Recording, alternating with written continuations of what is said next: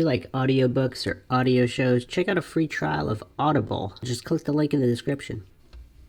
Welcome to Mindshock True Crime. This is your host, Bruce McGuire. You are listening to the Delphi series examining the Delphi case, the murders of Liberty German and Abigail Williams. This is episode 6, Staged.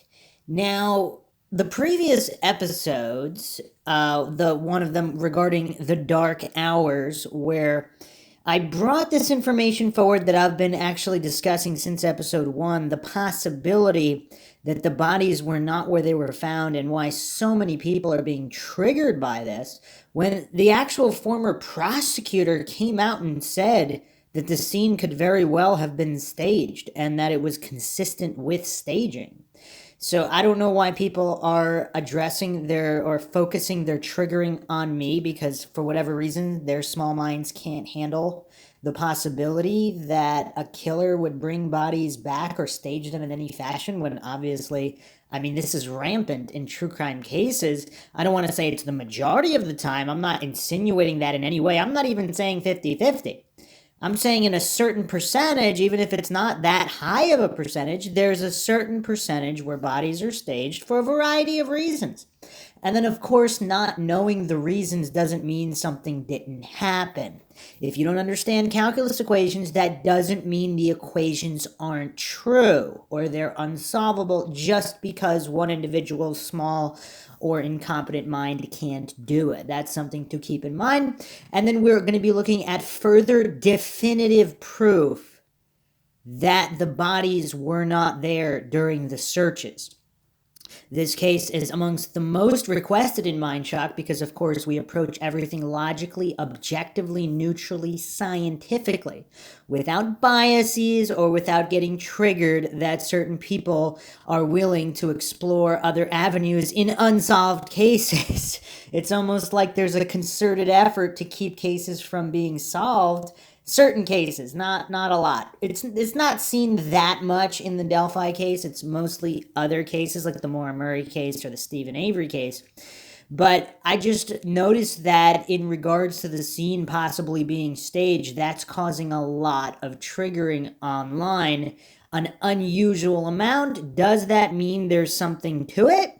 Does that mean certain individuals, possibly connected to law enforcement, do not want this avenue explored? I don't know. But the truth is not afraid of investigation. And one more quick point on our previous episode, episode 5, Bridge Guy Arrested. There's a lot of people who are really bereft of logic, reason, and even basic English comprehension. Bridge Guy was arrested. This is coming from law enforcement. That episode title is aptly titled. If you're deficient in English, then maybe instead of just making triggering comments about clickbait titles, perhaps break that dictionary out. See what it means to be arrested. See what a suspect is, a person of interest. Then you can read the actual law enforcement memos that I directly read from in the previous episode that stated that Bridge Guy was arrested. I mean, this isn't rocket science. But of course, Mindshock does attract a varied crowd, let's put it that way. As always, if you enjoy the podcast, you can donate to our PayPal. Just check the link in the description. Big thanks to all the people that donate. Much appreciated. We can bring out more episodes in more cases and cover a lot of newer cases that we will also be doing. Make sure you're subscribed to the channel, hit that bell for notifications. Make sure you allow your device to have those notifications come through. If that's still not working, you can just go to youtube.com/Mindshock for all the latest info and podcasts. Keep the awareness up in this case and demand justice, because justice delayed is justice denied. If law enforcement does know a lot more than they are saying, the public should make it known that they're still interested in this case and that they're not going away and that interest is not going away. If you agree with that message, you find this podcast informative, hit that like button and share it across social media platforms, of which you can find us on Twitter, Facebook, Reddit, and Patreon. Patrons do get priority for a case topic, logical analysis, co-podcast requests. You could also be a guest on the podcast depending on your tier.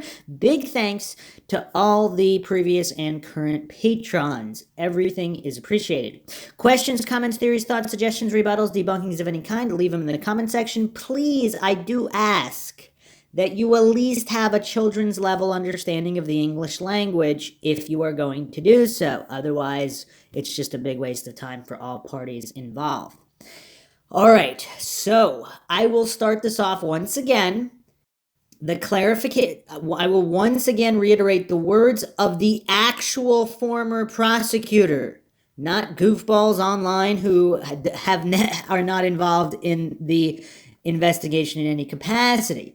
So this is former prosecutor in unsolved Delphi World Track murders of 2 teens say the killer left behind at least 3 signatures at the odd crime scene, which had a lot of physical evidence, as victim sister renews her appeal for justice. So this former prosecutor is, of course, Carroll County Prosecutor Robert Ives. You can find these quotes on various news articles. The one that came up on the first search, dailymail.co.uk. You can verify this on the Down the Hill podcast as well as other news media outlets for those that, for whatever reason, cling desperately to genetic logical fallacies where if it's on a certain website that they don't like, it must not be true, despite the fact that it's also on many other websites. Okay, so these are his words, not mine. There was a lot more physical evidence than that at the crime scene, Ives said, and it's probably not what you would imagine or what people would think I'm talking about. So in no uncertain terms, he's making it clear that this is not your average crime scene. So it's not what you would expect to see from someone who kidnapped or crime of opportunity of some kind, marched them off a trail and killed them. This is not that kind of scene. This is not what you would expect to see. It's very clear. I mean, even people with English as their second, third, fourth languages, this is very clear. It was just not your normal, a person was killed here crime scene. That's probably all I can say about it, Ives said. Ives said that the scene was odd and displayed at least 3 signatures, which are unique behaviors by the killer. Ives raised the possibility that elements of the scene had been staged in an attempt to trick investigators by sending them down a false path. Now, what does that mean exactly? So, again, he's being very cryptic, and he hasn't received a lot of information. So, all of these supposed informed commentators online who are getting triggered at the very notion that the bodies were not where they were found without actually having seen the scene. If you haven't seen the scene, you have no place to say whether they were killed there or not. And even if you have seen the scene, you still wouldn't know. If you're a trained investigator or a prosecutor, perhaps you can surmise, you can make some theories, but we're going to be getting into actual definitive science. More than just the common sense that the trees were bare, and you might see bright colored jackets through the tree lines, specifically when you're searching for people, but even if you're not, and that's the thing, even people just randomly walking the trails. Again, this is an unusually warm day, so there would be more people out and about than usual in February. So we also have to consider that that disturbance in that area down the hill, just off the end of the bridge where supposedly the girls were marched down, if that's what happened, if it was one person or multiple people that did this, if they were armed, not armed, obviously, if we weren't there, we don't know. But that was spotted, and that area was specifically searched, and there were people specifically looking in every direction. So would you notice bodies? or even clothing, because supposedly there were pieces of clothing that were not with the bodies. Again, these are relatively bright pieces of clothing. We're talking about before it got dark, there was a window where, again, they were specifically searching for people, for these girls. Okay, so let's get into the hard evidence, make of which what you will. So there is a YouTuber, Matt Sullivan, who has put out some information regarding law enforcement corruption. I'll be getting more into that in the next episode, although there are tie-ins here. I will say this here, if law enforcement, let's say they did get the guy, but he was involved in some kind of corruption with law enforcement, they covered the whole thing up. They said, obviously, they were stating there's no danger to the public, as if they knew that for sure. How would they know that? How would they know it's not a serial killer who's also going to kill other people? What information were they working with when they made these statements at these press conferences? Is it because they knew the guy, they had the guy, and they knew he wasn't going to do anything else? Somehow. Then that would cause them to make these statements? Either way, Matt Sullivan makes some very interesting points. He names names. And he is quite astute in his research. There are certain, we could call them jumps or connections he makes, I don't know if he's making them for the sake of simply theorizing or actually stating that it is definitive truth. Either way, I will go over something that's not talked about.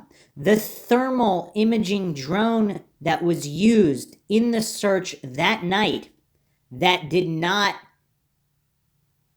record any thermal signatures.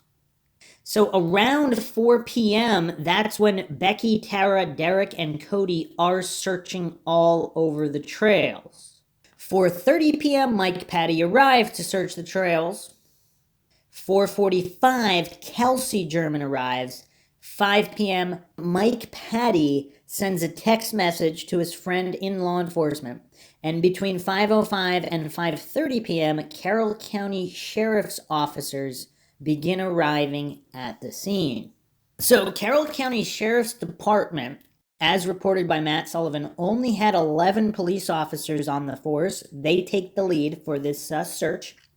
This being the modern age, family and friends start sharing all of this on Facebook. Girls are missing, help with search, and more family and friends arrive to help with the search. Local police also assists with the search. Okay, so at approximately 5:45 p.m., Chief Lesenby gets in contact with someone who contacts drone operator Mike Bootram. Now, Bootram has a drone equipped with an FLIR camera, which includes this is a thermal imaging camera. Now, this is not some cheapo little camera. If you go to their website, FLIR.com, a lot can happen in a split second. The right information at the right time could mean the difference between lives saved and lives lost. When your mission means everything, intelligent imaging ensures success. So these are cameras made for and used by emergency search and rescue teams, the military. This is not some just basic civilian tech camera, although obviously anybody could use it, but they make legitimate products for various professional and government entities. So again, this is not some glitchy, cheapo camera that might have missed someone. Now, so Mike Bootram actually flew the drone from 2 different points all around the bridge and river area and the entire trail system. And he did not see the girls. No bodies, but he did see, and again, the thermal imaging captured searchers and deer even. Okay, this is sensitive thermal imaging technology. This is not some, again, cheapo, defective, weak thermal imaging. So we will get into in a moment the speed at which the human body loses heat, because obviously that is critical for calculating this. So Matt Sullivan got in contact with the operator, and these are the text messages shared here. I was at the sheriff's station right before dusk. So again, there's still some light out, and followed the sheriff to a high point along the trail near one of the girls' homes. Flew with the thermal camera and could see deer and people searching along the creek, but did not see the girls. Then moved to Bridge and flew there up and down the creek, saw the same, people searching and animals. He mentions that this was a quad drone with a FLIR Duo R thermal camera. He states, I flew the creek area from the highest point near one of the girls' houses, then at the bridge up and down the creek, flying around 200 feet from where I took off. I was in a hurry and do not have the footage. This is 2020 when he's relaying this information. I saw people in the creek and out of the creek, screeching wildlife, but no girls. So again, this footage would be interesting to see, because he's saying he saw people in the creek. So if you're in the creek right near where the bodies were found, would you see bright colored clothing and the bodies? Once again, I'll repeat that. He's stating he saw people in the creek. So now we're not theorizing whether or not you would see the bodies off the trail. You might see a blurb of bright clothing, maybe, depending, in the creek, possibly, wherever it was discarded. And whether or not you would see the bodies themselves, probably not, but you might see some bright colored clothing. However, if you're in the creek and you're looking in that direction, at how many yards would you see the body? And of course, whether or not the bodies were seen or not, and whether or not the bodies were there or not, that's two separate things. Maybe they were there and they were not seen, but if that's the case, wouldn't the thermal camera have picked up the heat signatures? Obviously, we will get into the exact mathematical formulas at which heat dissipates from a body after loss of life. But again, in terms of line of sight, from the creek and around the creek, what is the line of sight to have seen bright pieces of clothing, if they were there at that time? Now, another thing to keep in mind, of course, it was supposedly unseasonably warm that day, so the weather reports were stating upwards somewhere around 46, between 40 and 46, in the hours in question that afternoon, but some of the family members in interviews had said it got up to 60 that day. So it's unclear whether it was quite a bit warmer than the actual weather report. Obviously, weather reports are not always 100% accurate, or even that accurate at all, depending on certain days. So regardless, we're not talking about sub-zero temperatures here where body heat would dissipate incredibly quick. We're talking anywhere between 40 and 60 degrees in these couple hours. After that, of course, the temperatures would plummet as the night goes on, but we're talking after 7, 8 p.m. is when it would drop into the 30s. So this is well after the thermal imaging drone, which would be taking place between 6 and 6:30 p.m. Sunset was 6:20 p.m. So he was flying the drone roughly a little bit earlier than sunset, through sunset, possibly a little after. So the murders, if they occurred, I mean, what kind of margin of error do you want to put here? We could say 2:30, 3 o'clock, approximately 3 o'clock. So the search is about anywhere between 3-4 hours after the alleged murder took place, if they were killed and dumped at that site, as many people believe, in that time sequence. In which case it would only be a few hours in 40 plus temperatures, possibly 50 plus. But if we're going by the actual weather archive, we're talking 40 plus temperatures. At 6 p.m., it would have been 43-ish. by 7 p.m. 41. That's if that's accurate. Supposedly it could have been a bit warmer, anywhere between 5 to 15 degrees warmer than that. But it's all a moot point because let's do our calculations here. And actually, before we do the calculations, the FLIR Dual R Dual Thermal Imager has a thermal measurement accuracy plus or minus 5 degrees Celsius or 5% of the reading. So it's fairly accurate. Fairly accurate. All right, so let's go into the science of forensics taphonomy.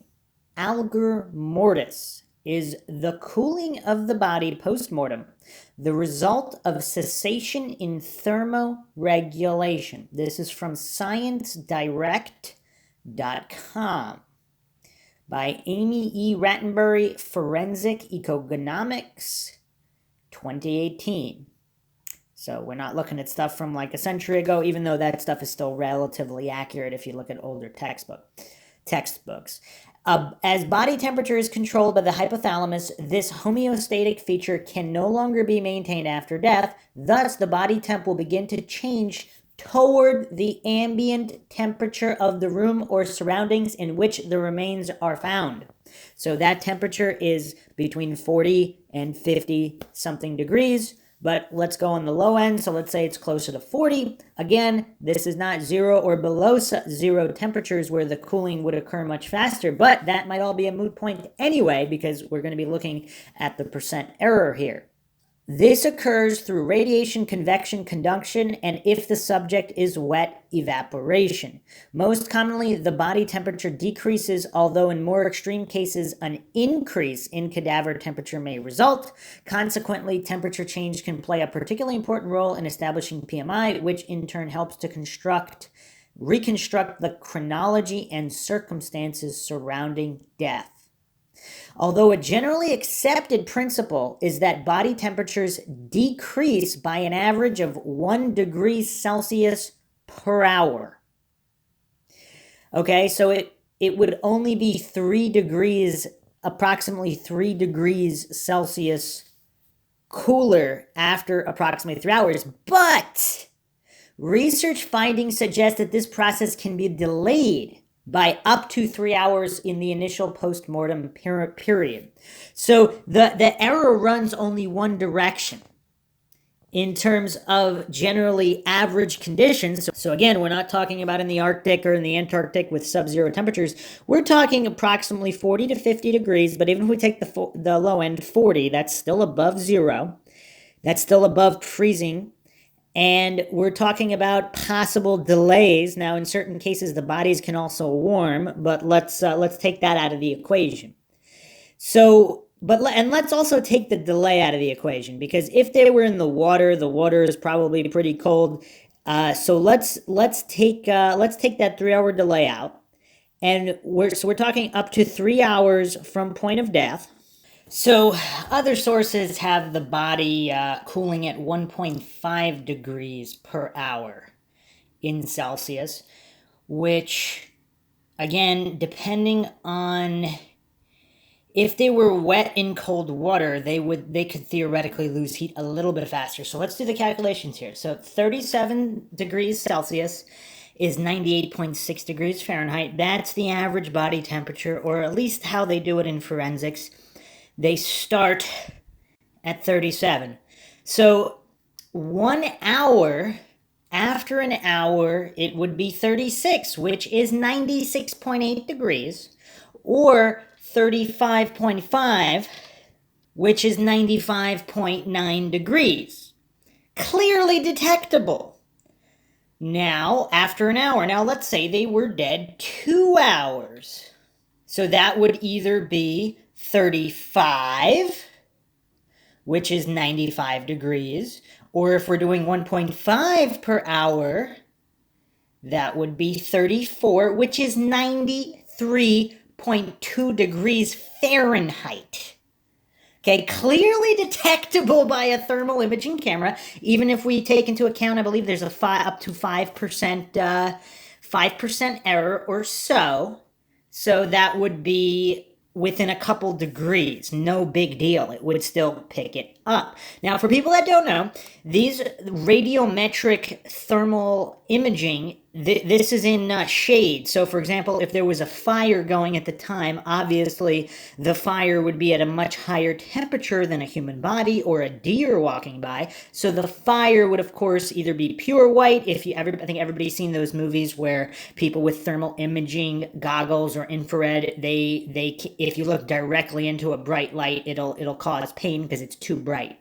So it's in degrees of brightness is how these radiometric scans work. So obviously you also take into account distance. So he flew 200 feet and higher, so we're not talking miles and miles away.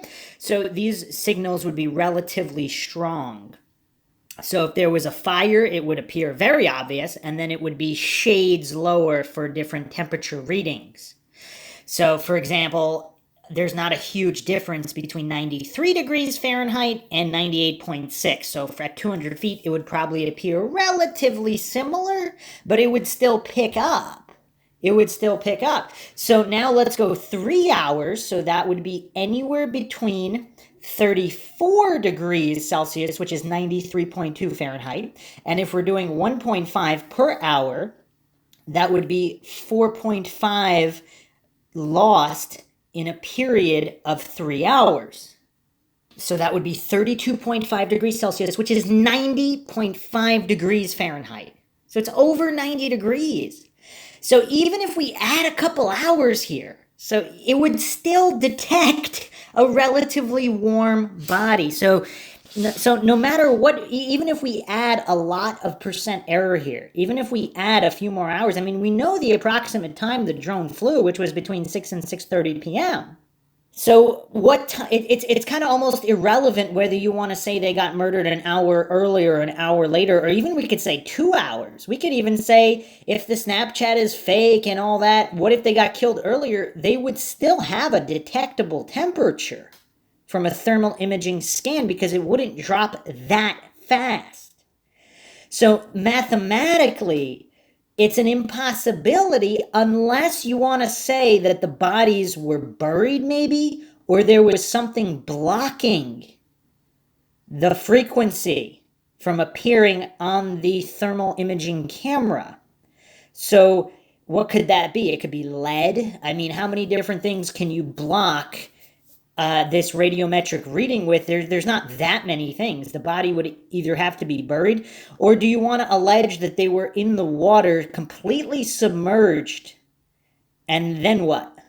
For how long? And then moved there after the body temperature dropped significantly? So even if the water temperature is, let's say, in the 20s, how fast would that accelerate the body cooling? It would obviously accelerate it.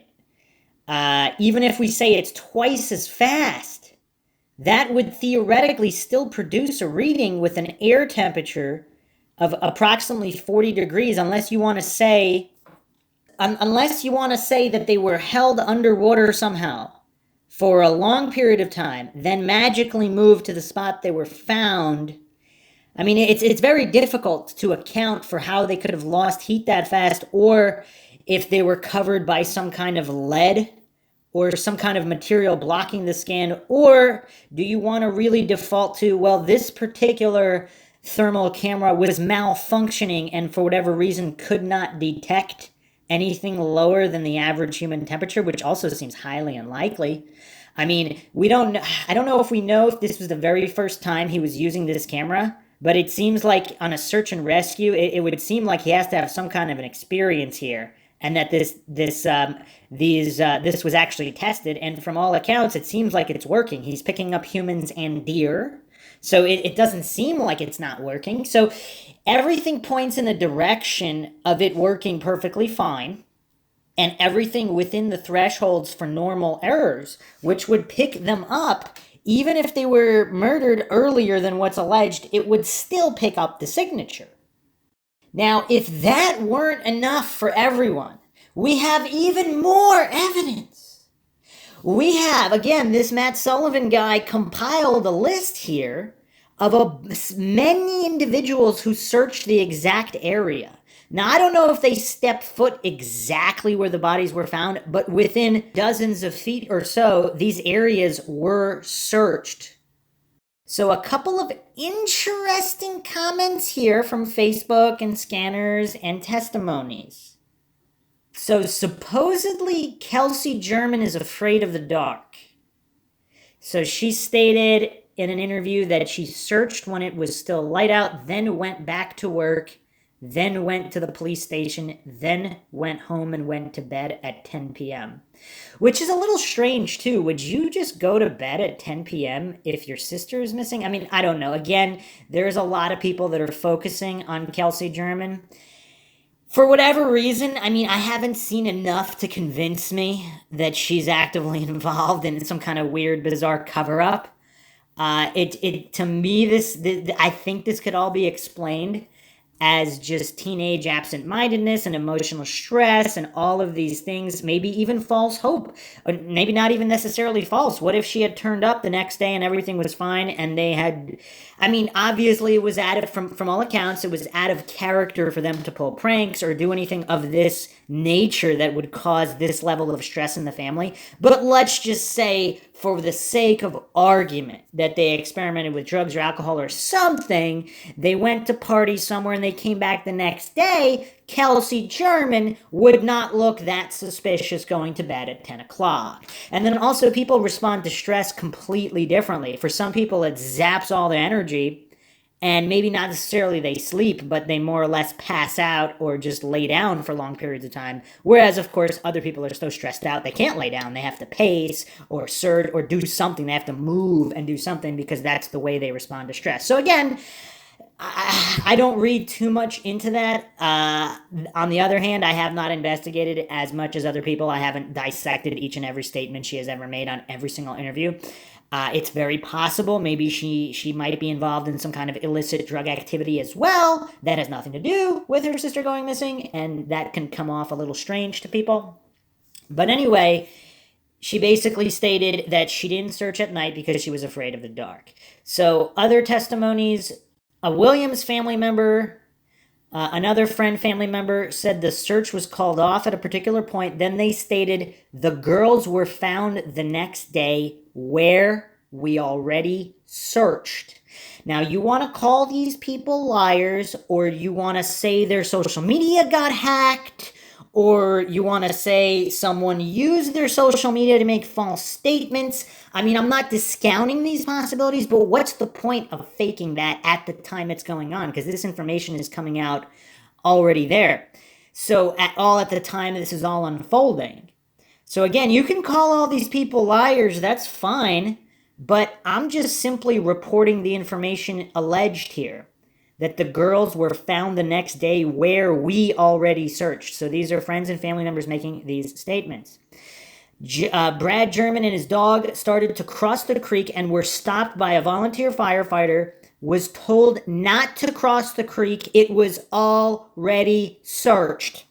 So this is kind of curious because I am not sure this volunteer firefighter was ever identified. Again, anybody who knows this information in the comments, or was this someone posing as a volunteer firefighter, or maybe they really were? What is the reason to block Brad German and his dog and other individuals from searching the area that the bodies were found by being told it was already searched? So there's two things there. One, it could be nefarious, where they're either setting up a staging for later, or who knows, but they're lying and telling these people not to search there. Or if it honestly was searched, was this individual just saying, it's already been searched, let's search somewhere else? But from the language here, was stopped by a volunteer firefighter. Now, was told, so how was this done? Was this done violently? Was this done coercively, like they weren't being allowed to search there? Or was this a friendly suggestion? Oh, we already searched this. So it's unclear, although just from the context here, was told, was stopped. I don't know. It seems like, again, Brad German could elaborate on this. I'm not sure if he has, but other individuals were told the same by this volunteer firefighter. So at 11:45 p.m., the search was called off just before midnight. Family members continued to scour the area searching for Libby and Abby. At this point in time, Sheriff Leesenby said they had no reason to believe the girls were in imminent danger and the crews would resume their search in the morning. Now, if there is some kind of nefarious cover-up, if this area is being prepared to be staged and they don't want anybody searching in that area, is that how you would go about it? I don't know. I don't pretend to have this information. A lot of these commenters online say, well, what would be the reason to stage this or stage that? I don't get it, therefore it couldn't have happened. I mean, how silly can you get? I mean, what's the reason to kill people? It's just so messed up. I don't get it. I would never do it, but that doesn't mean that other people don't do it. So this kind of silliness is why a lot of these cases remain unsolved. We're not going to fall for that here on Mindshock. Now, Leesenby, of course, controversial decision to call off the search. I mean, this is silly nonsense. Even if foul play is not suspected, and I mean, why would it be suspected? But if these are teenage girls lost in the woods with plummeting temperatures, they might have been injured. Somebody could have fallen down some kind of a hill or tripped over something. There could be an injury involved. They could be lost. Who knows? There could be some kind of medical issue, medical condition. Somebody could have passed out. I mean, we really don't know the situation or what anybody was thinking, but it's insane that the search was called off and the official search was called off and there were certain excuses given, liability of difficult terrain to cover. Of course, not all of the terrain is difficult. Some of it is relatively flat. If the girls were searching, got lost, if the girls wandered around, got lost, let's say theoretically you were thinking they were on drugs, they don't know where they were. They could be found wandering a trail later. So they didn't necessarily have to be off the trails deep in the wilderness somewhere. But again, supposedly a lot of people, including police officers, still volunteered their time and searched throughout most of the night. And of course, we don't have a lot of information on those dark hours. If you haven't checked out the previous episodes, in episode 4, I go over the dark hours and the window of time that was available for someone to stage the bodies if they were staged. Now, another issue I'm going to be getting into in the next episodes, of course, are the law enforcement bizarreness. So, is Leesenby not a Keystone Cop? Is all of this on purpose from having a volunteer firefighter seal off the potential area where the bodies could be found if they were there or they would be later staged to reroute people away from the area, to calling off the search with all these weird excuses that were demonstrably false, like the girls were probably just at a friend's house. They called everybody they knew, so this was clearly not the case. But then also, mysteriously, there were no dogs available in the entire state of Indiana, and they had to call in dogs from Illinois. Whew, okay. All right, so that's bizarre. So it would take somewhere around 12 hours from the dogs from Illinois to come to assist in the search. Again, is this a Keystone Cop situation? Or is there intentional stalling and obfuscation involving weird, corrupt law enforcement and or other individuals that are kind of trying to figure out what to do to cover up certain tracks? And that's something we'll be examining further in the next episode. But this was just a quick look at the science of thermal imaging and how quickly bodies lose temperature. And again, the testimony of individuals who either searched the area where the bodies were eventually found or were told, other individuals who were told not to search the area because it had already been searched, and that's where the bodies turned up. And then why are certain individuals online so allergic to the use of basic logic and reason in discerning what is going on with this staged scene? This staged murder scene where, by all accounts, even if we take the mathematics and science of thermal imaging drones and body temperature dissipation out of the picture, just the sheer number of individuals, the colorful clothing, the line of sight issues from people searching, again, captured on drone camera, searching in the river and along the bank on both sides.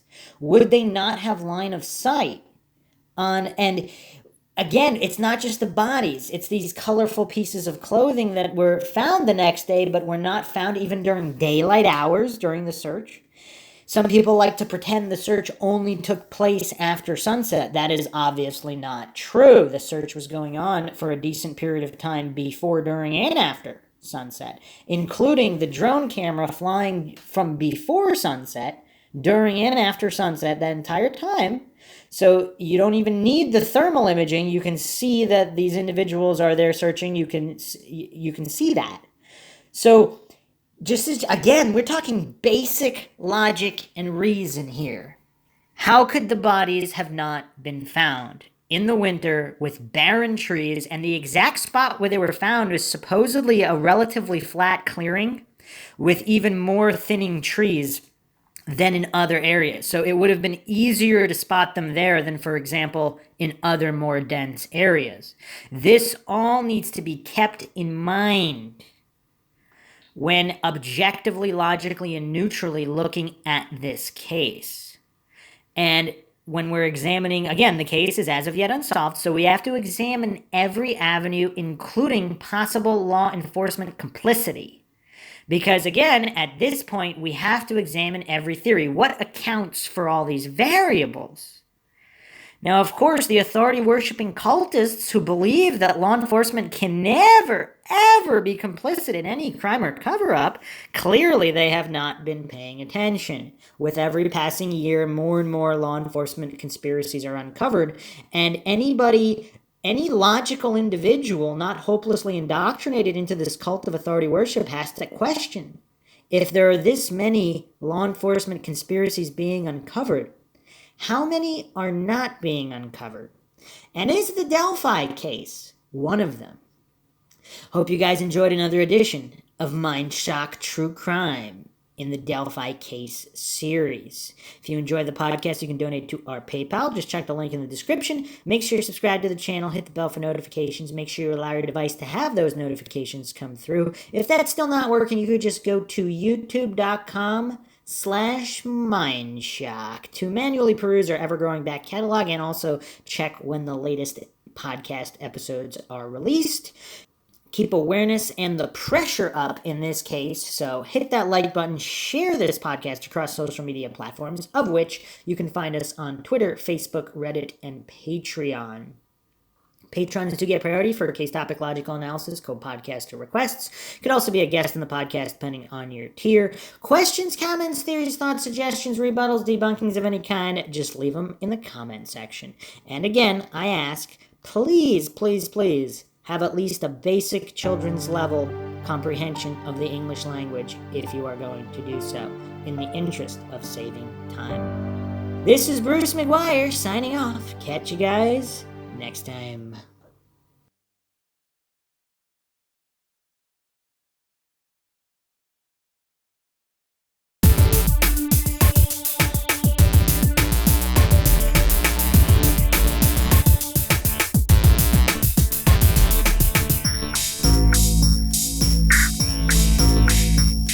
If you like audiobooks or audio shows, check out a free trial of Audible. Just click the link in the description. Welcome to Mindshock True Crime. This is your host, Bruce McGuire. You are listening to the Delphi case series. This is episode 7, Thermal Imaging. And there was a lot of response on the previous episode 6, Staged, going over the staged crime scene. A lot of people got triggered again. It's kind of interesting how some people do not seem to be objectively and neutrally pushing for the truth, because it seems weird to deny the obvious staging from multiple reference points. Now, maybe they're all wrong, but it seems weird to religiously cling to rumored accounts and vague law enforcement statements that are ever-changing and conflicting in order to just, for whatever reason, stay married to the narrative that the girls were killed a short time after the Snapchat was taken and their bodies were not moved, because the case is still unsolved. So if it really were that simple, it does seem they would have been found during the search, and this would be a lot easier to solve. Now, there's a bunch of different variables on why it's still unsolved. We go over them in detail on Mindshock in a comprehensive and logical fashion, not falling for all these logical fallacies that all these other true crime podcasts fall for in biased fashions. Because we don't know what the truth is. The motto of Mindshock here is the only thing we know for sure is that we don't know anything for sure. As always, if you enjoyed the podcast, you can donate to our PayPal. Just check the link in the description. Help support the channel. Help us get more mind-shocking episodes out in multiple true crime cases and cold cases, and keep awareness up and pressure up. That is how these cases will get solved. Like this podcast, share it across social media platforms, of which you can find us on Twitter, Facebook, Reddit, and Patreon. Patrons do get priority for case topic, logical analysis, co-podcaster requests. You can also be a guest on the podcast, depending on your tier. And I also will probably be releasing certain episodes only on the Patreon, the ones that take many, many hours of work. I mean, they all do, but some of these podcasts coming up in a few different cases will be very, very extensive and exhaustive, even more so than the episodes thus far. Also, make sure you're subscribed to the channel, hit the bell for notifications, make sure you allow your device to have those notifications come through. If that's still not working, you just go to youtube.com/Mindshock to manually check when the latest episodes are released and peruse our ever-growing back catalog. Questions, comments, theories, thoughts, suggestions, rebuttals, debunkings of any kind, leave them in the comments section. So, speaking of which, we have a lot of comments from people who don't know how the thermal imaging works, particularly when mounted on a drone. So these FLIR cameras, F-L-I-R cameras, are actually very, very powerful. There's a reason they're used for not just search and rescue, but if someone had an accident and died, obviously their body heat would still be picked up for a certain period of time, possibly even days later, which is why we'll be getting into those details. But before we dive into all of that, another aspect of why the search could have been called off. So obviously Sheriff Leesenby got a lot of flack for this. Is there a method to the madness? Because all of these excuses he came up with, oh, the girls are probably just at somebody's house or whatever. They could have been lost. The temperatures are plummeting. There's no reason to call off a search in these kinds of conditions. It's just, it doesn't make any sense whatsoever, especially they had been searching for a certain period of hours when it was already dark, after dark. So sunset around 6:30 that day. So they were searching for many, many hours in the dark, in the cold. So to say that, oh, it's dark and cold and the terrain is rough, it's already been that way for several hours of searching already. So none of these excuses add up on the side of Leesenby. However, this is Mindshock, so let's explore one other angle before we dive into the technical science of thermal imaging and such. What if someone told Leesenby something? Now, it's been long speculated that there is some police corruption, or in some capacity. So, not necessarily that a police officer committed this crime, but if it's somebody associated with a police officer involved in some kind of drug trafficking or corruption of some kind, obviously we don't know. It'd be silly to assume. Again, this is Mindshock. I am not alleging any of this is true or untrue, because how would I know? We're just exploring different theories, examining all available evidence with multiple points of reference, as many as possible, and then theorizing based on that. Again, because the case is still unsolved. If it was that easy, it would be solved. So, if this was some kind of orchestrated or coordinated plot for whatever reason, there have been unsubstantiated rumors that one or both of the girls had something to do with some kind of tip-off to police. They were supposed to go to the police or go make a statement at the police station for something. Now, this is an unsubstantiated, uncorroborated rumor.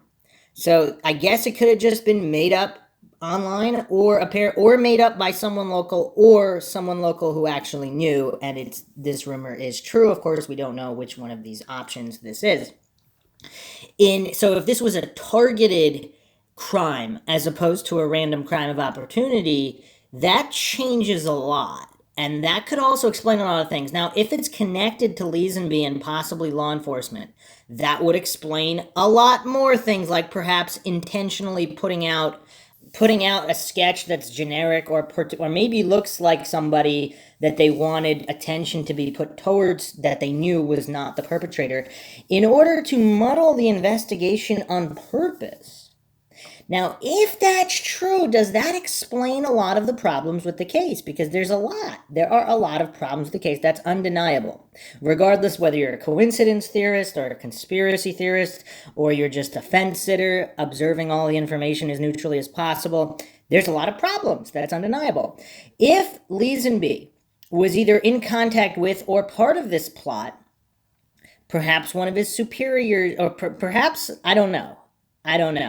Somebody not necessarily superior in terms of chain of command, but maybe involved in the conspiracy, one of the string pullers. If they told Leesenby, okay, they have the girls, they're secure somewhere, other than to keep up the facade and the charade, what would be the reason to terminate the search? Now, if he's, let's say, reluctant to be part of the conspiracy, or he didn't know about the conspiracy initially, and he becomes panicked or whatnot, again, not all crimes are perfect. Not all crimes go off without a hitch. A lot of coincidence theorists or these illogical true crime followers online, they think that if a conspiracy theory or some kind of conspiracy plot, it either has to have gone off without a hitch, or that means there was never a conspiracy in the first place. I mean, you can't get any sillier than that, but you see that in all of these true crime cases. These people, these cognitive dissonant coincidence theorists who can never believe that there could be any kind of conspiracy or law enforcement involvement or just multiple individuals involved, for whatever reason, they fall for all these black and white fallacies or false dichotomies where a proposed conspiracy theory, if it's true, it had to have gone off without a hitch. If there's a hitch anywhere, that means it couldn't have even been true in the first place. There could have been no attempt at it. You can't get any sillier than this, but again, this is why Mindshock exists, to point all that out. So if Leesenby, for whatever reason, he was informed that either the deed was done or that the girls were being held somewhere, perhaps, for whatever reason, is it possible he got certain information that caused him to call off the search because there was no reason to continue searching? And again, obviously this is all theories on top of theories. I'm not alleging any of this is true or untrue. There's so many triggered goofs out there. They think that theorizing means I'm saying this is definitely true and it happened. I'm going over multiple different scenarios, many of which are mutually exclusive. Since the case is unsolved, we don't know which it is. So if it's A, that means it's not B. If it's B, that means it's not C. Now, there could be overlap in some as well.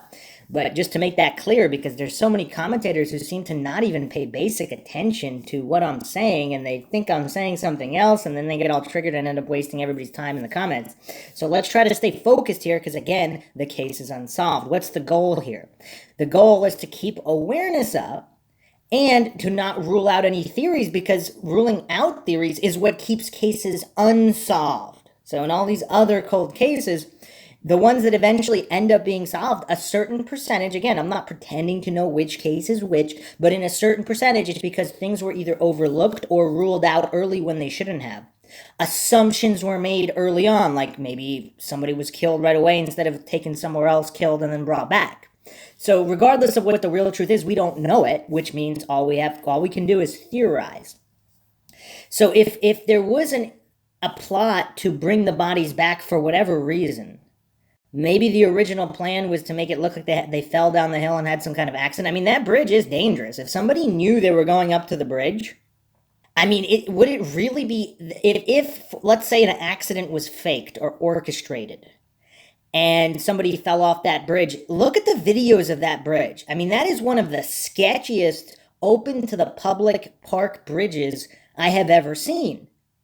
If, for whatever reason, now let's say there was no murder, if they had accidentally fallen to their deaths, would that be the most unrealistic thing in the world? It'd be absolutely tragic. But I don't think people would be that surprised. So is it out of the realm of possibility that there was some kind of a plot to fake an accident at the bridge for someone who knew they were going to the bridge? It doesn't seem that unlikely if this is a targeted crime. Again, that's a big if. Before all these triggered goofballs go crazy, there's an if at the beginning of this. If that was the plan, and then the plan went wrong for whatever reason, the girls started filming, maybe they saw them filming. Maybe that tripped them up, the perpetrators, the 1, 2, 3, possibly 4 perpetrators. I mean, I don't know. How do we know? So one or multiple perpetrators, maybe they did realize they were being filmed. Or not necessarily specifically, again, if the girls were faking taking selfies or whatever, or maybe they weren't. Maybe they really, who knows what the situation was. Maybe they really were taking selfies. The guy was in the background regardless of whether or not they had a prior encounter with him. Of course, there were rumors or just random statements made that supposedly the girls were making fun of a guy and he snapped and killed them. That was one of the rumored theories. I don't know how likely or unlikely that is. But regardless, in this theory, if there was some kind of a plan, if this was a targeted crime, if one or both girls were targeted, is it possible there was some kind of an attempt to make this all look like an accident? Because wouldn't that be a lot easier than what happened? Now, if this plot went wrong, if it went wrong and they got off the bridge, or who knows what was happening. If they were filming, it was going to the cloud. We don't have the audio. Maybe they were telling him this is all up in the cloud now, and now he's pissed. So if the guy is crazy, whatever, if this is a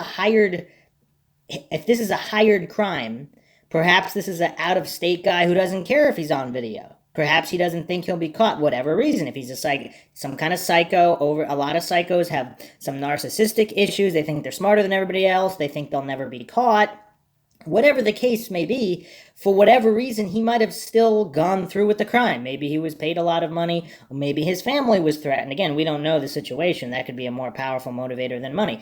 So whatever the reason, something went wrong. And they couldn't, because if he really wanted to kill them as quickly as possible, wouldn't he just push them off the bridge?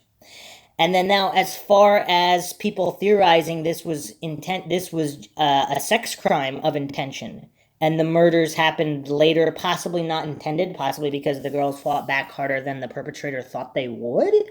Or again, when we're dealing with possibly insane individuals, they're not going to think like a regular person, or even a regular person in an extremely volatile emotional situation. Even if he's like a sick individual, obviously a normal individual would not be going around assaulting people, let alone minors. Whatever, something snapped, something went wrong, and that's what happened. But either way, if this was a targeted crime and it got messed up, and possibly with law enforcement complicity or corruption involved, does that explain the mess that ensued? And if Leesenby is involved, if he was told to call off the search, or possibly not told to call off the search, but if these girls were killed in a barn as rumored initially on, again, we don't have no way of knowing if these rumors are true or not. Law enforcement apparently made statements that it wasn't true. Now, again, they may or may not have done that because they knew it was true, they knew it wasn't true, or they possibly couldn't rule it out, but they didn't want people speculating, and it'd just be simpler to not deal with that whole situation with the barn. I mean, again, it could be any one of many variables. But it's strange how people take on blind faith as gospel, whatever statements are put out, as if police can't be fallible or corrupt. All humans are fallible, some humans are corrupt. These are just the facts of life, despite what these cognitive dissonant coincidence theorists believe. So, yeah, I just wanted to address that. If someone told Leesenby that they were taken care of or something, then he called off the search for whatever reason, and maybe there was a plan to restage the scene there afterwards, and maybe that plan went wrong. Again, we don't know. So let's move on to the thermal imaging, because there was a lot of people commenting, would the bodies be visible under a tarp, and things of that nature. And if it's just thin plastic, of course they would, but I will go to a release here from FLIR themselves. This was October 4th, 2019. Can thermal imaging see through walls, and other common questions? This is right on their website with photos and images, so you can clearly see exactly how it works in different situations. This can obviously be applied to other cases as well. Popular media has been responsible for a wealth of misinformation through the years about thermal or infrared imaging. What exactly can thermal cameras see through? To answer that, here's a rundown of the most commonly asked questions we receive about what you can and can't see through using a thermal camera. Knowledgeable individuals might point out that thermal cameras don't see anything. They detect heat and then assign colors based on the range of temperatures detected by the sensor. However, we'll use it as a shorthand in this article, and I did go over that in previous episodes.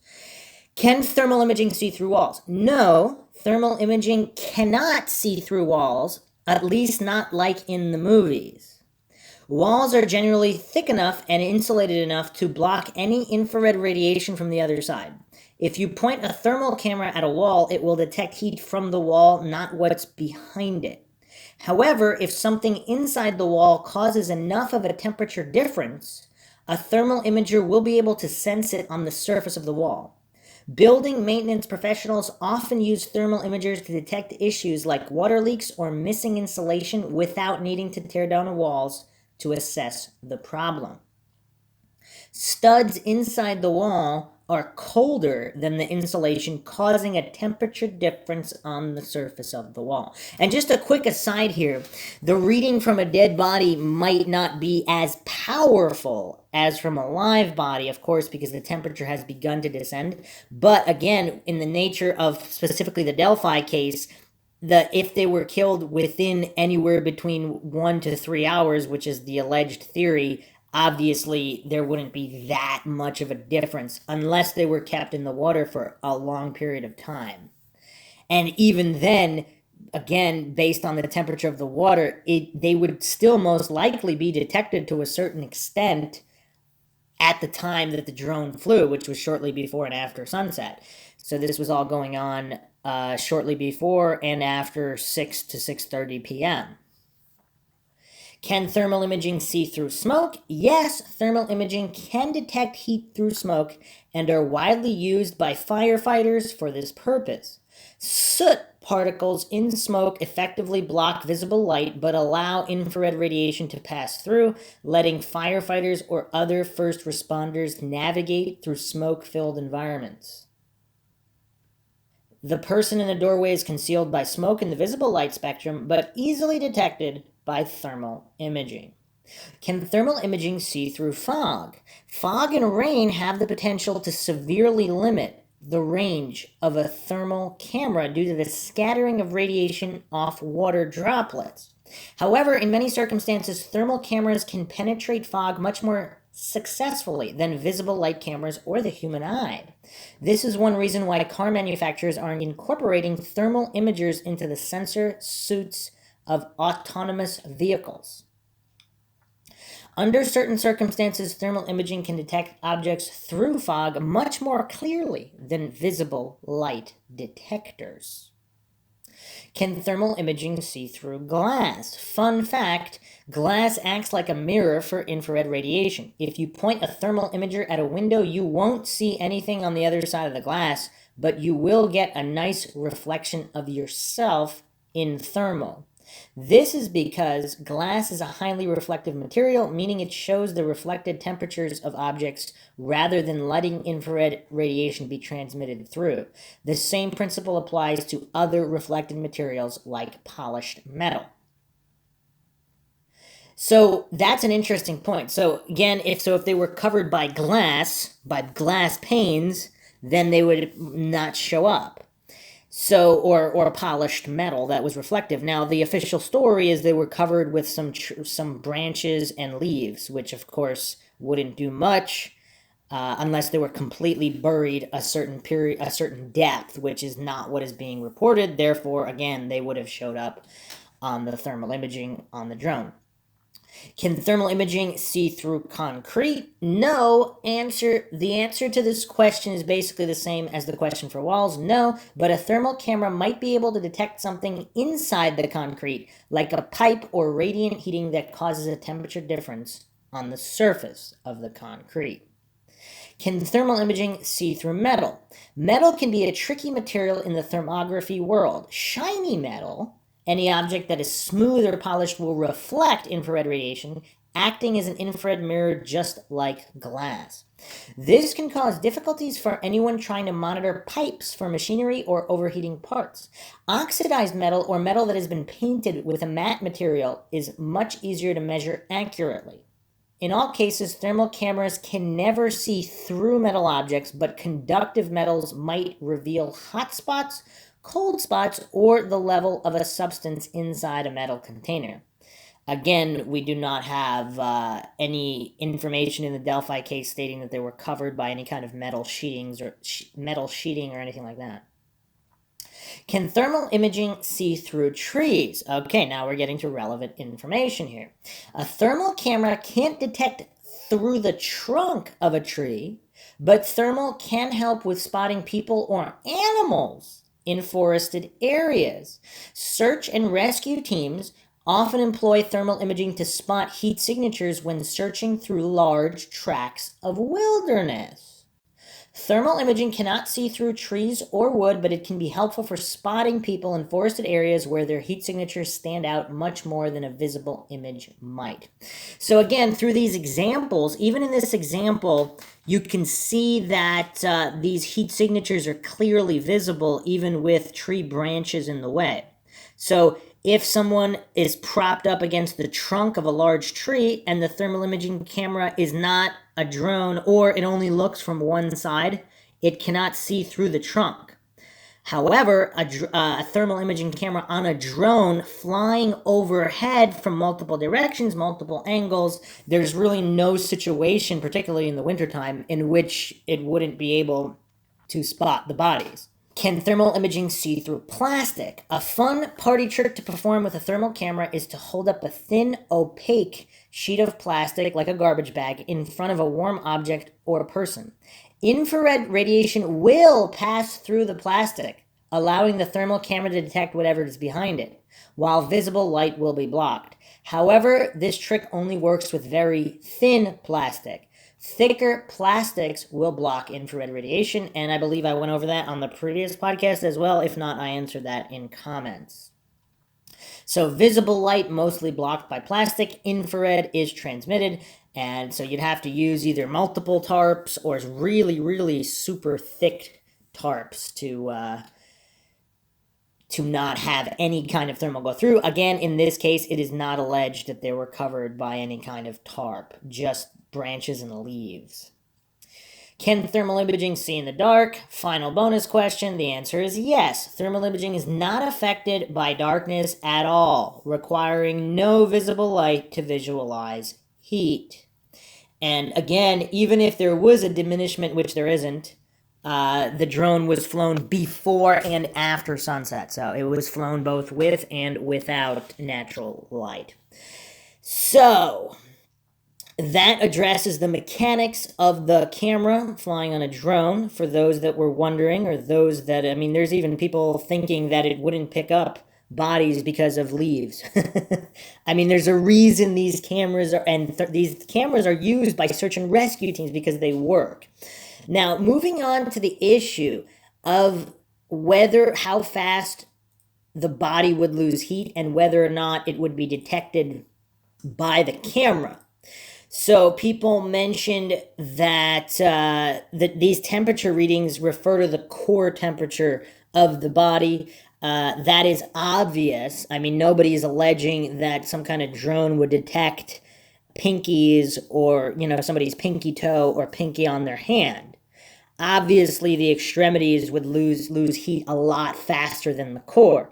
Either way, the core of a human is still a relatively large size. We're not talking about, maybe a toddler or a baby. They, obviously, it's gruesome to even think about, but if they died, the thermal imaging camera might not detect them as well based on their size. Because deer are easily spotted, so you have even small deer. I don't know about an absolute that are alive. So in a case where a human would be extremely small, like in the case of a baby, perhaps there'd be more of an argument there, because again, if it was somehow obscured more by tree trunks, depending on where it was. And if who knows, the situation would be different in that situation. But we have here basically teenagers who are not, the size of infants. They're bigger than deer. So that wouldn't be an issue. I will also go to the fact that thermal imaging can actually detect bodies even after a day and possibly multiple days. And this is a study, detection of cadaveric remains by thermal imaging cameras by Angel M. Demarias, and this was published in the scientific journal Forensic Pathology and Legal Medicine. So this is a peer-reviewed study published in a peer-reviewed scientific journal for people who care about those credentialed studies. This study was conducted to determine whether thermal imaging could be useful in locating human remains. Cadavers of 7 Sus scrofa domesticus were used during the autumn season in a wooded area of southern New England. So these are animals much smaller than humans. Temperatures of the cadaver's core and external insect larval mass and ambient air were taken twice daily. Thermal imaging was performed once weekly. The control subject was saturated with insect repellent to differentiate decompositional temperature fluctuations from insect larval temperature fluctuations. A significant temperature difference was found between larval masses and environmental temperatures. TI was successful in detecting thermal emissions from all insect larval masses and differentiating the remains from the surrounding environment. So that's quite curious. So thermal imaging can even detect differences between insects in a body and the body, which is crazy. And this was actually, as far as dates go, Journal of Forensic Identification. It was received January 5th, 2015, accepted March 31st, 2014. So this is a number of years ago. So obviously technology has moved forward. So this was, in the Delphi murders occurring in 2017, years later, and I'm sure in this study in 2014, they were probably using relatively cutting edge thermal. I'm assuming, maybe not. Maybe they were using older cameras, but regardless, it was several years. So 3 years or so, technology moves forward, Moore's Law. So if this could have been detected easily in 2014, I'm sure the cameras being used in 2017 were equally or possibly more advanced. Introduction. The search of terrain to locate individuals who have been reported missing is a difficult one. In particular, when the search advances to the body recovery phase, tools to detect decomposing remains are limited. The first phase of a search and rescue mission typically spans the initial 2 to 3 days after a person has been missing and is believed to still be alive. Typically, the use of thermal imaging cameras is suspended at the end of the first phase of a search and rescue mission because after death, the body begins cooling, algor mortis, until it is at or below ambient temperatures and therefore is no longer detectable by TI. What is not commonly realized is that other factors are closely associated with the decomposition process in the body, such as anaerobic bacteria within the digestive system and insect activity on and within the body generate heat that can be detected by TI. Thermal imaging uses thermal emissions that incorporate the temperature of the target, the wavelength of the infrared light reflected off the target, and the radioactive properties of the target. Thermal imaging devices involve the collection, recording, and displaying of certain wavelengths of light from material. Thermal imaging, also known as infrared imaging, shows the thermal patterns emitted from the objects without requiring visual light. Historically, TI was created to assist military personnel in combat situations by enabling them to detect the heat signatures of individuals at night. Law enforcement, forestry personnel, and border patrol have also used this technology as an aid in searching large territories at night by air for individuals on the ground. Handheld TI cameras are durable enough to function in adverse conditions, and are capable of detecting slight temperature differences. They provide the user with an image illustrating slight temperature differences. Literature indicates that depending on the length of time, heat signatures of buried cadaveric remains can be detected by infrared thermography and infrared aerial photography. However, few studies have been conducted to systematically investigate the intensity and duration of the heat signatures from the cadaver or the maggot mass if present, and whether this information could be detected by TI for locating human remains. Entomological studies suggest that insect larval mass temperatures can exceed ambient temperatures by 9 to 36 degrees Fahrenheit depending on the season. However, the use of this temperature difference as a detector source has gone virtually unstudied. TI technologies can detect temperature variations to within 0.4 degrees Fahrenheit. Using this as a limit, the study investigated whether the temperature of insect larval masses, which are typically found on decomposing carcasses, changed predictably, and whether the temperature of the maggot mass could be detected by TI regardless of the core and external body temperature of the cadaveric remains.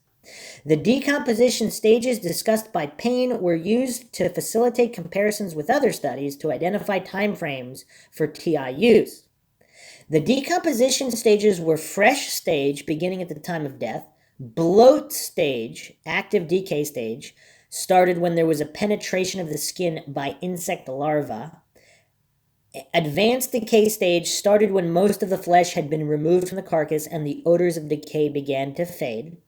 And the dry stage started when there was only dry skin, cartilage, and bones remaining and insects were still present. And the remains stage, beginning with the absence of all carrion feeding insects. The reduction in body temperature that takes place immediately after death is termed algor mortis, cooling of the body. During this cooling process, the body temperature changes from a normal internal temperature, 96 to 101 degrees Fahrenheit, to the surrounding environmental temperature at a rate of approximately 1.5 degrees Fahrenheit per hour. And depending on which study, it's between 1 and 1.5. But in the previous episode, I also used 1.5. Accompanying processes of autolysis and putrefaction span from fresh through advanced decay stages. By themselves, they cause a minimal rise in post-mortem temperature. Interesting. A rise in post-mortem body temperatures, approximately 0.9 degrees Fahrenheit, an effect of the overgrowth of bacteria found within the digestive tract of the carrion. Insect larvae that feed on carrion also increase the rate of putrefaction by creating openings in the skin, which allow exogenous aerobic bacteria to enter the body by secreting proteolytic enzymes, which aid in tissue destruction. Insect larval masses not only advance decomposition through the different stages more rapidly than a body devoid of insects, but also generate heat at an increasing rate that is reflective of the larval mass and carrion size. There have been numerous studies involving insect succession that occurs on decomposing remains. Typically, there are two primary insect orders, flies and beetles, that are most noted in association with cadaveric remains. Blowflies typically arrive first on a body, usually within minutes of death or exposure. Flies tend to feed on the cadaver and lay eggs, typically within the eyes and orifices. They will also lay eggs in the area of trauma, open wounds, because of the nutrients found in the blood. With an ambient temperature of 70 degrees Fahrenheit, fly eggs will hatch within 23 hours, and the larvae typically go through 3 instars, stages of growth, consuming the carcass by scraping the flesh with their paired mouth hooks. The first instar lasts approximately 27 hours, the second approximately 22 hours, and the third instar is approximately 130 hours in length. After the completion of the third instar, the larvae migrate away from the body and pupate for 143 hours, emerging as an adult fly. Whereas flies are the first to arrive at a carcass, beetles of various genera are the last to leave the body. Primarily predaceous, the beetles feed on the fly larvae. Some insects that are attracted to carrion and primarily prey on the other insects are wasps, ants, and spiders. They are typically transient and appear at the carcass after it has been well colonized by other insects. What is known about cadaver heat signatures after death is that there is an initial drop in body temperature to match that of the environment. Insect activity can then be associated with a rise in temperature. In the search for deceased individuals, the TI would not pick up the body itself, but rather the insect masses associated with it. This is days after, or however many hours after. Materials and methods, field conditions. This study was conducted at the Boston University Forensic Science Field Station in Holliston, Massachusetts between September 29th and November 3rd, 2010. Okay, so it was actually 4 years prior to the study being published. So this is 7 years before the Delphi murders. On a site consisting of large overhanging deciduous trees with areas of moss and brown-black rocky soil, 7 sites were chosen 13 feet apart. The area was partially cleared of small scrub prior to the experiment, creating areas of direct sun for 4 animals. For the majority of the day, the other 3 sites experienced equal amounts of sun and shade at different periods throughout the day. 7 domestic pigs were used in the study. The domestic pig was chosen for its relatively hairless body and omnivorous diet, giving it similar skin and digestive tract fauna to that of humans. This non-human model is widely accepted for human decomposition studies. The utilization of pigs that weigh approximately 48 to 77 pounds for decomposition studies provide an appropriate size model to reflect the size of the average human adult torso. The 7 pigs were young adults, 8 to 12 months of age, weighing 35 to 40 pounds. They were obtained from the Tufts University School of Veterinary Medicine and were euthanized by captive bolt, which is an accepted method for euthanasia of swine at Tufts University of Medicine Institutional Animal Care and Use Committee and Boston University's Laboratory Animal Science Center. They were placed in the experiment site within 2 hours of the time of death. They measured post-mortem between 1 foot 6 inches and 2 feet 11 inches from tip to snout to base of tail. Each pig was placed in a small canine cage measuring 24 by 18 by 19 inches. Each cage consisted of a single door with a sliding lock that allowed for access to the carcasses by researchers. The walls of the cage had openings 4 inches to 1.5 inches that allowed for full access to invertebrates, but limited large-scale animal scavenging. There was a removable inside divider that was placed on the bottom of the cage to allow for drainage of fluids and for the collection of larger osseous material within the cage. 6 pigs, subjects 1 through 6, were placed in the main clearing. The 7th pig was placed in an adjoining clearing separated from the others by a small group of approximately 15-foot deciduous trees. This provided shade to the carcass for most of the day. The 7th pig served as the control subject in this trial. Carcasses were observed twice daily, except for the final 7 days when the site was observed only once daily. All observations occurred at varying times of the day between 7 a.m. and 9:30 p.m. Photographs, mid-range and close-up, and temperature readings, ambient external body surface, core, and insect larval mass were made at each observation. Thermal imaging. Individual still photographs were taken using the Nikon Coolpix P90, with motion detection photography was taken using Easy Watch Pro Color with IR digital video cameras set about 3 feet above and approximately 5 feet away from the subjects, 1 through 6.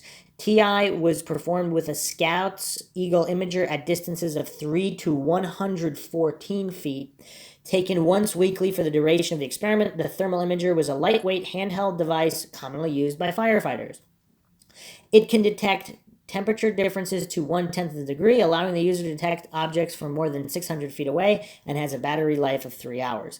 Because the standard imagers used by fire departments are calibrated for detection hotspots, temperatures less than 200 degrees Fahrenheit are viewed in black and white. The lighter the object appears, the higher the temperature. It was imperative for this study to collect temperature data independently. The imaging results, photos as seen through the imager of the test subjects compared to the ambient surroundings, differed over time of day and the duration of the study. By using the temperature data and comparing it to the times of greatest imaging contrast, darker equals cooler, brighter equals warmer, the greatest temperature contrast, a time frame during decompositional stages, and times of day were derived. This difference can be evaluated by comparing images as seen with the naked eye and through the thermal imager. So the decay stage during fresh, the first day, able to view test subjects at greater than 89 feet, the greatest contrast in shaded areas. Interesting. So this was twice a day over the course of the first 24 hours. Interesting. And this is actually with bodies smaller than a human, of course. So they're approximately half their weight, less than half their weight. So that's interesting, is it not? That's the main point that needs to be taken into account. Now, it doesn't say whether they took it exactly 12 hours apart. They said twice a day. I don't know how scientific they were, but so if they took it first relatively they took it at the fresh state and then however many hours later. So if they're doing 2 per day, anywhere between, I guess, 6 and 20 hours later, they were still able to view the test subjects, which were smaller than humans. Now, in this table, the active decay was days 8 through 22, and on day 8, larval mass temperatures alone provided contrast from surrounding environments as evidence with a control. And this is more useful for other cases where bodies could be left in the woods. They would still be detected by thermal imaging. So they'd be detected fresh for the first however many hours, definitely a few hours, but possibly up to 24 hours. Again, depending on the external temperature, possibly up to 24 hours, and then maybe not for a couple days until the larval mass temperature, there was enough larvae there. Now, I don't know why. We'll continue with the study here to see what they did on day 2, 3, 4. But here it's saying on day 8, larval mass temperatures alone provided contrast. On day 15, larval temperatures surpass surrounding temperatures, creating contrast even in an open field. Day 22, as ambient temperatures begin to drop, larval mass travels inside the carcass. TI images the carcass as black, surrounded at least ventrally with white, the larval mass. Advanced decay, day 26, evening thermal imaging allows for the most contrast at a further distance. In the dry decay stage, day 31, at this stage, dry remains are virtually indiscernible from the surrounding environment, both visually and with TI enhancement. Okay, so the temperature measurements. So I'm going to skip through the main points here because it's quite a long study. So beginning on day 1, the fresh stage lasted 2 days with an ambient temperature of 80 degrees Fahrenheit. Insect eggs were noticed within a few hours of placement on all subjects except for the control, which had been liberally sprayed with insect repellent. On the second day, large egg masses were observed in the mouth, eyes, ears, folds of skin near the head wound. Bloat stage had varying times of onsets, day 1 to day 3. However, the majority of the subjects exhibited onset of bloat on day 3. By the conclusion of the experiment, day 36, the external 31 degrees Fahrenheit and core 29 degrees Fahrenheit temperatures were below freezing. Okay, so basically, there's not that much of a difference between the external and the core. And so they did this with ambient temperatures in the decay stage dipping into the low teens and single digits. So this was not just in a warm area. So this was done with quite low temperatures. So, okay. Another interesting point here, there would be a difference depending on how shaded the area was. So depending on time of death and whether the area was highlighted by the sun or not. But not a huge difference. And most of the studies, of course, the later stages with the larvae. But it's actually it's quite impressive because you can clearly make out these pigs at a pretty good distance dozens of days later after they're already dead. I'll read the conclusion now. This investigation demonstrates that there are several factors that are involved in successfully utilizing TI devices to detect cadaveric remains. A basic knowledge of the equipment, size of the individual cadaveric remains, seasonal temperatures, and the rate of decomposition stages are all necessary in determining the optimal time frame for TI use. TI devices are heat sensitive, and although they are capable of working properly during the day, because they are such sensitive devices, they often image radiant heat in the surrounding areas. They are better used in the evening when the sun is not warming the surrounding environment. Although the outcome of missing person searches is focused on recovering individuals alive, returning an individual's body to his or her family is also a priority because it brings closure to the families and assists law enforcement in their investigation. This research is important because it extends the amount of time that a search and rescue mission would be successful in locating and recovering remains of the missing. If TI were employed throughout the search and rescue and into the recovery phase of the mission, as proven in the study, many more bodies may possibly be recovered. Once recovered, anthropologists can begin the process of identifying the individual and returning the missing to their families, providing them closure. By simply extending the application of this useful piece of equipment, the numbers of missing can be reduced. So, very important points there. So, let's close this out with unless the bodies were in the river for pretty much the entire time after their death until they were found, then they would have been found by the drone. Let's put it that way. And if they were in the river, wouldn't they have been seen? So these are all things to keep in mind. Hope you guys found another edition of the Mindshock podcast informative in the Delphi series. Plenty more to go over, of course. I know we have to touch more upon law enforcement issues. There's a lot of other theories out there involving multiple suspects and more information on vehicles, information on timelines, plenty more to go over. If you enjoyed the podcast, you can donate to our PayPal and help support the channel, help us get more mind-shocking podcasts out there at a faster frequency in a multitude of different cases and topics. If you like this podcast and you want to keep up awareness in the Delphi case, hit that like button, share it across social media platforms, of which you can find us on Twitter, Facebook, Reddit, and Patreon. Patrons do get priority for case topic, logical analysis, co-podcaster requests. You could also be a guest on the podcast depending on your tier. Make sure you subscribe to the channel, hit that bell for notifications. Questions, comments, theories, thoughts, suggestions, rebuttals, debunkings of any kind, leave them in the comment section. This is Bruce McGuire signing off. Catch you guys next time.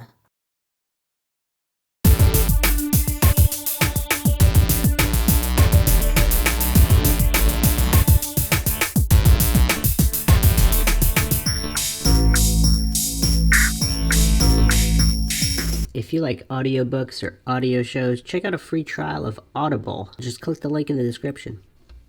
Welcome to Mindshock True Crime.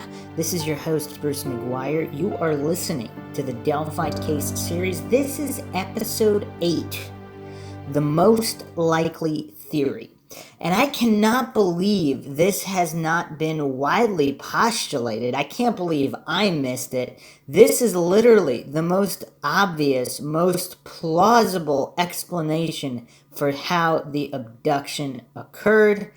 And what happened after, of course, and the exact details after the fact of the abduction, that's unknown and heavily speculated upon. Of course, if you've checked out the previous episodes, there's inconsistencies across the board, from law enforcement reports to thermal imaging drones not picking up the heat signatures of bodies that would have been present for a good number of hours after the alleged murder took place. So a lot of issues here, but we'll be getting into the most obvious theory of the abduction.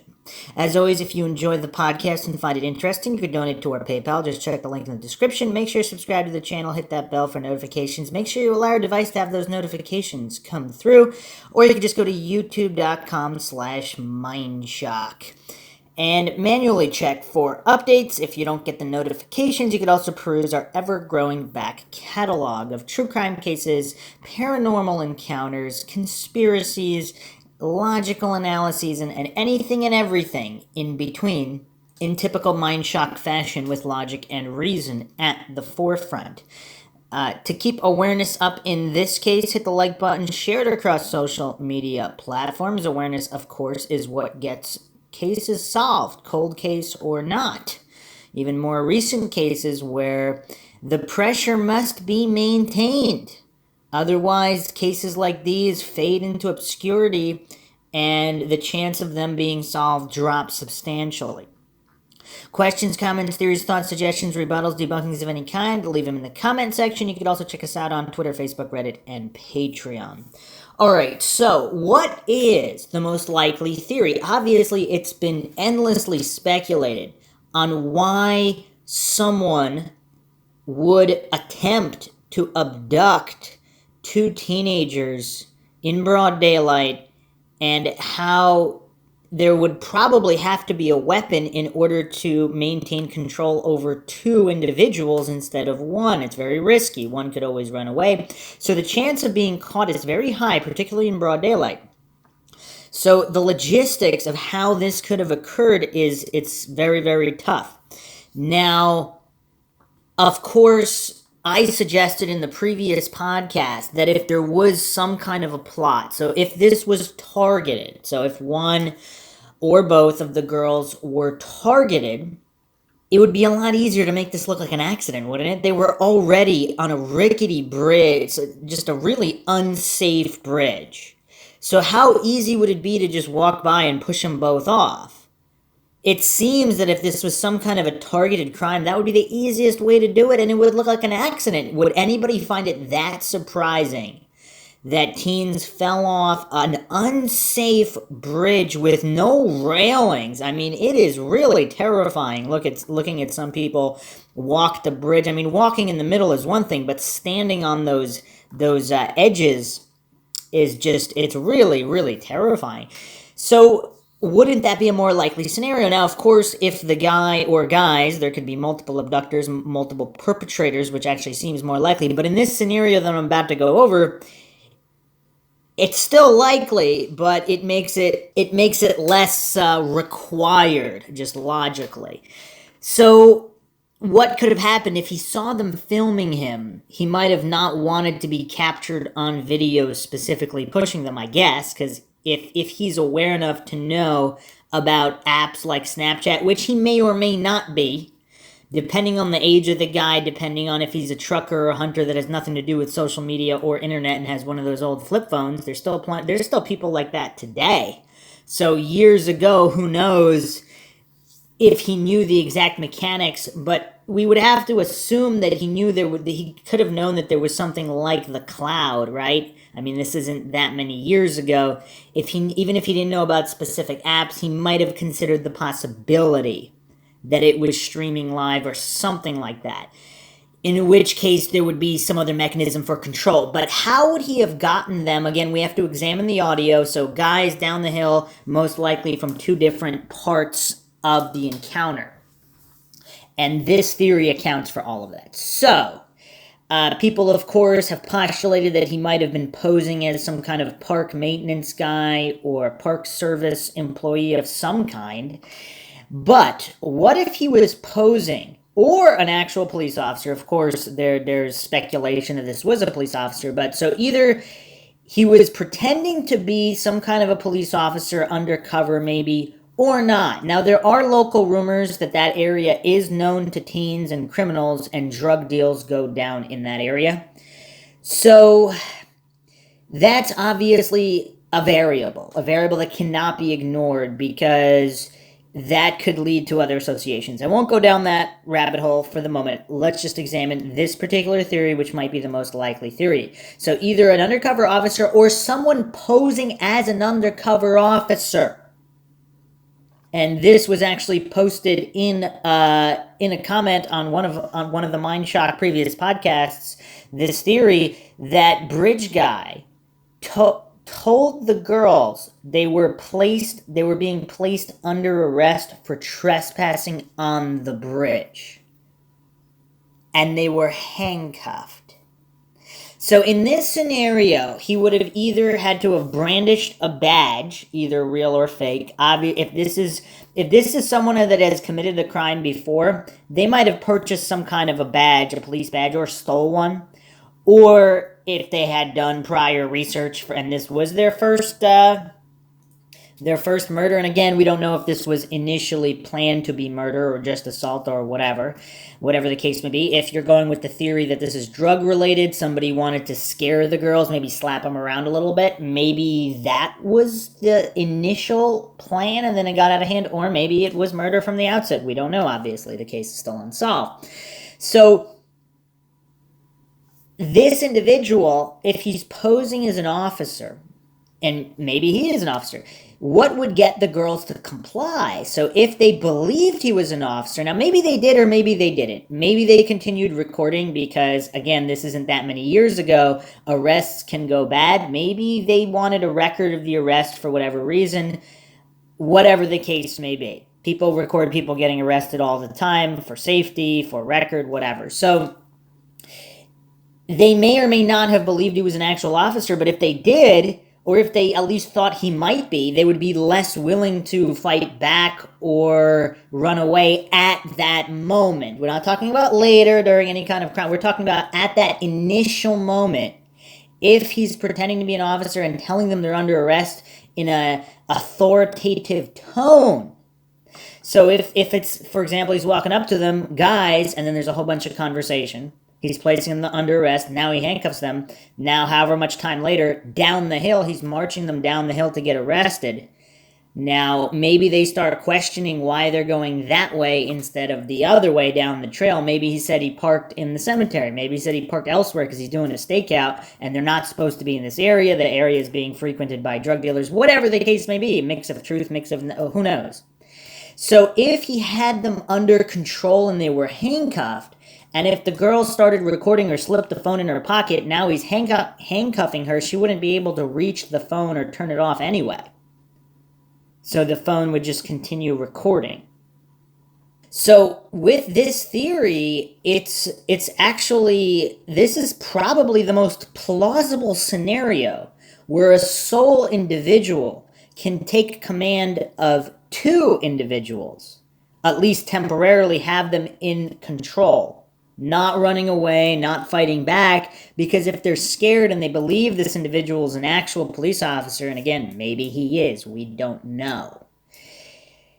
I won't be going too far into the links with law enforcement, but if he is a police officer, now what could have happened after this? Now there's rumors abound. There's even rumors that the police know exactly what happened at which barn and why, and how this all transpired, if one of the girls was killed much earlier than the other.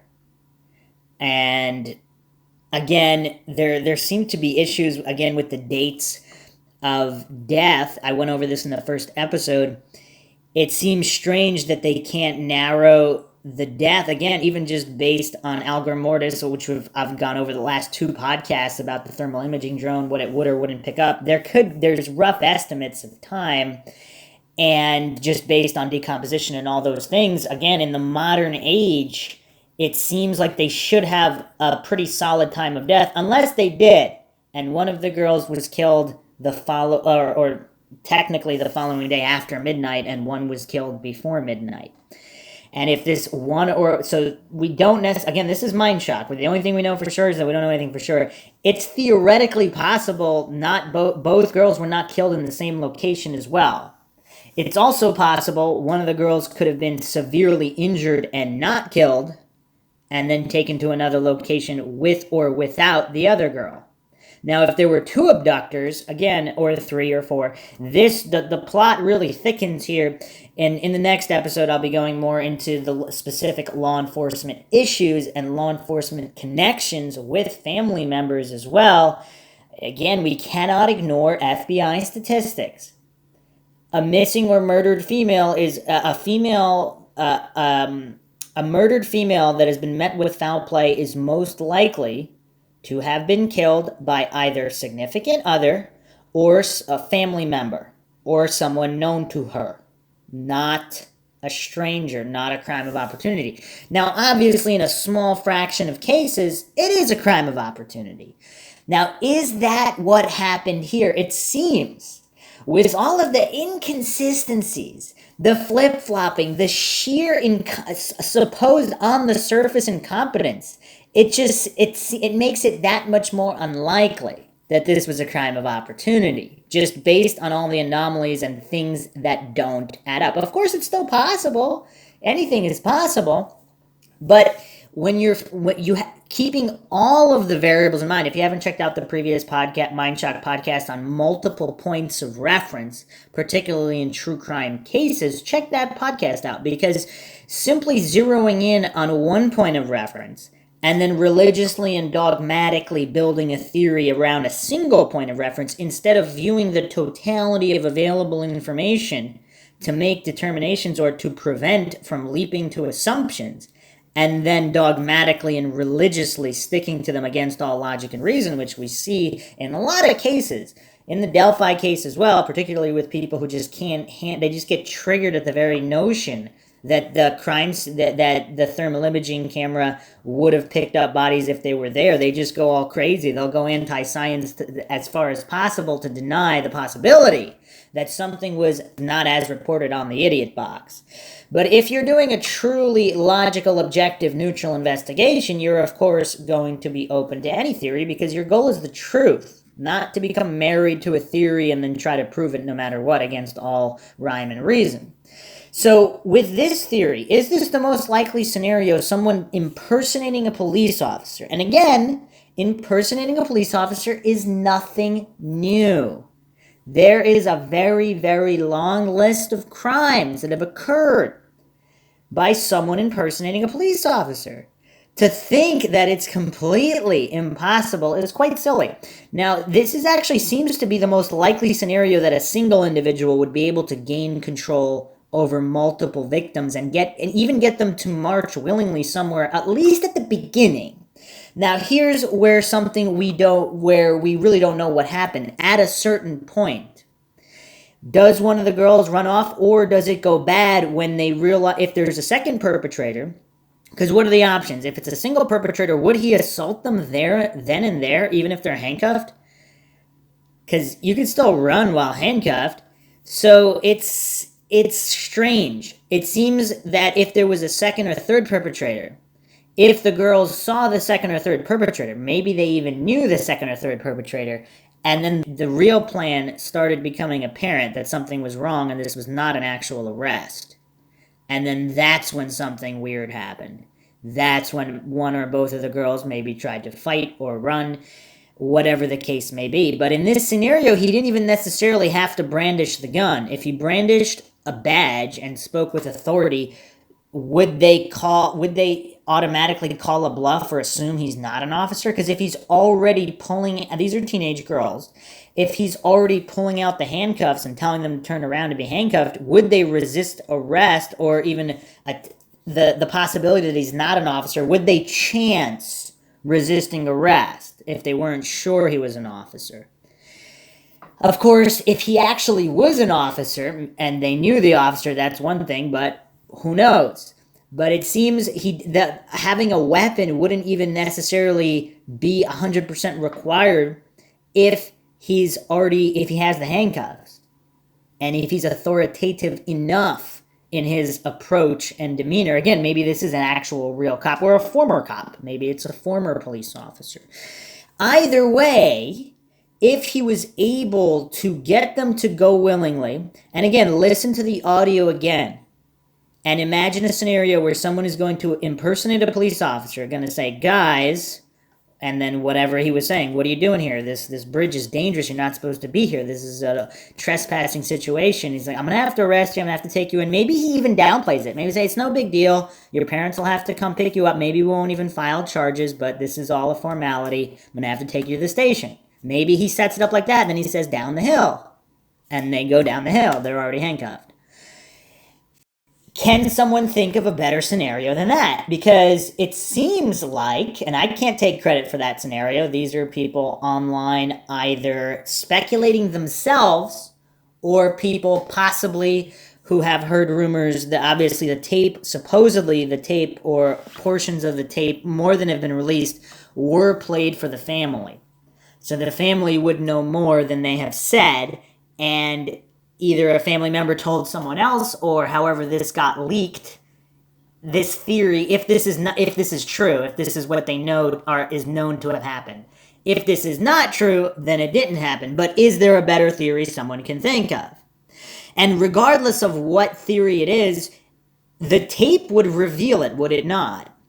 So if they released more of the audio, now obviously releasing the audio of the actual crime in progress, that's obviously that would be very, very disturbing, and a lot of people would understand why they would not want to release that unless there's a very specific clue or a catchphrase or something on there that could help solve the crime. There's really no reason to release it. But in the dialogue prior, I mean, it's very strange that they just didn't release. I mean, there's got to be at least, 30 seconds before any kind of violent criminal activity takes place, right? Even 20 seconds at least, if not minutes. So it seems strange why they wouldn't release it. Now, is it possible this is an actual police officer and he identified himself, and that's why they didn't release it? And they know? Or is it someone impersonating an actual police officer, and for whatever reason they didn't want that released for whatever, I don't know, they didn't want to open that can of worms because let's say they know it's not the officer that the guy was impersonating. But to have to explain the whole thing, they didn't want to do it, which is of course bizarre because do you want the case solved or not? It just seems really strange that they're not releasing even 20, 30 more seconds before the down the hill portion. Because is it really likely some guy just randomly walked up, pointed a gun, and said, "Guys, down the hill," and they went down the hill? And even if that's the case, there's still at least a couple more seconds there. There's still more seconds of the audio, regardless of what it is. Because I don't think law enforcement has said that the assault took place on the bridge, in which case there would be more audio. Also in these comments, this person of interest was part of the search party and a member of the Delphi community. So this, of course, has all been theorized in the past as well. So if this individual was posing as an officer or an actual officer, then was involved in the search. Now, obviously, I went over ad nauseum at this point Leesenby's decision to officially call off the search for whatever reason. Again, did someone tell him something? Did he get information? Whatever the case may be, he called it off. Now, of course, family members and certain police officers stayed to search. So nobody left at whatever time they called off the search in the evening. They stayed through most of the night. But at around, I don't know, whatever the time is, there were 2 or 3 hours, the dark hours. If you haven't checked out that podcast, that's where this scenario is gone over, where there was a period of time, even if certain individuals were searching the entire time with no break, they can't cover every inch of the place. So if somebody could have, obviously it was risky. Doing anything is risky. So to say that, oh, that's too risky, it didn't happen. I mean, any abduction in broad daylight is risky. Abducting 2 people at one time is risky. So obviously this individual is willing to take risks. Now, to magically pretend, to go to fairy tale land and hallucinate, to know the exact line of risk someone who you don't even know is willing to take, I mean, that's the kind of silly nonsense that keeps cases from being solved.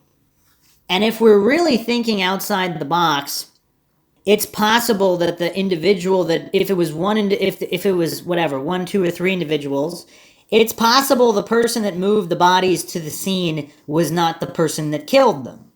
So it might not even be the same person taking this risk. And then it does seem weird to bring them to that location unless they're trying to frame Ron Logan, the owner of the property. Now, I'm not going to get too deep into these theories. I'll be going over connections between people and law enforcement in the next few episodes, but again, it's just the simple notion, if you're trying to frame somebody, if there's something local going on, drug dealers, police, whatever, corruption of some kind, family feuds, multiple individuals involved, if for whatever reason somebody wants to frame Ron Logan, would they bring the bodies to the scene? Now, these abductors have already committed murder or accessory to murder.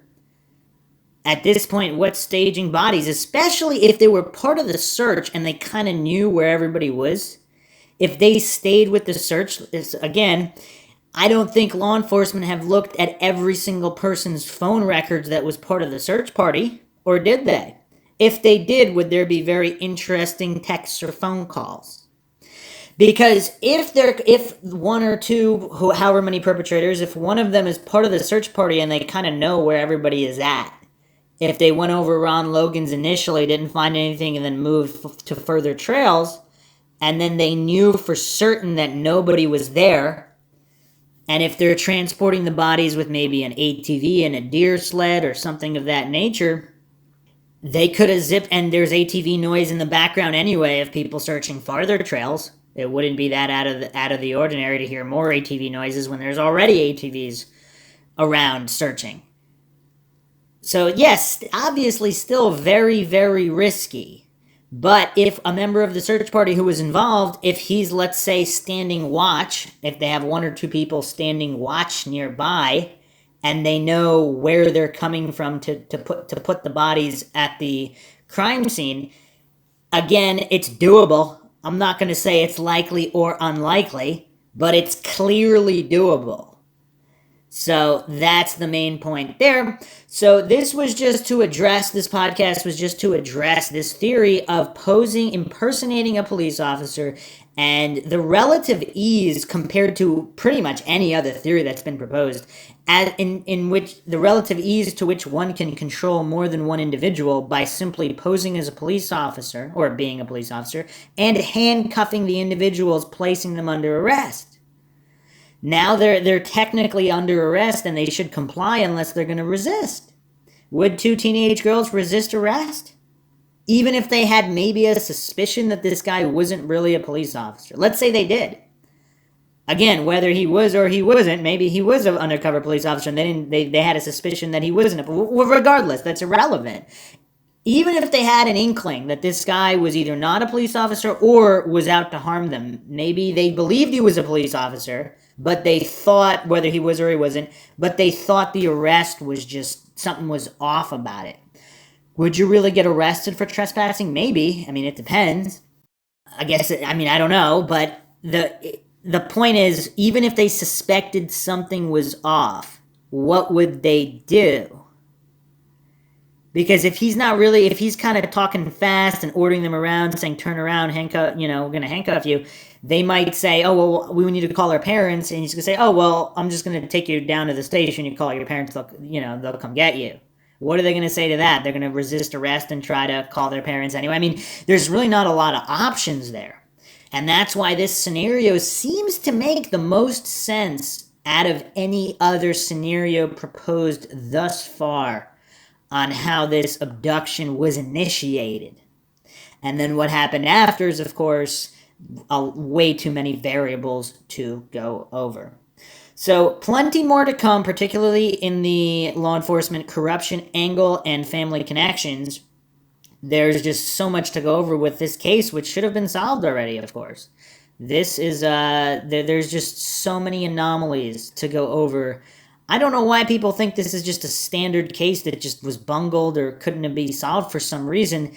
There seems to be a lot of information and a lot of evidence, and yet it remains unsolved. And the way law enforcement is handling the investigation also seems to be really bizarre and doesn't really match up other investigations and abductions. So again, we're looking at the totality of information available to make any kind of decisions or to prevent from jumping to these assumptions and then clinging to them dogmatically and religiously for some reason. Hope you guys found another edition of Mindshock True Crime informative and thought-provoking. If you enjoy the podcast, you can donate to our PayPal. Just check the link in the description. Make sure you subscribe to the channel. Hit that bell for notifications. Make sure you're allowed your device to have those notifications come through. Like this podcast, share it across social media platforms to keep the awareness up, of which you can find us on Twitter, Facebook, Reddit, and Patreon. Patrons do get priority for case topic logical analysis co-podcaster requests. You could also be a guest on the podcast depending on your tier. Questions, comments, theories, thoughts, suggestions, rebuttals, debunkings of any kind, leave them in the comment section. This is Bruce McGuire signing off. Catch you guys next time.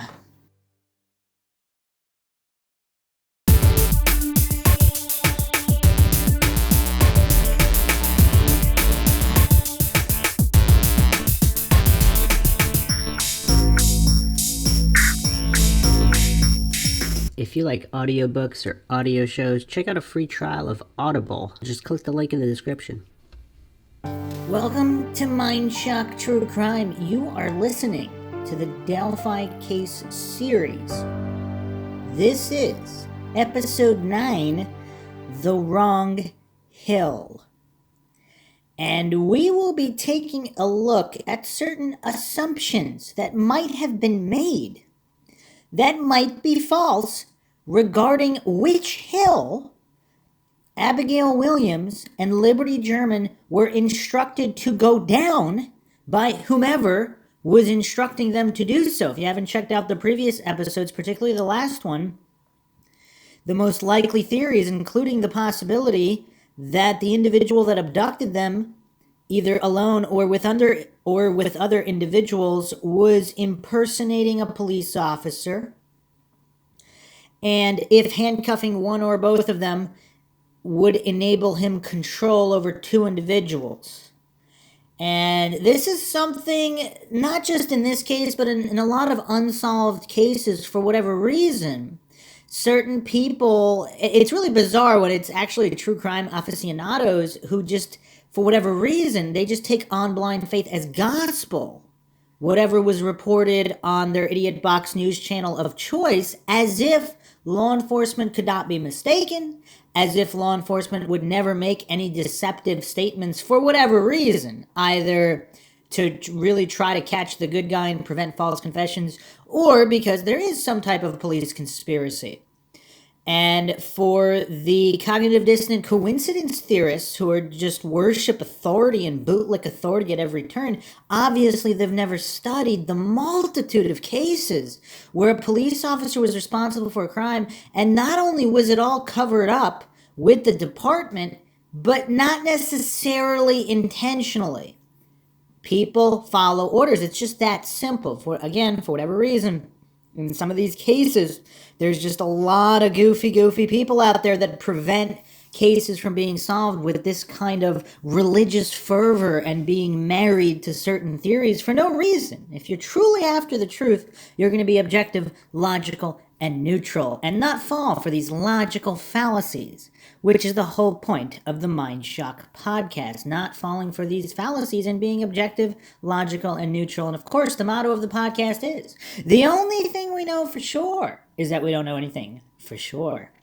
As always, if you enjoy the podcast, you can donate to our PayPal, help support the channel, help us get more episodes out, not only in these series, but in other series, other missing persons cases, and unsolved murders. Obviously, awareness is key in preventing some of these cases from leaving the public eye. Make sure you subscribe to the channel, hit the bell for notifications, make sure you allow your device to have those notifications come through. If that still doesn't work, you just go to youtube.com/Mindshock to manually check for updates and peruse our ever-growing back catalog of various true crime cases, the paranormal, conspiracies, and anything and everything in between with an objective viewpoint. Not biased, not fallacious, unlike all these other podcasts. Make sure you hit the like button if you found this intellectually stimulating and you want to keep awareness up in this case, and you could share the podcast on social media platforms, of which you can find us on Twitter, Facebook, Reddit, and Patreon. Patrons do get priority for case topic logical analysis, co-podcaster requests. You could also be a guest depending on your tier. Questions, comments, theories, thoughts, suggestions, rebuttals, debunkings of any kind, leave them in the comment section. And I actually can't believe how many people out there just have trouble with basic English comprehension, but I am not alleging anything is true or untrue. That's the difference. I'm not pretending whatever was reported has to be true and that there can never be any mistakes, unlike other people out there. Maybe it's true, maybe it's not. The case is still unsolved, so we really don't know. And all we can do is theorize. If theorizing is not your thing, then this is probably not the podcast for you. This is a logical podcast for logical people. So let's get right to it. This was actually posted on the Delphi Murders subreddit, and there's a lot of true crime subreddits out there with some really astute individuals who constantly examine and re-examine previous assumptions made and what that means for the case as a whole. So here's the post here. The hill that Libby and Abby were told to go down is probably not where you think it is. Does the very steep hill immediately adjacent to the bridge look too risky for a killer to safely navigate while controlling two abducted girls? Unless, of course, he's impersonating a police officer. That opens that door, but we'll continue here. Does it seem odd that a killer who carefully planned his crime would risk failure by taking such a route? Does that path seem illogical for an organized killer to take? Of course it does. That's because it's the wrong hill. The theater ramp. The hill path that Bridge Guy directed the girls to go down actually begins about 40 yards beyond the south end of the bridge. It's located just to the left of the red barrier. The extra distance creates a slope that has an easy, walkable grade and allows for a safe walk to the driveway below and beyond. It's a path that is not covered with brush and used by local homeowners, ATV riders, and deer to traverse levels. It's a path that creates a direct and straight route to the shallow point of the creek and the site where the bodies were found. And this was a post created by a Giant Man 333, and he cites user Ozzy Duger. First brought my attention to the low slope path down the hill when he posted a description, photos, and videos on Reddit in late 2019. He called it a theater ramp, and he wondered aloud why it had gone largely unnoticed. And this opens up a whole lot of cans of worms because there was, of course, that steep hill immediately beyond the bridge. That's where the disturbances were found. And I believe Kelsey German was the one who originally found that disturbance, but I believe other people saw it as well, as if someone were going down there. There were footprints, disturbances, and it seems bizarre that both of these options are not investigated exhaustively. And of course, we're now in 2021. The case is still unsolved. It's time to really go back to the drawing board, if the only reason being to definitively determine that some of these initial alleged facts or assumptions, as you will, are really legitimate. And whether they are or they're not, you just need to definitively examine it again just to make sure. Now, if you really want the truth, what's the harm in making sure? Of course, there's that old adage, trust but verify. On Mindshock, I have a different one, distrust and verify.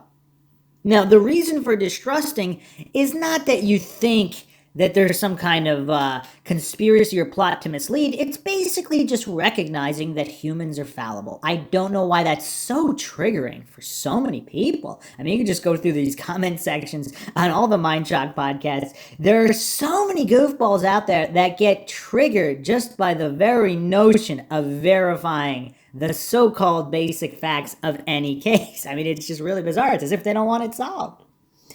So we have, of course, the driveway nearby.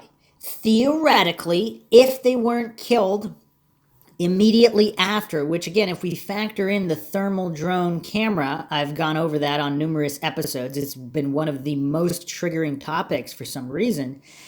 Obviously, the thermal drone camera, combined with the basic science of algor mortis and the rate of cooling of dead bodies, the thermal drone camera would have picked up their bodies.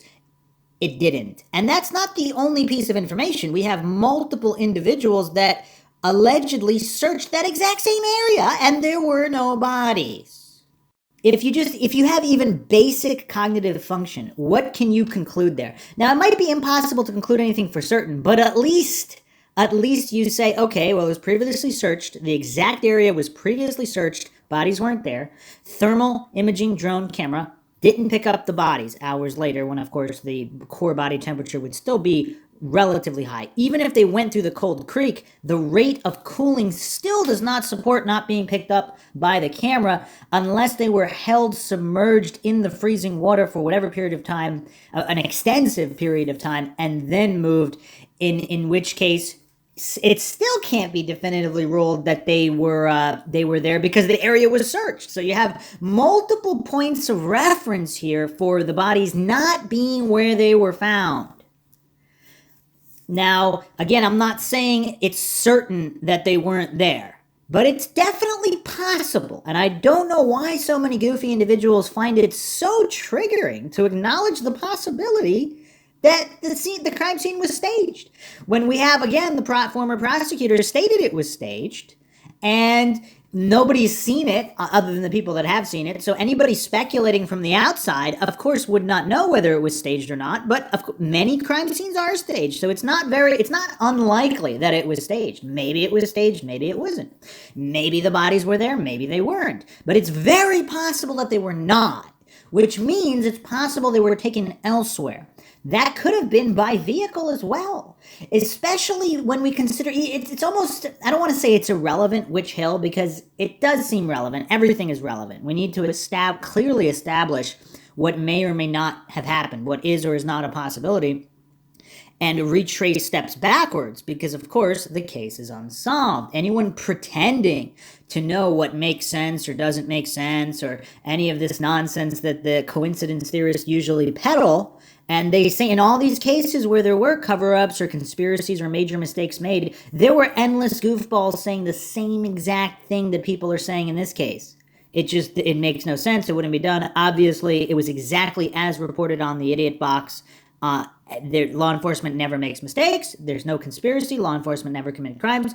Everything is above board in this case, no matter what, and they're going to defend it with religious fervor. It's really mind-shocking, the silliness that some people following this case exhibit when just any examination of the basic facts, any questioning of the basic facts is just met with this kind of delusion that it can be known for sure. So the hill does matter, but the farther they get, the closer they're getting to this other driveway. So is it possible that they were taken into a vehicle? And even if they weren't, if this perpetrator is not acting alone, was there someone else with a vehicle there? Did they drive off without the girls? Did they drive off with one of the girls? Because, of course, we do have the timeline issues. Now, I don't know how people can defend the different death dates, because, I mean, again, we're talking post-2000 here. The science is really at a stage where you can determine how long a body has been dead relatively accurately. So for whatever reason the reasons that were given, I mean, parents do not decide the time of death. That's not how it works. The medical examiner or who's ever doing a professional autopsy, the medical examiner, whatever certified official is going to list an approximate time of death. They're not going to default that to the parents. Oh, we don't know. You can pick a date. You can pick the week before. You can pick 5 days before. That's not how it works. So unless, of course, we're dealing with some kind of Keystone cop, Keystone state officials, just Keystone across the board, I don't know how likely that is. Again, maybe everybody's completely incompetent. I don't know. I wouldn't necessarily assume that.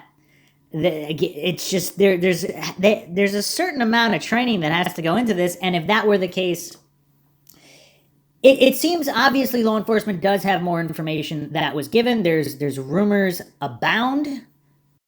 I'm going to read a few comments and rumors in a moment, but just in looking at the map and where the location of the bodies were found compared to which hill we're looking at.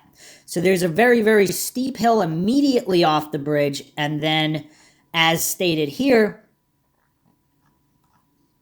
40 yards beyond, there's another more gradual hill that's a lot easier to navigate. So Continuing on here with this Reddit post, police crime scene tape at entrance. The earliest and best video footage that showed the bridgewalk experience was created by Julie Melvin. She posted her videos on March 5th, 2017, less than 3 weeks after the murders. In her videos, Melvin gave the world an early comprehensive look at the bridge area, including some great footage of the south side as it looked when the crime occurred. I remembered that Melvin took some footage of the south side barrier, so I went back to review her videos. Again, her visit was within weeks of the investigation, and the crime scene tape was still up. At the end of video number 1, Melvin walks off the south end of the bridge. There is no crime scene tape on the steep hill immediately adjacent to the bridge. Then she sees the theater ramp entrance 40 yards in front of her, and it is marked off by police crime scene tape. There would be no reason for the police to secure the entrance to that distant hill path with crime scene tape unless they thought it was used by the killer. So it's clear that law enforcement has known since the beginning that Bridge Guy used the theater ramp slope to bring the girls down the hill. HLN's crime flow map. So even with this evidence, do you think the theater ramp crime flow is a fringe theory and you need to wait before embracing it? Well, think again, because thanks to HLN, the theater ramp theory has now gone mainstream. In the closing minutes of part 1 of HLN's Down the Hill special, the HLN narrator briefly mentioned that Bridge Guy guided the girls down the theater ramp slope to the shallow point in the creek. HLN showed a quick view of the slope and then displayed a map of the crime scene flow. The HLN crime scene flow map clearly shows that Bridge Guy went down the theater ramp slope in a direct route to the shallow part of the creek. Impact on the investigation. So what does this all mean? First, it debunks the illogical theory that Bridge Guy and the girls descended down that very steep embankment where it's unlikely Bridge Guy could have maintained control of the girls and his balance. Now, counterpoint there. Bridge Guy was walking quite swiftly along the bridge, which is a very, very dangerous bridge, and he walked it with extreme confidence. So if he has that much experience, not only just in that area, but the outdoors, maybe hunting, he probably wouldn't have that much trouble navigating a steep hill. I think just a lot of listeners would definitely be able to navigate that steep hill, but not the bridge, not walk swiftly there. So again, perhaps Bridge Guy's deceptive. Some people think he's much younger. Of course, there's just so much misinformation about Bridge Guy and confusion about Bridge Guy. Obviously, the guy they thought was Bridge Guy, that Bridge Guy was arrested, if you haven't checked out the previous Mindshock episodes, and basically ruled no longer a person of interest. What does that mean? Does that mean that Bridge Guy was not the perpetrator, even though he was in the video? Does it mean that the sketch was not made, the sketch is not of Bridge Guy in the video? Does that mean the sketch was made from a variety of people who walked the trails, and this was a amalgamation, a juxtaposition and combination of all these different descriptions roped into one and actually doesn't look like anybody? I don't know. There's so much conflicting information. Doug Carter even stated that there were no witnesses to Bridge Guy. And I went over that on previous episodes. I mean, nothing matches up. There's so much conflicting statements by the police. I don't know how clueless there are people out there have to be to still be lapping up everything law enforcement says as gospel after the amount of problems and conflicting information that has been put forth. Now, that doesn't mean law enforcement doesn't know the real truth, but clearly they haven't been putting it out. And that's an issue. That's a major, major issue, because we really don't know who Bridge Guy is or whether he was really the killer. And if there's multiple killers, he might have not been the primary individual to carry out the crime. And as I mentioned in the previous episode, the crime scene being staged, it might not have been staged by the killer. If there's more than one individual involved, other individuals might have brought the bodies back to frame Ron Logan for, again, reasons we don't have. Now, just because you don't have the reason, just because you don't have the motive, that doesn't mean something is unlikely.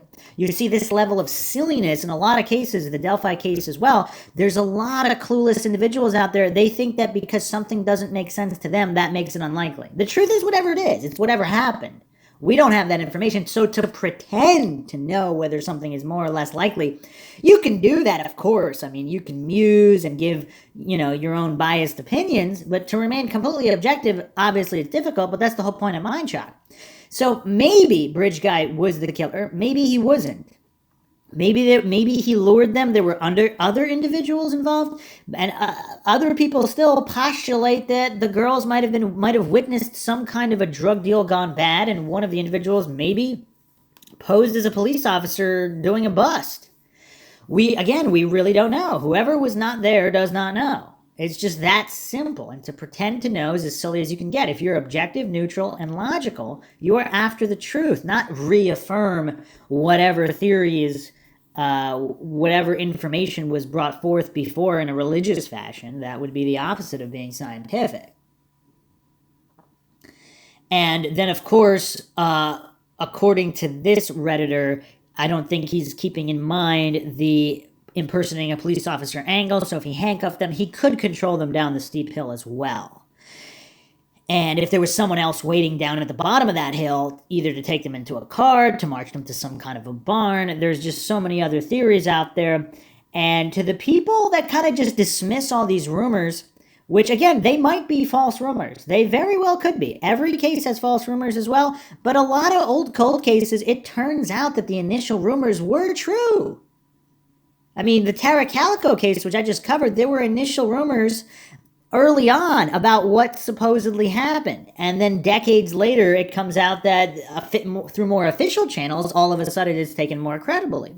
And that's the thing with some of these cognitive dissonant coincidence theorists and authority worshippers, where they will not believe that police would ever do anything wrong or be mistaken until after the fact and it's all exposed. Where all along, the logical people pointing these things out, they were correct all along, but some of these goofballs just couldn't see it through their just hopeless indoctrination into the cult of authority worship, where they just believe certain perceived authorities or certain people wearing costumes cannot be mistaken or complicit in any crimes ever, no matter what.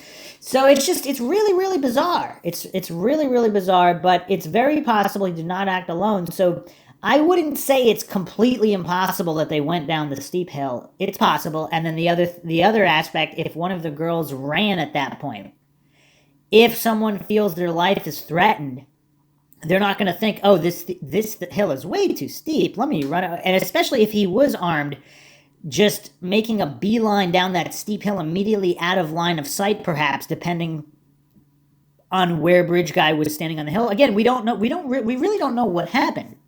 So since we don't know what happened, we don't know how the crime took place. Now, maybe law enforcement believed it was the more gradual hill. It was the theater ramp, so to speak, what they're calling it here. Maybe they truly believed that and taped it off for that reason, but maybe it really was the steep hill that they went down.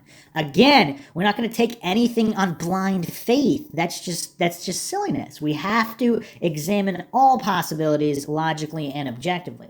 So continuing on with this post here, second, it suggests that Bridge Guy definitely has a very strong local connection because he had even more knowledge of that secluded wooded area than people previously thought. So how would Bridge Guy have such unusual familiarity with the privately owned south side of the bridge? At the least, it would likely take numerous visits to the south side before one became aware of the theater ramp slope. This crime was definitely not committed by some serial killer trucker who was just passing through town. I mean, I don't know how they could say definitely, because even if this serial killer trucker, if he had hiked that area a couple times, he would still know, or even just maybe once or twice before. Finally, if your favorite YouTube personality has a crime flow scene map that shows Bridge Guy directed the girls down the steep incline and calls everyone a rodeo clown who disagrees with him, you now have the evidence to call his show and tell him that he is the rodeo clown, not you. I mean, you'd both be rodeo clowns, because if you weren't there, you really don't know. And again, looking at these photos, you could see some of the hill from the bridge as well. It didn't have to be the immediate turnoff. Of course, we do have to reconcile this with the reports. Supposedly, unless the reports were there were multiple reports of disturbances on the hill, where were the disturbances? Were they down the steep hill or the gradual hill? I don't know.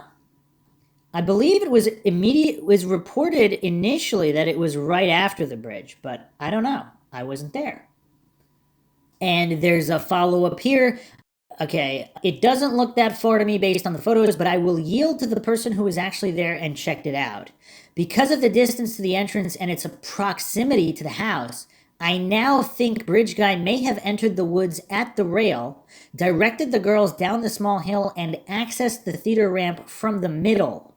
The police crime scene tape was there for a reason. The tape was literally tied between the barrier rail and a tree on the ramp, which is all very, very interesting. But again, if there's multiple perpetrators, if he's posing as a police officer, nothing is for certain. But calling into question the exact path that was taken, obviously that's a good idea. Everything needs to be really nailed down, because if we're building a house of cards and we don't realize that that first layer or two are not accurate, we're going to be building and building on something that's not accurate. So that's why going back to square one is always a great idea for cases that are unsolved, instead of religiously clinging to whatever dogmatic theory one comes up with or whatever's on the idiot box. And there's a really solid post here. I'll read a couple of follow-ups here. This makes it far more likely that Bridge Guy was either a local or grew up in the area, in my opinion. Another poster. Although I agree that he is local, the trajectory is straight down. The Monon Trail is a very popular 28-ish miles that people know exists. Those aware of the Monon Trail are locals, no matter how far it stretches. He could use his eyes to choose a path down the slope. Doesn't need to be a local, as in someone in the same town. Sometimes overanalyzing narrows our focus and doesn't broaden it to the idea that local doesn't mean living in town. He could live in the next town over, or even Indianapolis. Which is a good point there. Another follow-up here with some good points. I agree there are more reliable details that suggest the killer is a local. The most reliable ones are the lack of gravity bringing non-locals into the area, other than people from Chicago or Indy, and the statistics of how many travel killers there are versus local killers, even in stranger-on-stranger crimes. I doubt that the killer did not walk down a steep slope is among the top 10 strongest reasons to believe that the killer is a local. However, if this detail does serve a role in answering the local versus non-local question, I agree that it's in favor of local. I think that a key sub-question to discuss this is related to the local-non-local question, is whether the killer could be from Indianapolis or Chicago. So much of the discussion on this forum is just on the higher level question and doesn't have much specific discussion on what details rule these two cities in or out. The last two lines of your comment are dead on, because all this attention to the exact route on the trail are sort of overkill, although interesting, because they don't address the part of the local-non-local question that is really up in the air, which is whether Chicago or Indy should be included or excluded. In a post earlier this week, I gave a few reasons why I think the killer is likely local and not from Chicago, Indy, which I'll repeat here for example purposes. A killer in Chicago, Indy would be more comfortable killing in those cities where they have equal or greater anonymity and greater familiarity and greater convenience and a greater chance of combining the moment of having the opportunity with wanting to act on it. The lack of being caught does not point to or away from a local. Anecdotally, the Phoenix Canal killer and the Golden State killer were right there, essentially living next door to their crime scenes in the most obvious way for decades. And there are no facts of this case that make it obvious that the killer would have been identified by now if they were local, or vice versa. The audacity and stupidity of striking so close to home and the would-be cleverness of an alternative plan to travel far away for a strike is not pertinent based on what we know about the factors that killers value most. And there's some good things to think about there. However, again, it's hard because this does not seem like a standard case no matter what. No matter how you plot it out, it's very difficult to make it appear like some kind of standard killing.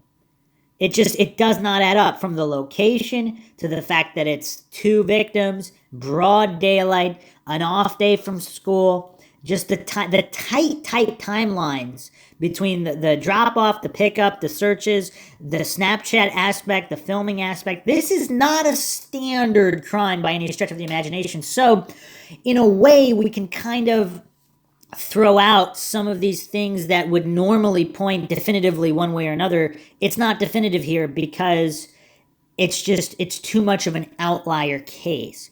And I do believe in defaulting to probability statistics because, according to the FBI, females that are met with foul play, the perpetrators are someone known to them. So either the significant other or friend, family member, acquaintance, stalker of some kind, someone known to them, not a stranger. So we cannot ignore these statistics. That doesn't mean it wasn't a stranger crime. It could have been, but it would be silly to ignore the statistics and not follow lines of reasoning for the most likely according to statistics. Again, that doesn't mean it happened here. This is an outlier case. But maybe it did happen here. It doesn't mean it didn't either. And between all these family connections, which we'll be getting into, and police connections, there are some rumors that one or both of the girls were supposed to testify on some kind of case at the police station. And many other rumors.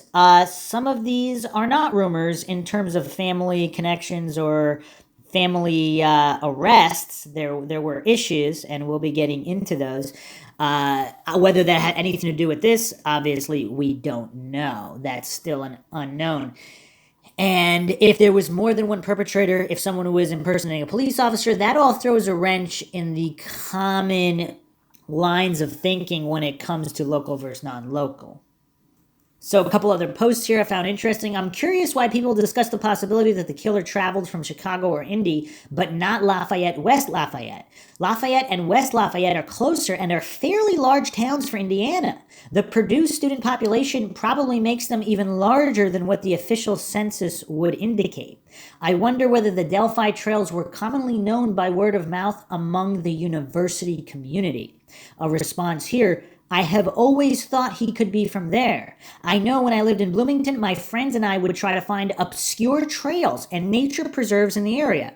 Things really do spread by word of mouth, and we found lots of cool places in nearby counties that people frequent but that aren't online. It's just a common thing to do in a college town, especially when surrounded by rural Indiana.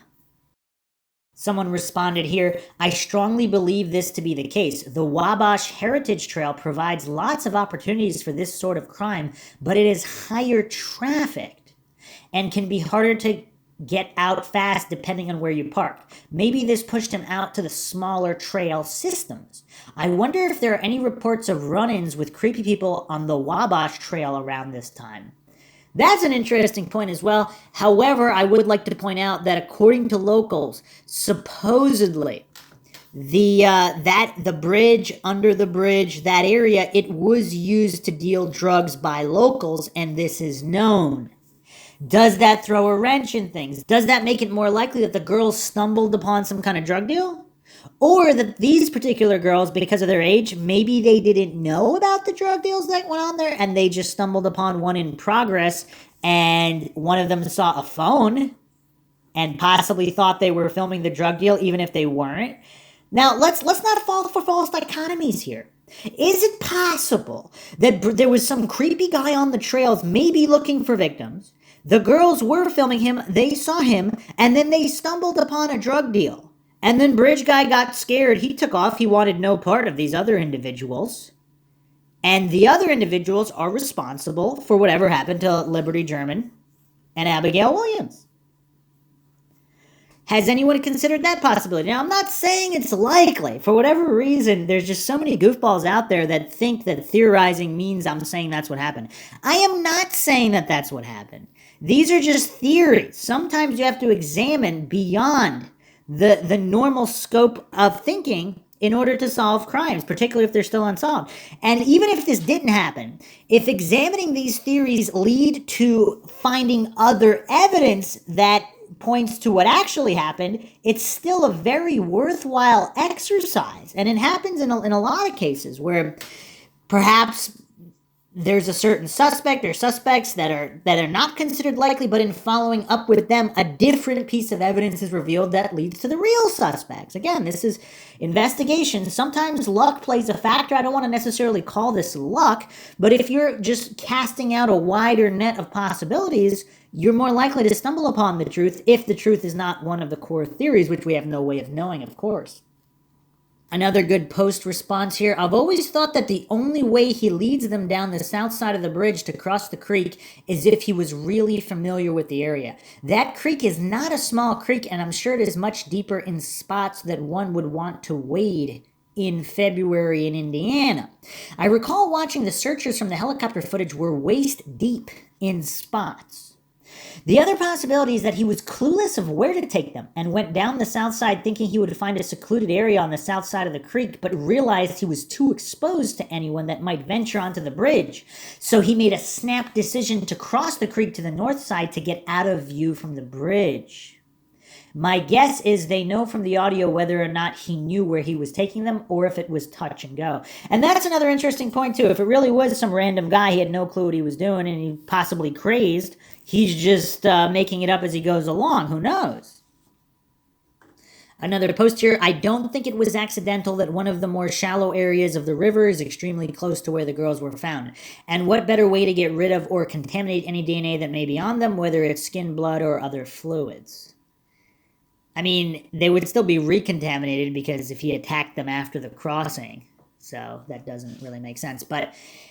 And of course, if they didn't even cross the creek, if they were marched elsewhere, either taken by car in the driveway or marched elsewhere without crossing the creek first, again, we don't know. We have the reports of searchers searched the exact areas. Bodies were not there. Thermal imaging drone did not pick up heat signatures. So it's a possibility. We're not gonna cluelessly ascribe likelihoods of whether it's super likely they were there when they're. It's a possibility they were not where they were found and it was a staged crime scene. That's all I'm gonna say there.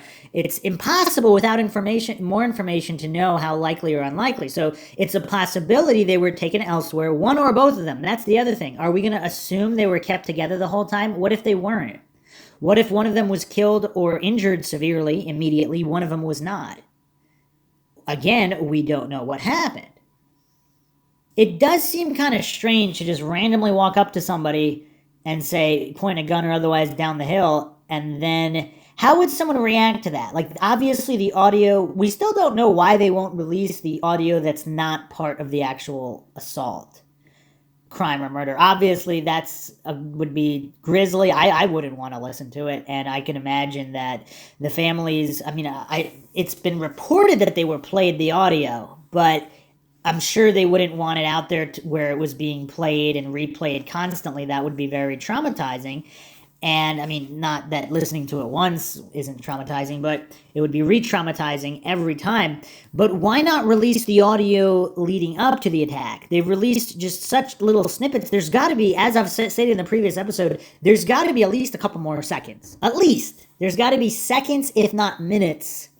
And I posed a few theories in the previous episode. If it's a police officer who identified himself as such, or if it's someone impersonating a police officer and not the actual officer, but they just don't want to open that can of worms for whatever reason, and that's why they're not releasing it. I keep going back to the issue, though.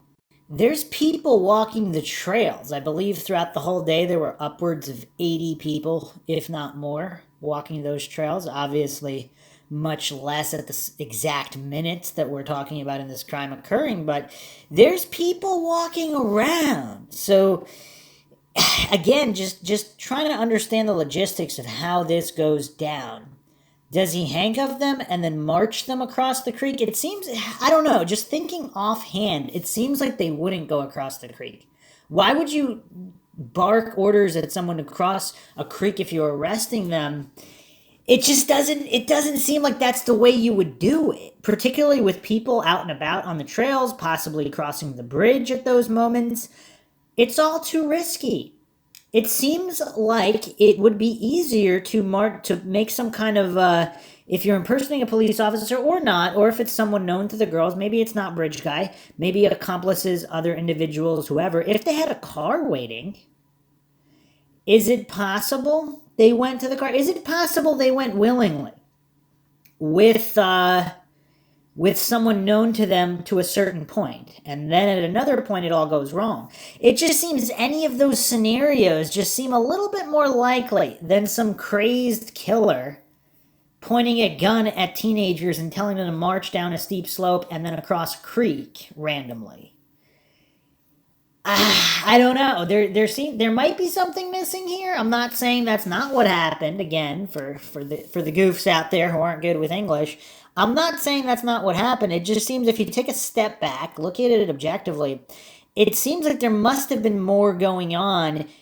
Unless this is just the biggest risk taker random killer ever, to be pointing a gun, possibly handcuffing or gagging them when there's people walking the trails around, there's a house and driveway not too far away. There's something missing here.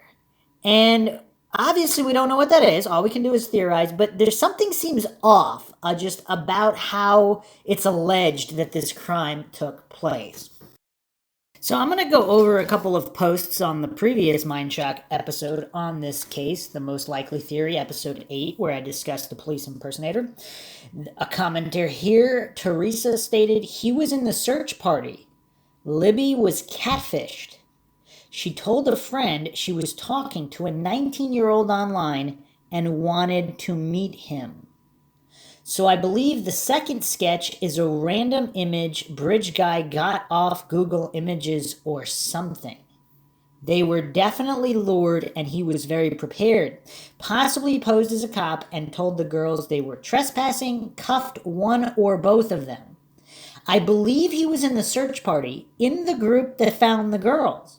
So his DNA can be explained away. He was at the 2-year press conference. Doug Carter was speaking directly to the killer. He loves deer. His wife is his alibi, so police, in my opinion, know who he is, but they need that one piece. They need to discredit his alibi. This was a sexually motivated crime. Something went wrong, or he just loves the power and control. I think he knew the family of Libby. She wouldn't have recognized him or known him well or at all. If she knew him, she would have said on the recording. And that's another point, though. Maybe she did. Again, without the full recording, we really, or at least more of the recording, we really don't have. I mean, what could we do? There's not enough information there. But that's an interesting theory. So if this is not a rumor and a friend can corroborate this, that Libby was indeed talking to some 19-year-old or someone posing as a 19-year-old, whether he was or he wasn't.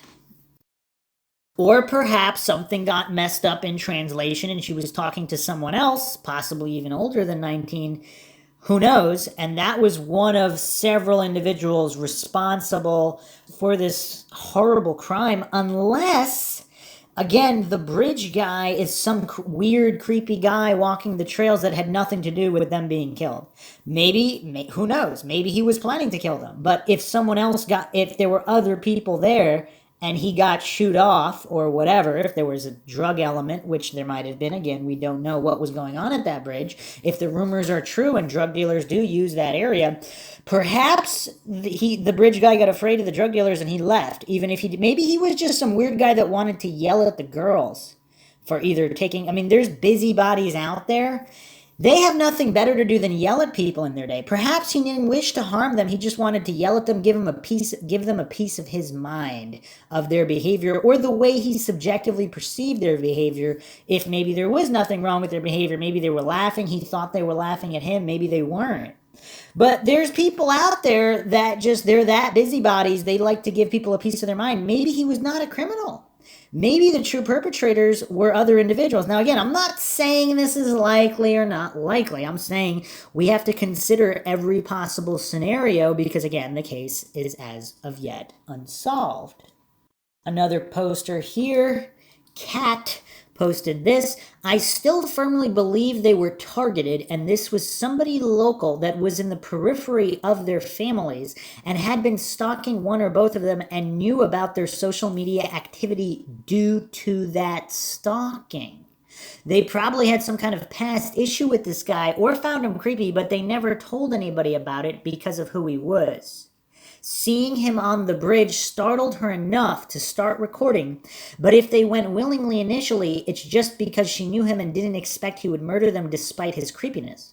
However, we actually have no idea if they went willingly in reality. He could have chased them to that location. At the same time, I think they haven't officially identified this individual due to a cover-up or it being somebody that nobody would ever suspect. That's very, very interesting. So this comment, very, very interesting. That's another scenario. What if, whether he had a gun or not, if he's walking up on the bridge there. So for the image we have of Bridge Guy, supposedly that's zoomed in from the girls taking photos of themselves. So they weren't necessarily zooming in on him. He was just in the background. Whether they did that on purpose or not, that's another matter.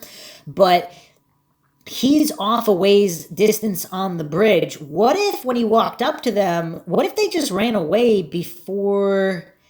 Again, we don't know where that audio took place.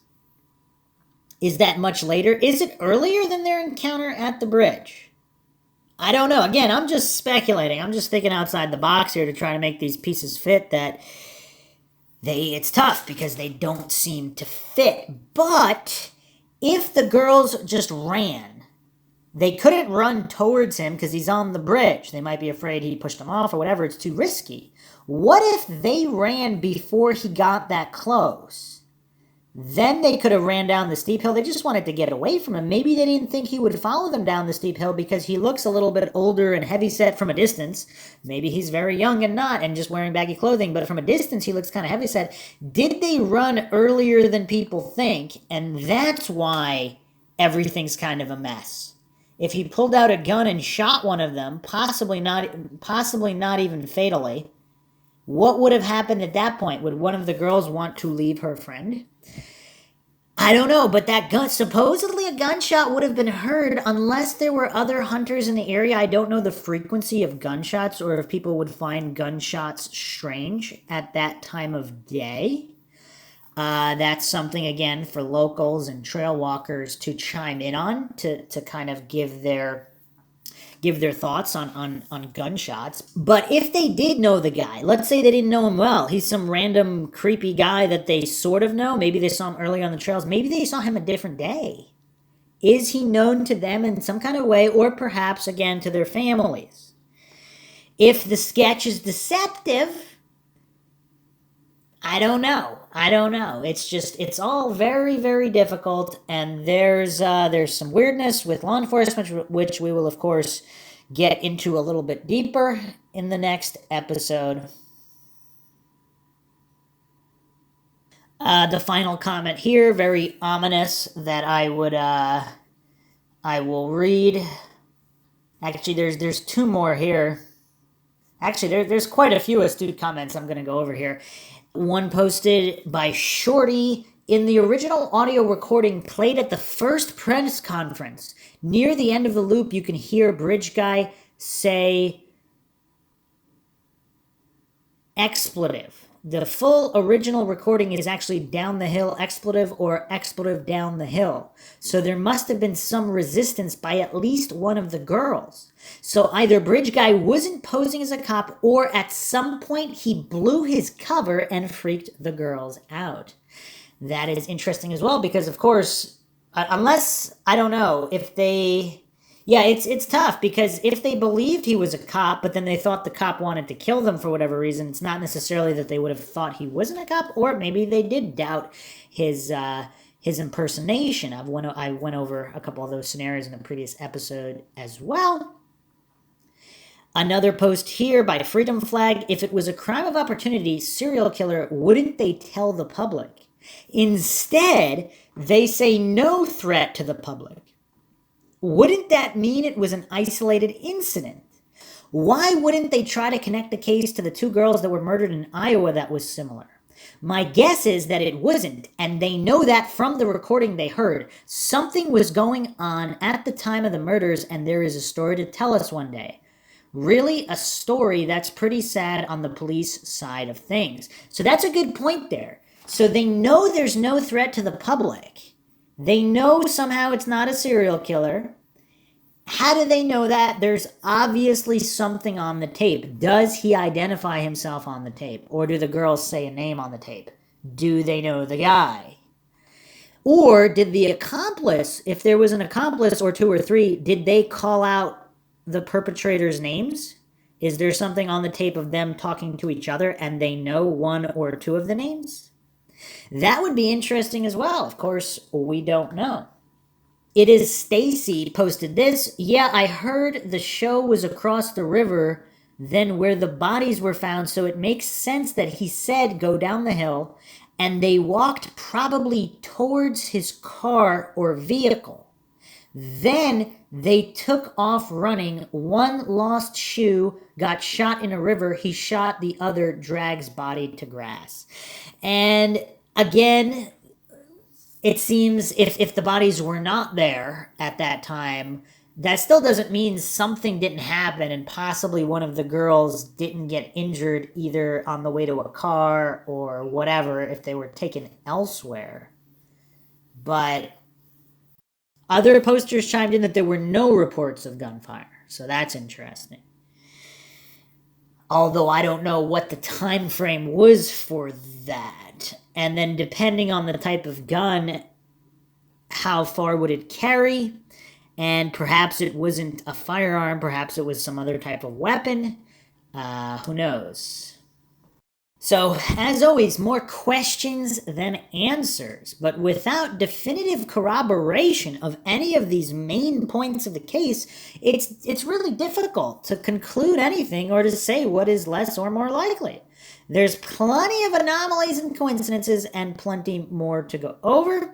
Hope you guys enjoyed another edition of the Mindshock podcast in the Delphi case series. If you enjoyed the podcast, you can donate to our PayPal. Just check the link in the description. Make sure you subscribe to the channel. Hit the bell for notifications. You could also just go to youtube.com/Mindshock if your notifications are not working. Share this podcast. Hit that like button. Keep awareness up in this case. Awareness and pressure. That's how cases get solved. Not by being forgotten about and pushed into obscurity. You can share the podcast on multiple social media platforms, of which you can find us on Twitter, Facebook, Reddit, and Patreon. Patrons do get priority for case topic, logical analysis, co-podcaster requests. You could also be a guest on the podcast depending on your tier, so you can help support Mindshock by becoming a patron as well. Questions, comments, theories, thoughts, suggestions, rebuttals, debunkings of any kind, leave them in the comment section. This is Bruce McGuire signing off. Catch you guys next time.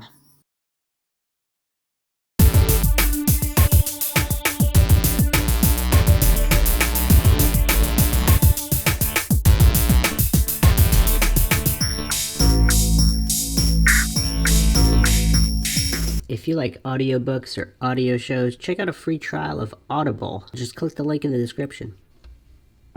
Welcome to Mindshock True Crime. This is your host, Bruce McGuire. You are listening to the Delphi case series.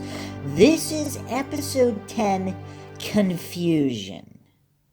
And I will be addressing some main points that there are so much confusion about regarding Bridge Guy, the so-called POI suspect in the video, and all of the insanity regarding the names circulating and the previously addressed issues in the previous podcast with Bridge Guy arrested, released, and no longer a person of interest in this Delphi case, and all of the mix-ups that have resulted from such.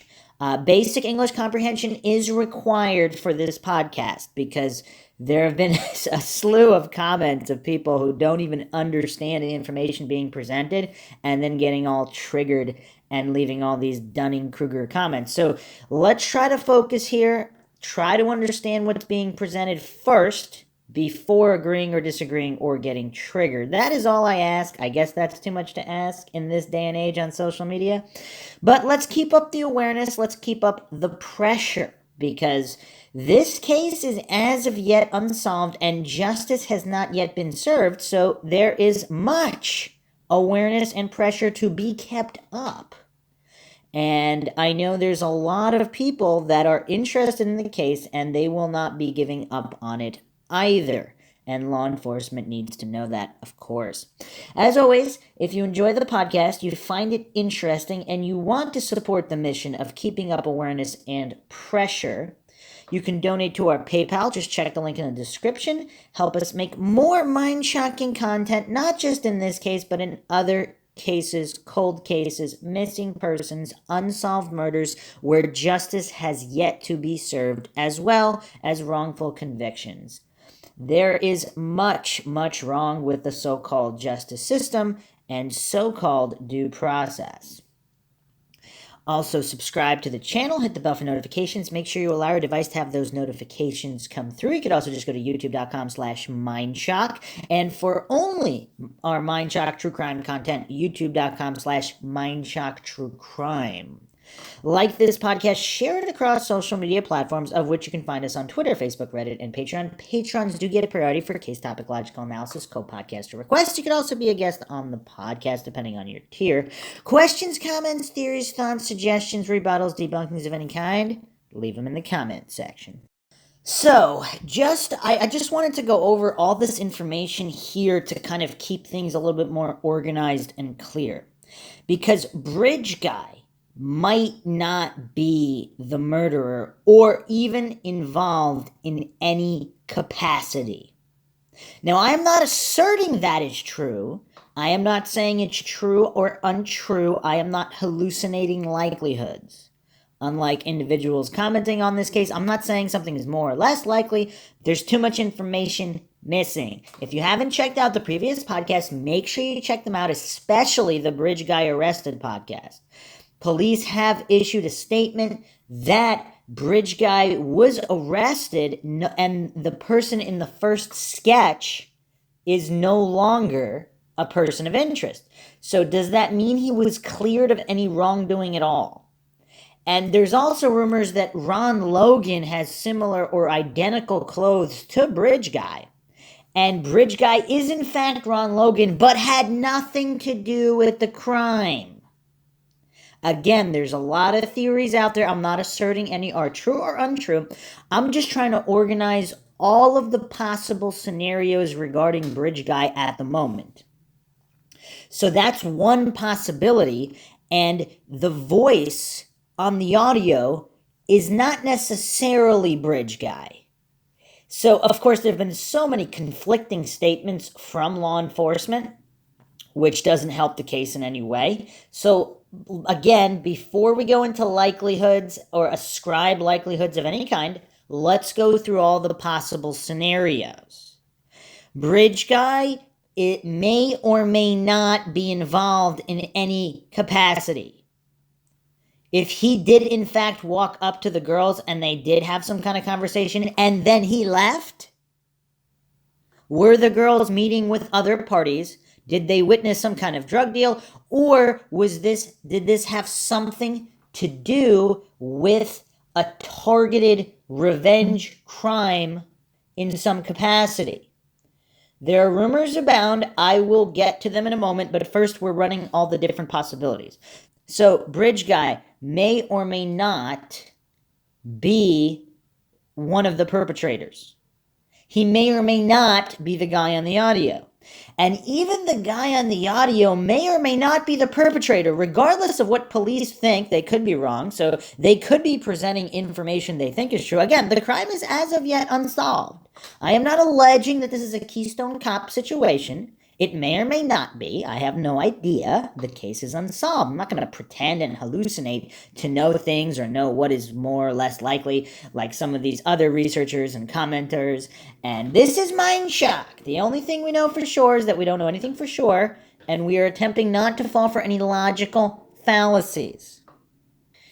So, the guy in the video, Bridge Guy, known as Bridge Guy, if this is a guy who is a criminal, has a criminal record, let's say it's not Ron Logan, it's one of these other individuals, some of them have since committed suicide that have been named thus far. You can go back through I'm not going to go through every single possibility for Bridge Guy. If it was one of these shady individuals with a record, is it possible law enforcement, either through DNA left on the scene that does not match Bridge Guy, that Bridge Guy has been identified? So I think it might be erroneous to continue referring to Bridge Guy as the murderer if that's not known. Now, not everything reported on the Idiot Box is true. I know that triggers a lot of people out there, a lot of coincidence theorists, and these Dunning-Kruger individuals that for some reason hover around certain true crime cases, for whatever reason, they just cling desperately to whatever was reported on the Idiot Box as gospel. Obviously, law enforcement might have a strategy and release false information on purpose. They do that in cases. Or they're releasing information they believe to be true, but it's actually not true.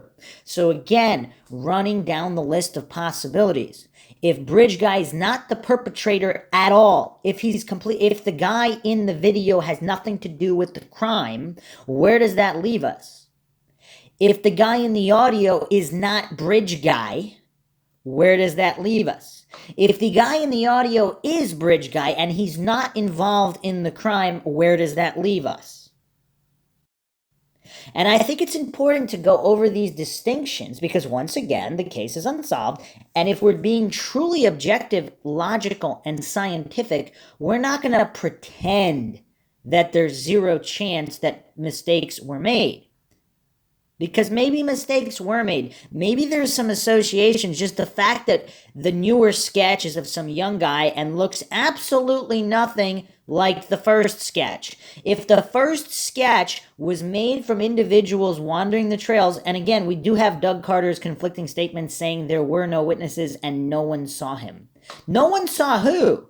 So people saw Bridge Guy, but nobody saw the killers? I mean, these kinds of cryptic statements by law enforcement and conflicting statements that just do not make any sense. We have to go back to square one. Anytime something is unsolved, you have to go back to square one and verify. There's the old saying, trust but verify. The Mindshock saying is distrust and verify. Because why would you trust? If law enforcement were that capable, they would have already solved the crime. There'd be nothing to trust or distrust. There'd be no conversation to be had here. So distrust, science is skepticism, not blind faith. Blind faith is the opposite of being scientific. So if we're not having blind faith in what was presented on the Idiot Box, and we're doing a truly objective, neutral, and logical dissection of the case and every theory on the table, it's possible Bridge Guy is not the perpetrator. So who are the true perpetrators? There's a lot of different possibilities here. Some people believe that the older guy in the sketch and the younger guy in the sketch are either father and son, uncle, nephew, or just two friends that know each other. And there was two parties involved in this crime. But it's possible neither one of these both of these individuals might be criminals involved in drug dealing. Now, we do have the rumors that area under and around the bridge was used by drug dealers and criminals. So if these two individuals were in fact identified and somehow cleared of whatever happened to Abby and Libby, but they're guilty of these other drug crimes, which may or may not intersect with corrupt law enforcement or undercover law enforcement that's not corrupt, but in the middle of an investigation that they don't want to compromise. And that's what's causing all these problems. So even with the FBI involved, if there's another crime ring or drug operation either involving corrupt law enforcement or not. I'm not alleging there's corrupt law enforcement here. I'm not saying it's more or less likely that there's corrupt law enforcement involved. I'm saying since we don't know the truth, there may or may not be corrupt law enforcement involved. I'm not ascribing likelihoods. I'm not hallucinating that this is more likely or that's more likely or less likely. I'm just going objectively laying out all of the different possibilities. So if neither guy in the sketches is involved, and of course we have the possibility that it's just the younger guy in the sketch that sketch was actually made first. Now, if there's another drug deal situation going down in the bridge and there's other crimes being investigated, that actually does explain a little bit why there was so much confusion with the sketches in law enforcement, because if they were investigating other suspects for other crimes that happened to be in the vicinity within the general time span of whatever happened to Abby and Libby, they did it. Why would they put it? It would be tricky, because if that younger guy was involved in something shady and there were witnesses, they don't know that he's responsible for what happened to Abby and Libby. Maybe somehow they know that he's not. Or they thought he wasn't, and then after all the confusion with the older bridge guy sketch, they went back to that sketch because they realized that some information possibly got mixed up or they were mistaken. I mean, law enforcement are human. They make mistakes too. I don't know why this is so shocking for some people out there. It's, again, they could be completely non-corrupt, but they could be mistaken. It's really not that shocking. It happens in a lot of cases. Most departments have a very poor murder clearance rate. I don't know what the national average was. I think it was something like under 50%. It's between 40 and 60 in general. I don't know what the straight average comes out to. I believe it actually might come out to it's more likely your homicide will remain unsolved in most cities. Obviously, the clearance rates are different in different cities. But in general, the clearance rate for murder is not particularly high. It's not a vast majority. So to hallucinate that law enforcement doesn't make mistakes and can't mix things up regarding sketches or suspects in the area, that's not going to lead to solving cases. To hallucinate infallibility on the part of law enforcement is not going to do a service to truth and justice for any of these victims.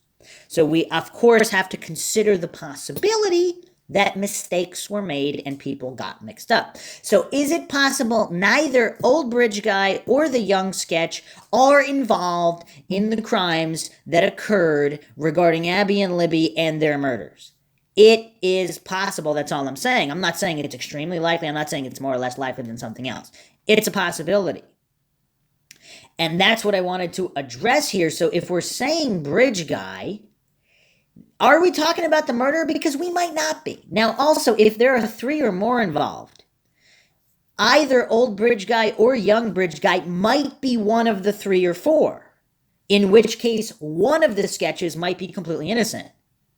And if neither sketch really represents Bridge Guy, because there is confusion, supposedly he's not really wearing the type of cap in the sketch. And that's another point of contention that's just, that's been discussed to a great extent in the case as well. So if the sketch is not even of the guy in the video, I mean, we have all these different scenarios. The guy in the video might be the perpetrator, and it might not be the guy in either sketch. Okay? Is everybody following along here? We have all of these different scenarios, and then once we add the audio, does the audio belong to the old or young bridge guy, to old or young sketch that is not the man in the video? Or does the audio belong to neither of our 3 subjects here? Video bridge guy, old bridge guy sketch, and young guy sketch. These are all the different possibilities we're discussing, and if the audio doesn't belong to any of them, it belongs to a different party. And if neither of bridge guy in the video, old sketch, young sketch, if none of them are responsible for what happened to Abby and Libby, what then? Or one, all or 2 of them might be party to the true guilty parties, and maybe they actually didn't know what was planned. If there was some kind of drug deal or catfish situation, there was no plan for murder. Let's just assume there was no plan for murder. This individual might actually have already talked to the police. The guy in the video might have talked to the police, and or Young or Old Sketch might have talked to the police and told them everything they knew, and they had no idea that these other individuals were going to do what they did.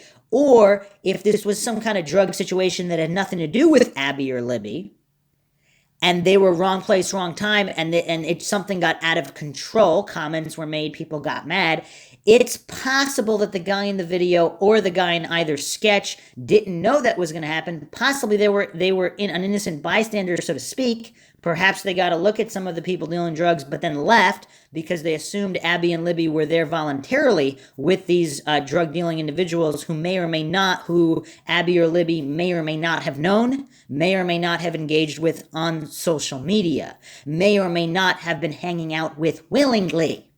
And then again, once we factor in the thermal imaging drone and the bodies were not there that day, did Abby and Libby even go willingly somewhere, to a barn, to some other place to hang out, or whatever the case may be? Was a relative of whoever Abby and or Libby wanted to hang out with that day, they wanted to go to the bridge to hang out with. There's a lot of rumors that there were some kind of conversations on social media. There was a 19-year-old involved that supposedly there might have been either some kind of relationship with or not, or just talking, and they wanted to meet up. And these people are all innocent, and the police have tracked them down. And the guilty party was someone else. And there, of course, is no shortage of suspects. So are both sketches a red herring? Is the video a red herring? Is it possible Abby and Libby were recording this guy because he thought it was weird? Maybe they know him, maybe they don't. Maybe it's Ron Logan, maybe it's not. And there were words, whatever, but that had nothing to do with what happened later. We do not have a timestamp for the audio. That's another issue. It does not exist in the public. It does not exist in public release. So, again, we really don't know. We really don't know any of this. So, let's move on to a commenter here, Chaos Inception, on the latest clip I uploaded regarding whether or not Bridge Guy was local or non-local, and I'm guilty of this. I'm saying Bridge Guy. We should probably switch the terminology to the perpetrator or perpetrators, because it may not be the guy in the video or the guy in either sketch. And I don't know why more people aren't talking about that, but this is Mindshock. We go down every possible avenue of investigation to remain perfectly logical, objective, and neutral.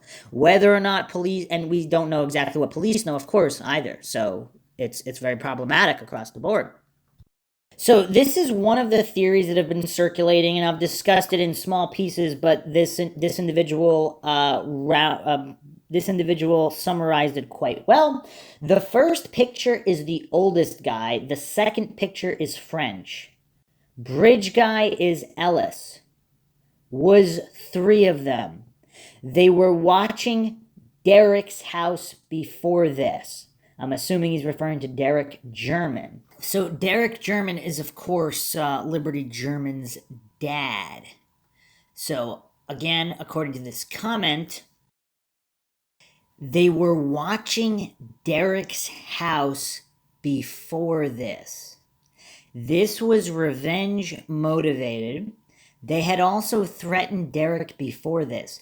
Derek ratted them out to the police. Also, the police are involved. They called the search off in order for the bodies to be planted. They were not killed at the body recovery site. The girls were molested. The 3 men used condoms as to not leave DNA, but this was absolutely revenge against Derek. It was 3 different men, which is what is causing a lot of confusion. This area is submerged in human trafficking and drugs. Keeping this case going is killing all the ones involved in BS. Okay, and then of course some people dispute that. There were rumors that there was no sexual assault of any kind.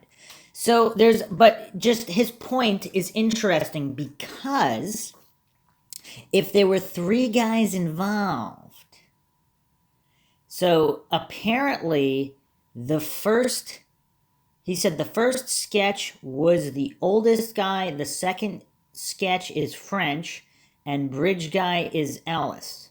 Three of them.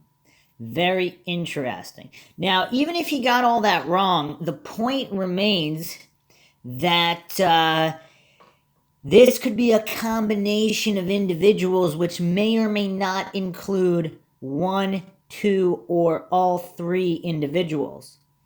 The bridge guy in the video, the old guy sketch, and the young guy sketch. These could be three different people, and any combination of them may or may not be involved. So let's focus now on Derek German. So Derek German is, of course, who is supposed to pick them up. And that is there's a lot of curiosity surrounding Derek German because he's not very public. I don't know if he's given any statements. I don't know if people have his audio to compare to, although apparently he's a bigger guy, so he doesn't really fit the body type of the guy in the video or the sketches. But again, if those aren't the perpetrators, we really shouldn't assume anything. Obviously, assumptions are the mother of all expletive ups. So if you're trying to solve a case, making all these assumptions and building these houses of cards, a lot of time in cold cases that go unsolved, and then decades later when they were solved, there's two things. Sometimes it turns out that the early rumors, the uncorroborated rumors that the coincidence theorists all ignored, were actually true. Or the reason it wasn't solved is because something purported to be true at the beginning was not true. A so-called alleged fact was not really a fact. And then everything built on top of that was false. And that's why it was so long before the case was unsolved. So is that what's going on here? Now, there's a lot of coincidences regarding the individuals around the case. For example, Derek German himself is supposedly a convicted felon. People have verified this information, a multiple-time convicted felon. And he did not have the best circle of friends, of course. And some of the theories are that his daughter was targeted because of his criminal past.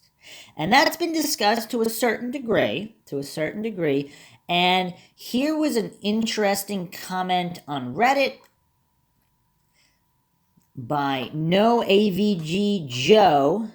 3 years ago, I don't think he had anything to do with this regarding Derek German. However, since he was the one picking up the girls, it would be important to know everyone Libby's sister came in contact with that day, as well as Derek. It is my understanding the girls called to see if he could pick them up from the bridge prior to going. He has been involved in drug-related crimes, and again, the bridge, of course, was an area where drug dealers frequented. So what are the chances that Derek German or people affiliated with Derek German were hanging out in that area doing drugs? It wouldn't be that much of a stretch. Which means he has been around a lot of sketchy people over the years, in and outside of jail. Has he ever ratted on someone? Who are his enemies? Did he tell anyone he had to pick the girls up at the bridge? Maybe someone asked him to meet up or something along those lines, and he had to decline because he had to pick the girls up. At the presser at the trail last week, Carter said something along the lines of law enforcement needing to regain the community's trust. What did he mean by that? After the murders, there were a lot of unrelated arrests that came during the process of their investigation. Maybe that's why. In the beginning, the unrelated arrests seemed like a bad move because I thought it would scare people away from calling in tips. The regain trust comment made me think the person they might be trying to get the tip from is involved in something sketchy, or they have been in the past. I don't think he did this at all, just my thoughts on the Derek stuff since he was brought up. And again, what can be gleaned by these comments on regaining trust in the community? That is very, very interesting. Because were they going after pretty much anyone and everyone because they wanted to solve the case so bad for public image and otherwise that they kind of burned bridges, so to speak, with certain individuals who might have information on the perpetrators? And because they arrested them for these other drug crimes, maybe tried to get them to talk or plea bargains and they refused, now they hit all of these, they hit a wall because these individuals that maybe would have called in tips did not because the police arrested them for some petty drug crime. Is that a possibility? Also, another comment here by Delaware J, also 3 years ago. I think that law enforcement may regret being a little heavy-handed on Ron Logan at the initial stages. If they are going to serve Ron Logan with a 3-year sentence for being typically drunk on probation, non-violent, not really hurting anyone other than his liver, then why should anyone expect mercy when they tell the cops their own story that could lead to Bridge Guy's unmasking? They should have put Ron Logan in the clink for a week on probation violation and moved on once they found out he's not Bridge Guy. Unless he really was, and again, he had nothing to do with the crime. We have to be very careful when stating Bridge Guy versus the perpetrators if they're not the same individual. If their motive is we can throw him in for 3 years and by golly he will talk, then that has also failed. Instead, the people who may know Bridge Guy will shirk further into the shadows. I can't blame them. And that's an interesting point as well. If law enforcement were that desperate to get anyone, and they just started arresting all these people for petty drugs, probation violation, that they might not have otherwise gone after, or at least not as heavy-handed, so to speak. Did that burn all these bridges with these potential tipsters who refused to talk because of this? A user since deleted responded to this comment with, I also think they were flat out pissed at him for lying to them and not cooperating. He's a bit of a pistol, I've heard. Law enforcement actually said that he stopped cooperating with them, so they showed him who's boss, sent him downstate, and searched his property for over 11 hours. So again, if this is the way the Delphi law enforcement are handling investigations and individuals, is it possible that Ron Logan knows a lot more than he stated as well? And then, of course, there are all those issues with the property disputes or interests that people believe might have been a motivation for something. Either an association with drug dealers in the area or whatever the case may be, possibly corrupt law enforcement. Either way, there's definitely something going on behind the scenes that we don't know about regarding all of these issues, and they may or may not have something to do with whatever happened to Libby and Abby.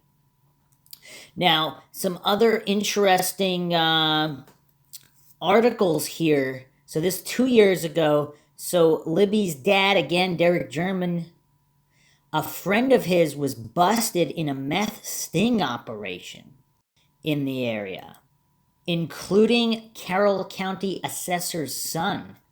So this is an article on Journal and Courier, jconline.com. This was posted July 5th, 2018. Carroll County assessor's son arrested for dealing and possessing meth.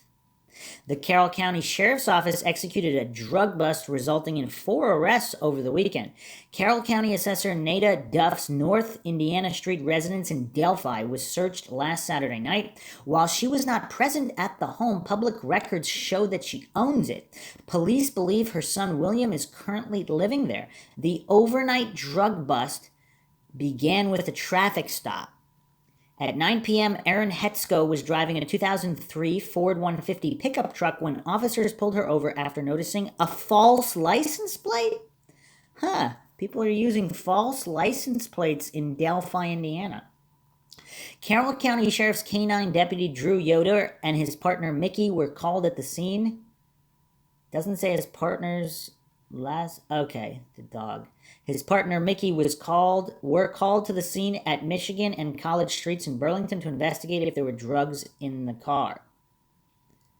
Mickey's sniffing suspicions were confirmed, and officers found several baggies of marijuana, a brown glass vial with a crystal-like substance, and a few other baggies that contained a crystal-like substance, according to the probable cause affidavit. Hetzko also had $600 in cash in the car and told Burlington Town Marshal Terry Moore she had just done a deal with William Duff. Hetzko then told the officers Duff and his girlfriend were headed back to his Delphi house after the deal, according to the affidavit. She told officers she sold the couple half ounces of meth and marijuana for $300 apiece. From there, Deputy Yoder had enough information to file a search warrant of the North Indiana Street residence. As officers approached the home, they noticed a silver SUV in the alley. A man wearing an orange shirt was getting out of the car when officers yelled for him to stop, according to the affidavit. The man took off running. As the man rounded the corner, officers shined their flashlight on him and identified him as William Duff. Duff threw his hands up in the air and dropped several items, according to the affidavit. Again, police dog Mickey smelled drugs. Mickey had a busy day. Elizabeth Lind, who remained in the driver's seat of the SUV, gave officers permission to search the car, where they found marijuana in a backpack belonging to Duff, according to the affidavit.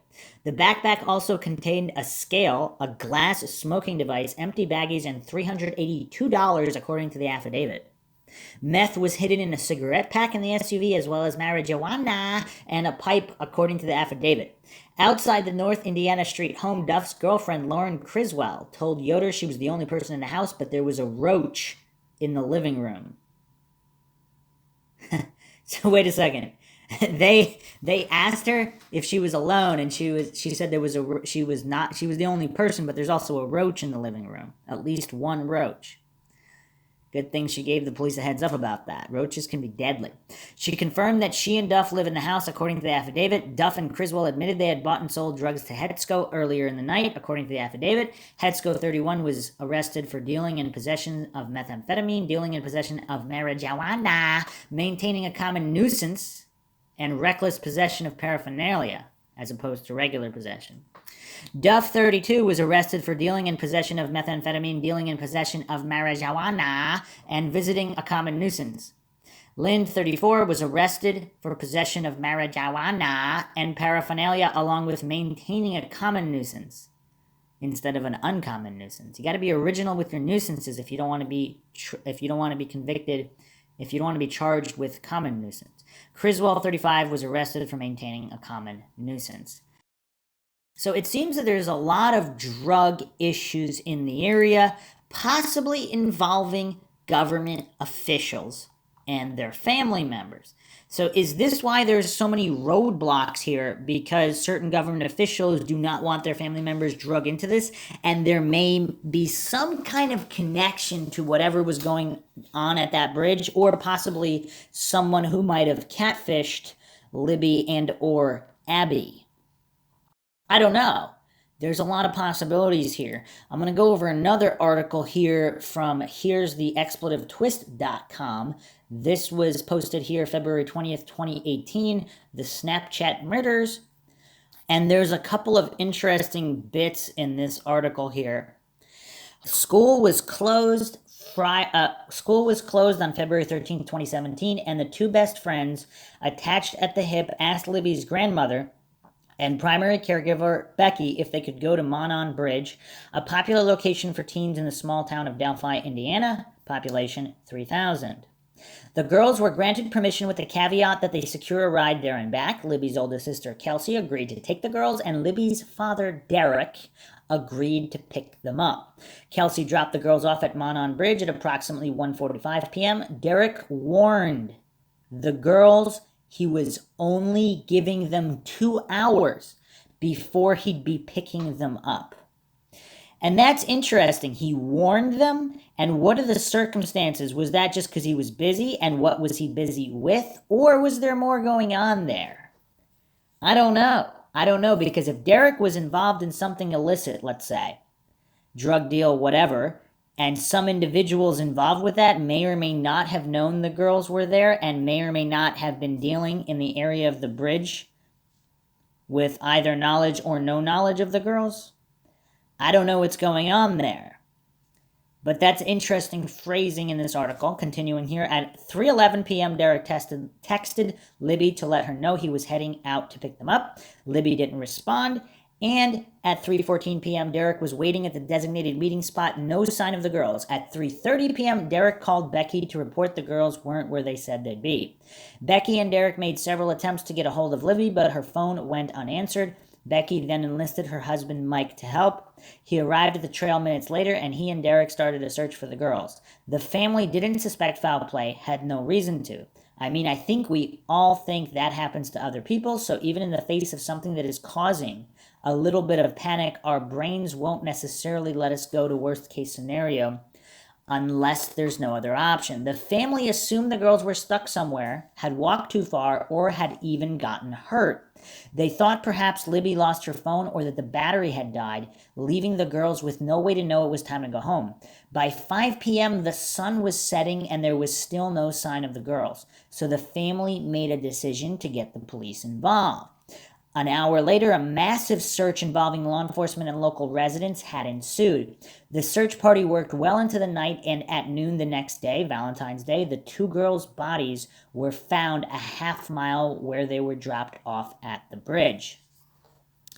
What's also kind of interesting is, again, the significance of Valentine's Day and the fact that the bodies were found on Valentine's Day and one or both of them might not have been dead the previous day. Again, we don't really know. Of course, the autopsy reports are sealed. Police have not publicly stated how the girls were murdered or given details on an MO. What they have released are two compelling images of the prime suspect, as well as a 3-second audio clip of the prime suspect issuing the demand down the hill. While on their hike, the girls were actively posting to Snapchat and recording video on Libby's phone. Police say Libby's phone recorded the entirety of the girls' last moments. Let me read that again. Police say Libby's phone recorded the entirety of the girls' last moments. And again, that's what they said. The recording starts off with normal girl stuff, talking and laughing. When the man appears on the bridge, the girls then become nervous and guarded. The suspect hustles towards the girls quickly, enough to alarm them, causing Libby to conceal her phone in a successful attempt to capture the man on film. And again, is it possible that this man is not the one that harmed them? Is it possible this was an encounter that had nothing to do with how they met their ultimate fate? Again, I don't know, but we have to think outside the box and consider that possibility. At the end of the bridge is a path twisting down a hill. The path is likely what the demand down the hill was referring to. Their bodies were found across a shallow creek at the bottom of that hill. And again, if you could check out the previous podcast episode, The Wrong Hill, there was police tape across a different hill. It is unknown which hill they actually went down. And of course, it's also unknown. Is it possible there was a car waiting and other perpetrators and they actually left that area and then the bodies were brought back to stage the scene as the prosecutor actually stated the scene was staged. So, and the thermal imaging drone camera did not pick up their bodies. So again, we really don't know the timeline, or we can't corroborate any of this information. Police have indicated that they have more evidence related to the suspect on Libby's phone, but will not be releasing it as to not compromise any future trial. Let me say that again. Police have indicated that they have more evidence related to the suspect on Libby's phone, but will not be releasing it as to not compromise any future trial. And again, this was published 2018. Since then, have they identified the bridge guy and ruled him out as the murderer? I don't know. By June 16, 2017, police had more than 18,000 tips to sort through, with at least 5 new tips coming in daily. On July 17th, police released a full composite sketch of their prime suspect. He is described as a white male between 5'6" and 5'10", weighing between 180 and 220, with reddish brown hair. In September 2017, a suspect identified as Daniel J. Nations was arrested. Nations was stopped for driving a car with expired license plates in Colorado. He was also wanted in connection with complaints of a man threatening hikers with a hatchet in Woodland Park. A mountain biker, Timothy Watkins, was fatally shot on the trail around the same time Nations was allegedly threatening people. At the traffic stop, police found a hatchet and a .22 caliber rifle in Nations' car. Nations has a lengthy criminal record, including petty offenses and domestic violence, as well as being a registered sex offender after being charged for indecent exposure. Nations had connections to Indiana, claiming to be homeless and living under an Indiana 67 bridge in Morgan County since January 31st, 2017. Nations was questioned by Indiana State Police in October, where they obtained his DNA for further processing. An El Paso County Sheriff's official told reporters that there are many similarities between the cases, but has stated that Indiana investigators did not want any more information released. Interesting. So the Indiana investigators are the ones that want to keep everything hush-hush, going so far as to reach out to other departments to keep everything hush-hush. What does that tell us? Daniel Nations was sentenced to 3 years probation January 5th, 2018 for the charge of threatening hikers in Colorado because he had an active warrant from another county. Nations was still in police custody as of January 24th, 2018, when he was transferred to Indiana custody on an unrelated charge. In early February 2018, police announced that Nations was no longer considered an active person of interest. In the Snapchat murders, the killer is still at large. Okay, interesting information there. And then I'm going to go over one more article here, and it has a couple details that I have not seen discussed at length either, and we're going to attempt to connect them with the other information we've gone over here. This is from PurdueExponent.org, A New Path. Purdue student vows to find meaning in wake of sister's unsolved slaying, by Jordan Smith, June 5th, 2020. Kelsey German stops, the gravel beneath her feet ceasing its crunching. She gazes at the memorial honoring her sister and her sister's best friend, both of whom died 3 years ago. Pastel cutouts of the letters L and A lean against the wooden post of the makeshift memorial. Strewn about the letters are white crosses, pink flowers, and beaded jewelry, none of which were placed by Kelsey's family. A soil-smeared sign reads, Abby and Libby, we are still searching for the truth. We refuse to give up until justice is served. In hope and love, the justice seekers. Signed by a group of 7 web sleuths who live online working full-time to uncover hidden details. A rusted, bent out of shape red gate blocks what used to be an entrance to the Monon High Bridge Trail, no more than 200 paces from where Kelsey stands. On February 13th, 2017, this was where she dropped off 13-year-old Abby Williams and 14-year-old Liberty German, who walked to the spot where their memorial now stands and turned left. The trail, 2 people wide and shrouded by trees, winds around a bend and leads to an 850-foot-long abandoned wooden railroad bridge. The 2 girls were headed to take Snapchats on the bridge, which looms several stories above the rushing Deer Creek, when they encountered a man. His identity remains unknown to law enforcement. And again, is that an assumption? I've constantly talked about that. Has that man been identified and cleared? I don't know. But again, the law enforcement refuses to really give definitive or clear statements or own up to previous mistakes.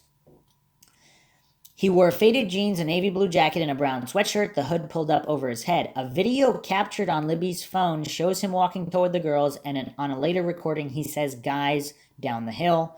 And again, as I stated earlier, we do not know if that's the same guy. Around noon the next day, the girls were found dead on a steep embankment along Deer Creek in Delphi, about a half mile from the bridge. If you weren't from the area, you wouldn't know the trails were here, German says, turning away from the trail.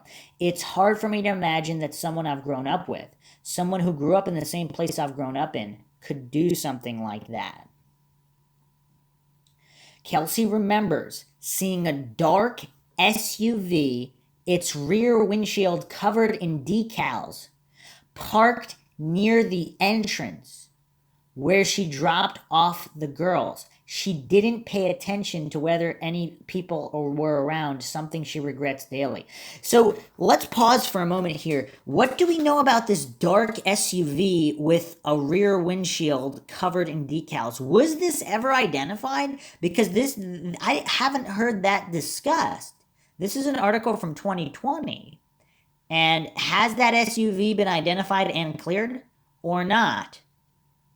Interesting to know. All the Mindshock listeners out there, feel free to chime in for those that know more about this dark SUV with decals.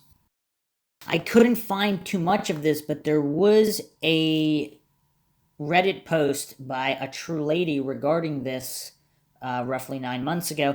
I think Kelsey's description of the vehicle is important in terms of profiling.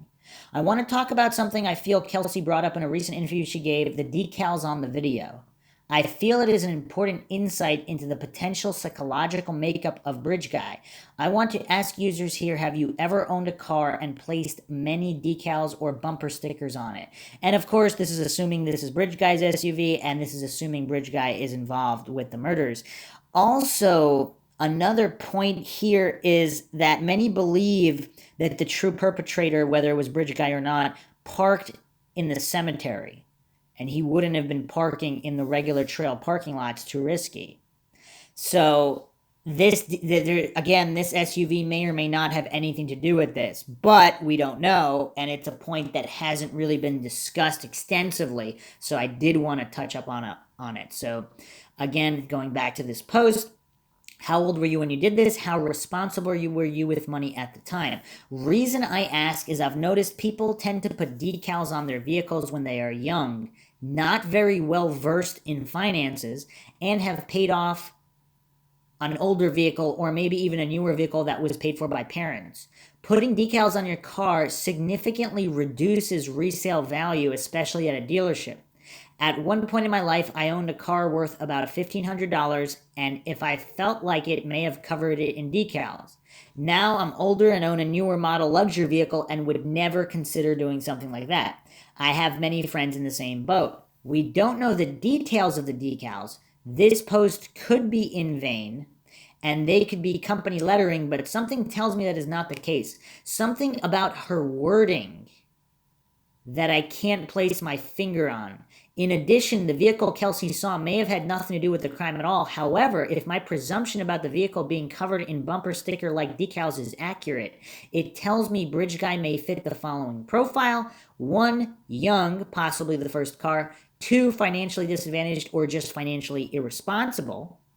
3, someone who does not live in town, although likely a prior resident. Everyone who lives in a small town finds cars covered in decals memorable. I remember in my younger years, it was a way of expressing individuality. 4, there is also the possibility they used a friend's car, which is why law enforcement is adamant someone knows. They know someone lent Bridge Guy their car and he returned it. And when he returned it, he was off in some way or another.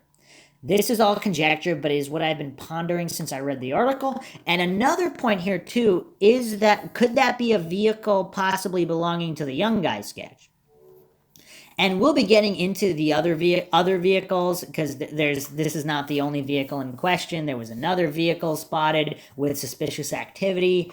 I'll be going over that in the next episode. But some responses here. Where I live, people who put multiple decals on cars usually have some kind of message they are sending. I often see them from 1, super crunchy people promoting equality, community gardens, love is for everyone, and liberal candidates. 2, military, Second Amendment people who love to say they will shoot you, no one is going to tread on them, and Semper Fi, when they probably aren't even in Marines. 3, sometimes dog people if they show or breed a specific type, or sometimes horse people, so animal people.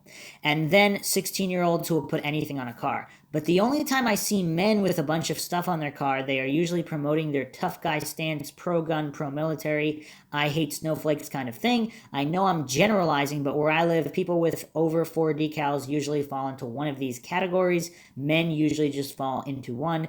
Interesting thought. The other thing that's kind of interesting is wouldn't other people have seen this vehicle? And if it stands out that much, a dark SUV with multiple decals on the back, it's kind of hard to remember a vehicle that maybe only has one or two. But if the windshield had a whole bunch of decals, I mean that's a bit more memorable. It seems other people would have remembered, and maybe law enforcement did track it down and ruled it out somehow. Or maybe not, but you would think they would tell Kelsey German if they did, right? And she wouldn't still be talking about it in 2020. Another good comment here: cars bought directly from a previous owner or discount lots often have the stickers still on them. I sold two cars in which this was the case. I saw one of them a couple years later and the stickers were still mostly intact.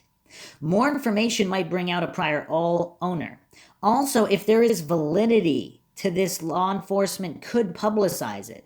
It seems reasonable that the car might have been bought cheaply and immediately prior to the crime with the intention of disposing of it immediately after. Interesting. Interesting indeed. And another comment here: dark SUV, doesn't know exact color, never ever mentioned before by anyone that I'm aware of. This is strange. I have been following this case since the onset, most videos and podcasts along with online forums, and this has never been brought up. Why now? Don't give me the she's trying to remember preach, not buying it. There are four things I think when it comes to this vehicle statement. First, if there's a vehicle around drop-off point, this would have come out a long time ago and on more than one platform. Second, could this be something she told law enforcement early on and wasn't supposed to divulge this information? Third, did law enforcement allow her to drop this bomb, so to speak? And fourth, why bring it up now? I mean, if she told law enforcement of said vehicle at the onset of the crime, have they cleared the vehicle and or driver? If so, why bring this up? I don't get it, and it's all very strange to me. It's like the story changes constantly. Why? Those are some really good questions. Really good questions. A response here: I guarantee this was planned. She posted last night about taking a social media break. I'm guessing because she dropped this news. Plus, people are literally expletives towards her for no reason. But yeah, she definitely didn't just remember this all of a sudden. It has to have been planned, or she decided to mention this on her own because nothing else has happened. That's an interesting point, too, because if she's that frustrated with law enforcement, maybe they kept telling her they can't track it down, but they don't want to release the information for some reason, and she took it upon herself to release it. Who knows? I don't know. It's really bizarre. And a lot of people are saying they never saw this SUV mentioned before. I don't quite remember, because I think I read something where she said there may have been a suspicious vehicle, but I don't remember it being described as a dark SUV with decals. So I'm not sure. Again, people who have followed the case since the beginning can chime in. Another interesting comment here: I don't know what I think for sure, and it's driving me crazy. I don't think she made it up, but other than that, I'm baffled. Like you, I think going rogue would hinder the investigation, and I'd like to think she understands that. The only reason I think her going rogue might have happened is, what if, I hate what ifs, I can't believe I'm saying this, Kelsey has told law enforcement of the SUV before, but they shrugged her off. All these years, and the SUV is still in her mind, so she figured, screw it, I'll cast a line and see if anyone bites. But then I keep thinking this case has been at such a standstill. If law enforcement never checked into this to begin with, why haven't they gone back now? Doesn't seem like they have anything to lose at this point. I want to believe this is all part of a master plan law enforcement has concocted to smoke the killer out. I believe in order to suspect this theory, though, you have to believe law enforcement pressers have been cryptic in the past and the shack dialogue was planned. I'm not sure if I believe those assumptions, though. I do think the pressers have been cryptic, but more in a way that someone who knows something would understand the weird things they say. I don't think they've been cryptic in a manner to throw the general public off. However, I think the shack dialogue was rogue, emotions got the best of him and he started rambling. I really want law enforcement to have had their hand in this. It would mean the case was still in their minds and they're actively investigating. My biggest fear surrounding this entire investigation is it goes cold. I hope they never let that happen. And some astute observations there. Those are all good points. Another response here by Girl with Funny Hat. I was 16 when I had my first car and put decals all over it. I personally agree with your train of thought here. I have always felt the perpetrator was 16 or 17 at the time of the crime, though. I have no basis whatsoever for this. It was just my first thought at the time and one I've just stuck with. And you know what's interesting, too? If it was a youngster, 16, 17, relatively young, is it possible their family members have been covering for them? And again, is the young guy's sketch the true perpetrator? And these older individuals are not the perpetrators. They were there, maybe they interacted with the girls, but they didn't kill him. But then they wanted to cover for this other individual for whatever reason. Are they involved in the drug trade with him? There could be a lot of different reasons why they would cover for him that don't specifically involve actually wanting to cover for them if they fear for their own imprisonment from their own illegal activities. That may very well be the case. And then, of course, there was the other vehicle parked at the CPS, coincidentally, that day as well. And I'll be getting into all of that later. I just wanted to focus on these particular issues. And something that I haven't seen mentioned, also, apparently Leesenby was asked if more than one person was involved in the killings, and he responded, "We're not sure about that." So that's interesting. Leesenby himself has said, "We're not sure about that."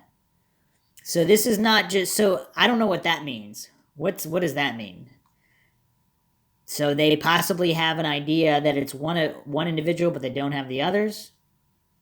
Another comment here on Web Sleuth. Reading the article about Kelsey, like a lot of people, I was surprised that she mentioned a black SUV with decals. I certainly never heard about it before.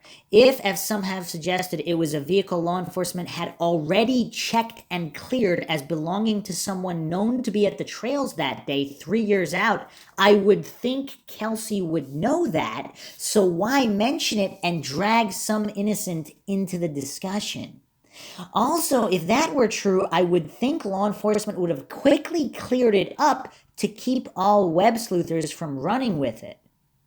I'm thinking either one, law enforcement has known about the SUV for 3 years and strangely chose this method to get it out to the public after the debacle last year with the new sketch, not wanting more criticism, or two, Kelsey, knowing the SUV has not been cleared and feeling frustrated with law enforcement not releasing the info, took it upon herself to do just that. Or three, law enforcement has just stopped caring at all about what the public is talking about.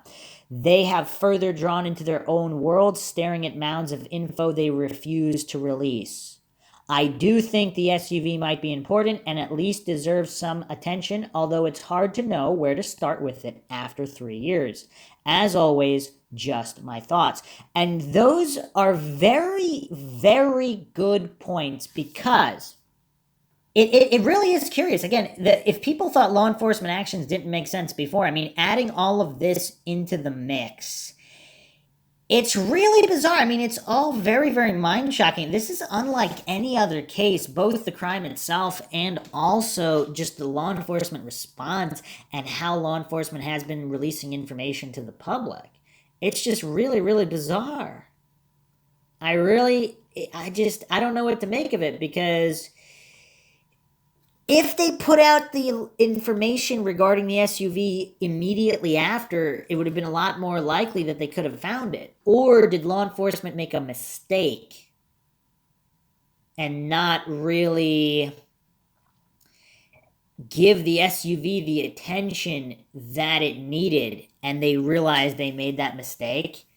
And 3 years later, I mean, it's still possible people might remember it, but if they had went public with it early on, it seems like it really seems like there's something weird going on, and we don't know what it is. An unknown variable. But let me finish this article here. The people who walk past me in the store, I can tell you exactly what they were wearing usually a day later, she says, just because that's the kind of stuff I have to know now. Now a 20-year-old incoming junior at Purdue, Kelsey was only 17 when her sister Liberty was killed. In the years since, Kelsey's been thrust into a national spotlight she didn't ask for, with media members and podcasters all seeking her opinion. Some have been helpful. She keeps a list 3 pages long of people she's spoken with, while others have disrespected her family's suffering in favor of a dramatic narrative. At first reluctant to publicly advocate for her sister, Kelsey now owns her story and then some. Sometimes you have to deal with the sensationalized part of it to get your story out there, she says. She hasn't limited her activism to extracurricular choices. After a year at Ball State pursuing a degree in communications, she had a change of heart. Her transfer to Purdue was the culmination of a longing to immerse herself in the criminal justice system to help future victims' families. As long as the case is unsolved, the town of Delphi remains apprehensive. Its members have been told by law enforcement that the killer likely is or was formerly a resident of the 3,000-person community. And again, just bringing in their statement of no threat to the public, that's kind of weird, because if they're saying that this is a current resident of the community that's capable of just murdering these children in cold blood, yet there's no threat to the public, it's weird. And if they received some kind of tip or rumor that this was some kind of hit or they were targeted, why would they trust it? Why would they just blindly trust it and say there's no threat to the public? It just doesn't make a lot of sense, as well as most of their actions don't make a lot of sense. Progress seems slow, though investigators refuse to label it a cold case. In years past, Kelsey suffered severe panic attacks when she and her family trekked to visit the bridge on earlier anniversaries of her sister's death. She'd reach the memorial, look down the trail leading to the bridge, and sit to wait while family members continued on. The bridge is under construction now, blocked off by a chain link fence, so we walk an adjacent trail down a steep hill, one Kelsey last walked on with Libby 2 weeks before her death. So actually, if they went there that frequently, is it possible that the perpetrator, if he was someone staking out the trails, he might have actually seen Libby prior to that day as well? Huh. She would have been turning 18 this year, she says. It's really crazy to think she would be driving right now and filling out her college applications. Kelsey's phone rings. She adjusts her purse on her hip to grab it. My grandma's checking on me, Kelsey said after ending the call. She saw I was down here. Kelsey's grandmother, with whom she lives in Delphi, tracks Kelsey's cell phone locations now. The call came despite the fact that Kelsey had told her grandmother earlier that day she'd be visiting the trail. The day the girls went missing, she and her grandparents scoured the forest alongside hundreds of Delphi community members, leaving after hours without success. Again, to the people online who think they searched throughout the entire night through morning with no break at all, again, there's conflict here. There are the dark hours. There were a few hours unaccounted for. So they searched for hours and then left. So we don't have information to corroborate that every second there were people there. There were dark hours when the bodies could have been returned to the general location and staged. Shortly after, the family downloaded an app to track one another, and Kelsey carries with her a taser and pepper spray, just in case, she says, alluding to the man suspected to have killed her sister, especially since we don't know where he is or where he could be now. Finding meaning. The panic attack happened while Kelsey was studying for criminology class, reading about homicides. She was a freshman at Ball State in late 2018. She had been away from home for 3 months and hadn't yet mustered the motivation to explore campus or make friends. Many times she sat in her dorm room for hours on end, advocating on social media to find her sister's killer and doing as many as 6 interviews a day with various journalists and podcasters. Her mental health was depleted by her devotion to her sister's cause. It had come to dominate her life. It was in this state that an older man, he looked a bit scary, approached her while she was studying on campus, sending adrenaline coursing through her veins. It just felt like any older man who was coming near me could be that person because we didn't really have an image of who he could be, she recalled. So as I was sitting there, I was thinking, what if this is him? What if he's taunting me? What if he's going to follow me back to my dorm room? What's going to happen? It was very real and very scary. Kelsey had aspired to be a photojournalist throughout high school. When Libby was taken from her, it spurred a change that may put her front and center in future homicide investigations. She wanted to study forensic science and drop communications. The decision took rounds of visceral conversations with family members. Ball State's criminology department didn't offer the forensics program she wanted. What's more, committing to forensic science meant relinquishing the ability to remove herself from the world of criminal investigations when it became overwhelming. Instead, she'd be immersing herself in that world, each lab and course serving as a constant reminder of Libby's crime scene. Our concern was all her life she wanted to go into journalism, and if it hadn't been for this, she'd be in journalism, Kelsey's grandmother, Becky Patty, said. We asked her to put a lot of thought into it because this is a career.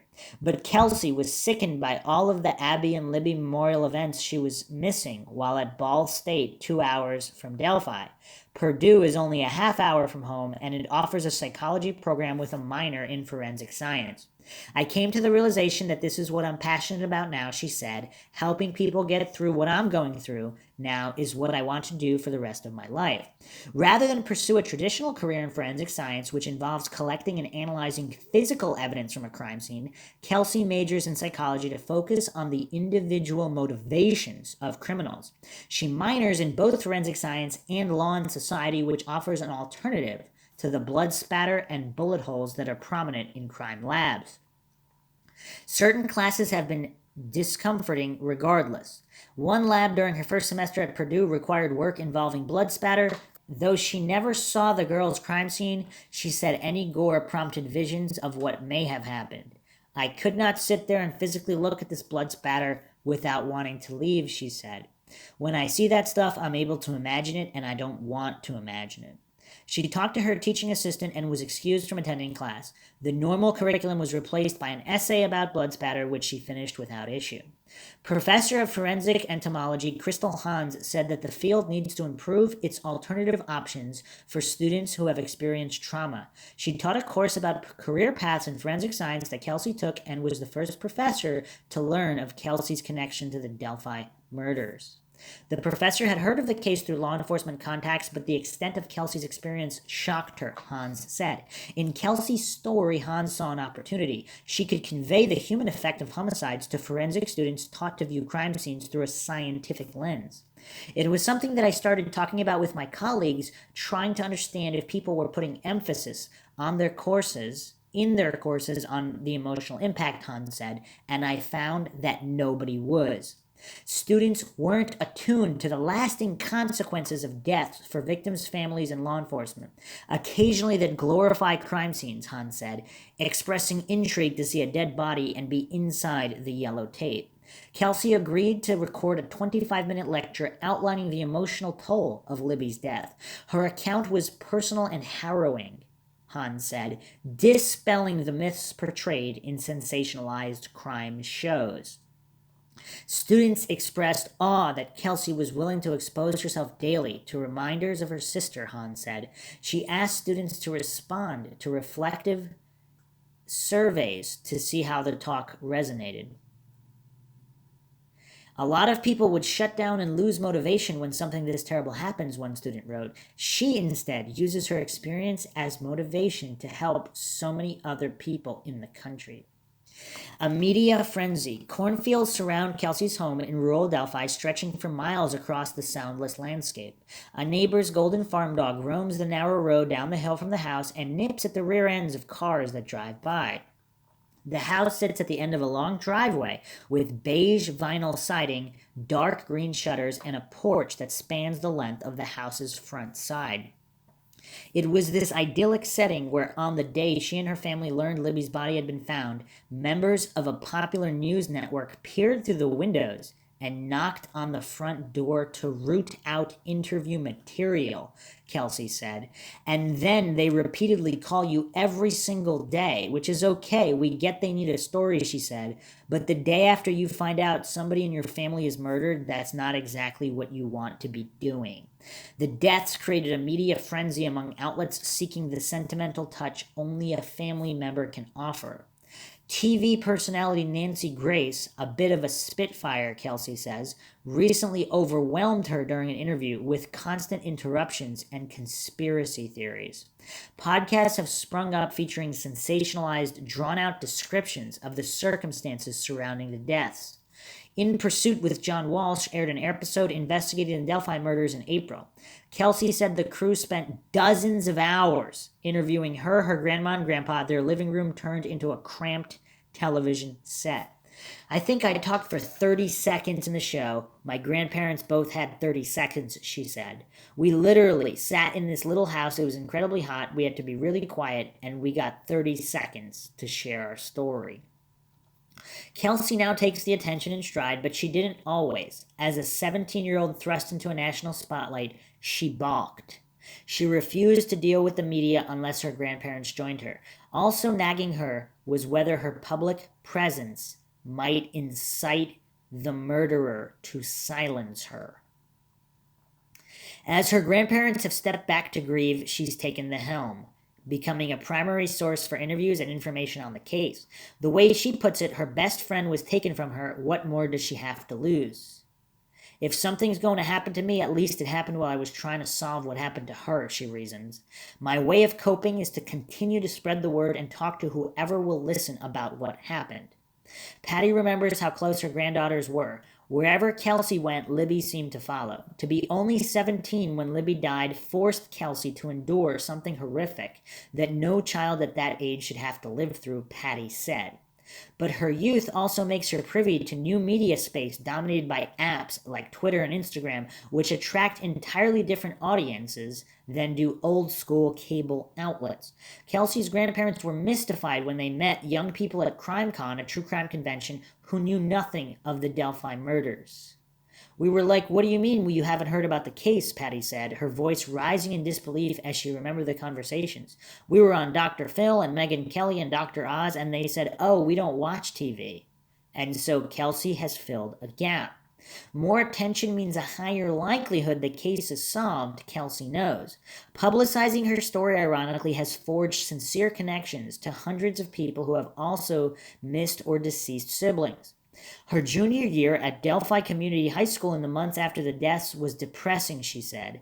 Sympathetic peers made efforts to befriend her, but nobody knew what to say. Dozens of friends dwindled to 3 or 4. Kelsey didn't want to talk anyway. She's lived with her grandparents since she and Libby moved there 13 years ago because their parents had disassociated from them, she said. Kelsey's mother lives in Kentucky, and the two argue more than ever before. Kelsey says her father has been in and out of prison, though he now lives at her grandparents' home. In need of a support system, in May of her senior year, she traveled to Nashville to attend CrimeCon, which puts an emphasis on respecting victims' family members and spreading information about missing persons. Thousands of attendees empathized with her, something she found lacking in small-town Delphi. She remembers being moved upon meeting Michelle Cruz, the sister of a Golden State Killer victim. She looked at me my first day of CrimeCon, Kelsey recalls, and said, we're here for you. No matter how long you have to wait, you're not going to have to wait 42 years. Her Twitter following has since ballooned to more than 12,000 people, and she's flooded with 100 DMs a day. Sometimes people send tips about Abby and Libby. Others plead that she use her following to spread their story. For every case that generates as much buzz as the Delphi murders, Patty figures there are 9 that don't. She said to her, it seems the media gravitates towards cases without rhyme or reason. It was pure luck that the Abby and Libby case gained traction in her view, and now the killer is under building pressure. There are many families that aren't as lucky. And Kelsey has seen that, she said, so she tries to help those other families as much as she can. She uses the fact that people know who she is to help others. Others reckon the eerie imagery linked to the case makes it rare. Indiana State Police Superintendent Doug Carter said how unusual it is for law enforcement to obtain a photo, video, and audio clip of a suspect without being able to identify the person.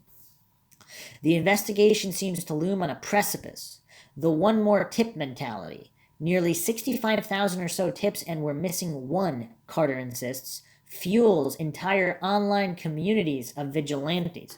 And another point there, if this is someone involved in law enforcement, if the true perpetrator is law enforcement, wouldn't they want to continue the narrative of, we don't know who Bridge Guy was? Because let's say Bridge Guy is not the perpetrator, and the perpetrator was really a police officer or someone affiliated with police officers in some capacity with law enforcement. If they know it's not Bridge Guy, if he was arrested, identified, and cleared, would they continue this narrative that he wasn't in order to shield the true perpetrator if they were involved with law enforcement? This is if the corruption angle is true. I'm not alleging it is or is not, but if it is, would they continue with this narrative? The subreddit Delphi Murders has nearly 27,000 followers who hang on Carter's every word. One theory wrongly posits that Carter's allusion to The Shack, a novel about a man who seeks redemption after his daughter is murdered, during a 2019 press conference implies the girl's killer may have been motivated by the book or even left it at the crime scene. It's problematic, Carter said about conspiracy theories. With homicide cases, it's easy to speculate. I mean, with coincidence theories as well, that claim that whatever the official narrative or officially released information is gospel, I mean, that's an issue too, because it's easy to pretend and put blind faith in this, which, again, doesn't get cases solved that are unsolved. Any theory about the source of the case's magnetism has to acknowledge the setting. The town's isolation points to one of its own as a probable suspect. And as a business owner, Trish Mendel said, you would never think something like this would happen in a small town. They took our kids. Everyone in Delphi knows Kelsey. She tells me as we walk around the historic downtown square. It's impossible to search the name of the 3,000-person town without being prompted to read about the murders. In person, reminders lie on every street. Across the street from the century-old limestone courthouse, a worn-down beige apartment building has huge signs plastered into its ground floor windows, bearing faded sketches of the suspect's face. One poster pleads with passerbys to send any tips to the Carroll County Sheriff's Office. Steps from the corner apartment building is Stonehouse Restaurant and Bakery, its door adorned with a smaller sketch. When Abby and Libby died, the bakery made heart-shaped cookies with the girls' names frosted on and donated money from sales to the suspect's bounty fund.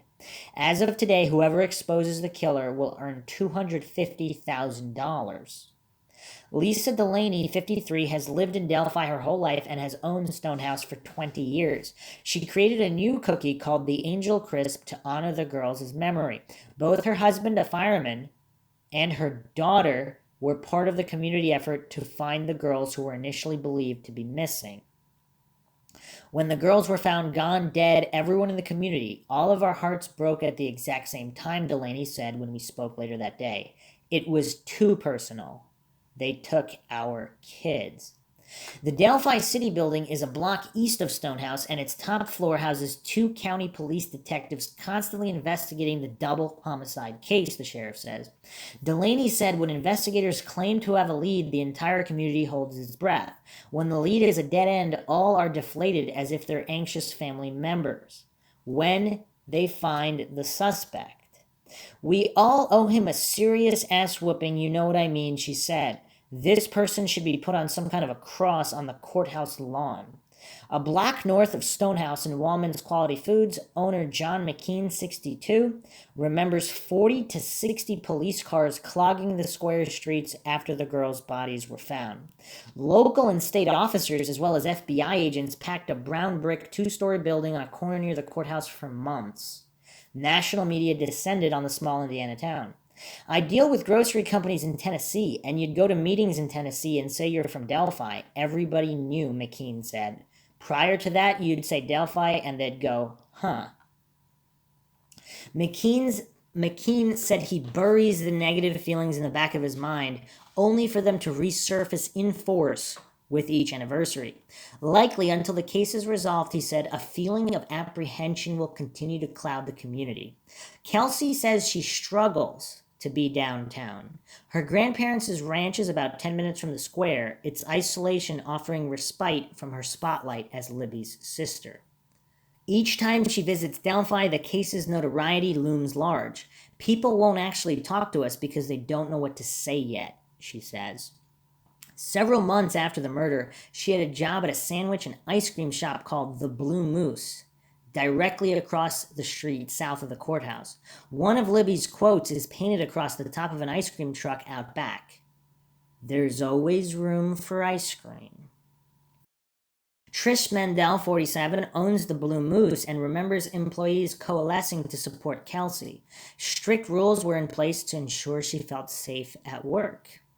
We were just really careful with her. You know, when Kelsey goes out, you walk her to a car, make sure she gets in her car, okay, she said, because you don't know where this person is, who they're watching, what's going on. And that's really, really creepy. I don't believe I've touched upon that. But if the killer or killers are both local, involved in the crime, drug scene, whatever, they obviously could have been watching Kelsey as well. And would it be too risky for them to make a move on her? I don't know. But again, it's really, really creepy and bizarre to think about it. And this article really sheds light on, again, the apprehension in the air. And obviously this case really, really needs to be solved, and soon. Delphi used to be a town where people felt comfortable leaving car doors unlocked, Mendel said. Its small-town bubble, with neighbors holding neighbors accountable, insulated it from the violent crime that ravaged large Midwestern cities like Chicago and Indianapolis. When 2 innocent girls were killed while taking pictures on a walk, the bubble burst. The town is stunned to this day. The family needs justice. They need this done, Mendel said. They shouldn't have to wait 20 or 30 years. Someone knows who did it. People differ on whether the Monon High Bridge Trail should fade into history, permanently stained by the tragedy, or be reclaimed for its beauty and history. Mendel visited the old railroad bridge for the first time in 2016 to take senior pictures with her son. Then she found it dangerous. Now she finds it an omen. But Kelsey remembers when a group of 100, led by the pastor of Delphi United Methodist Church, marched to the trail in May 2017 to erase the fear that had warded off residents in the months after the incident.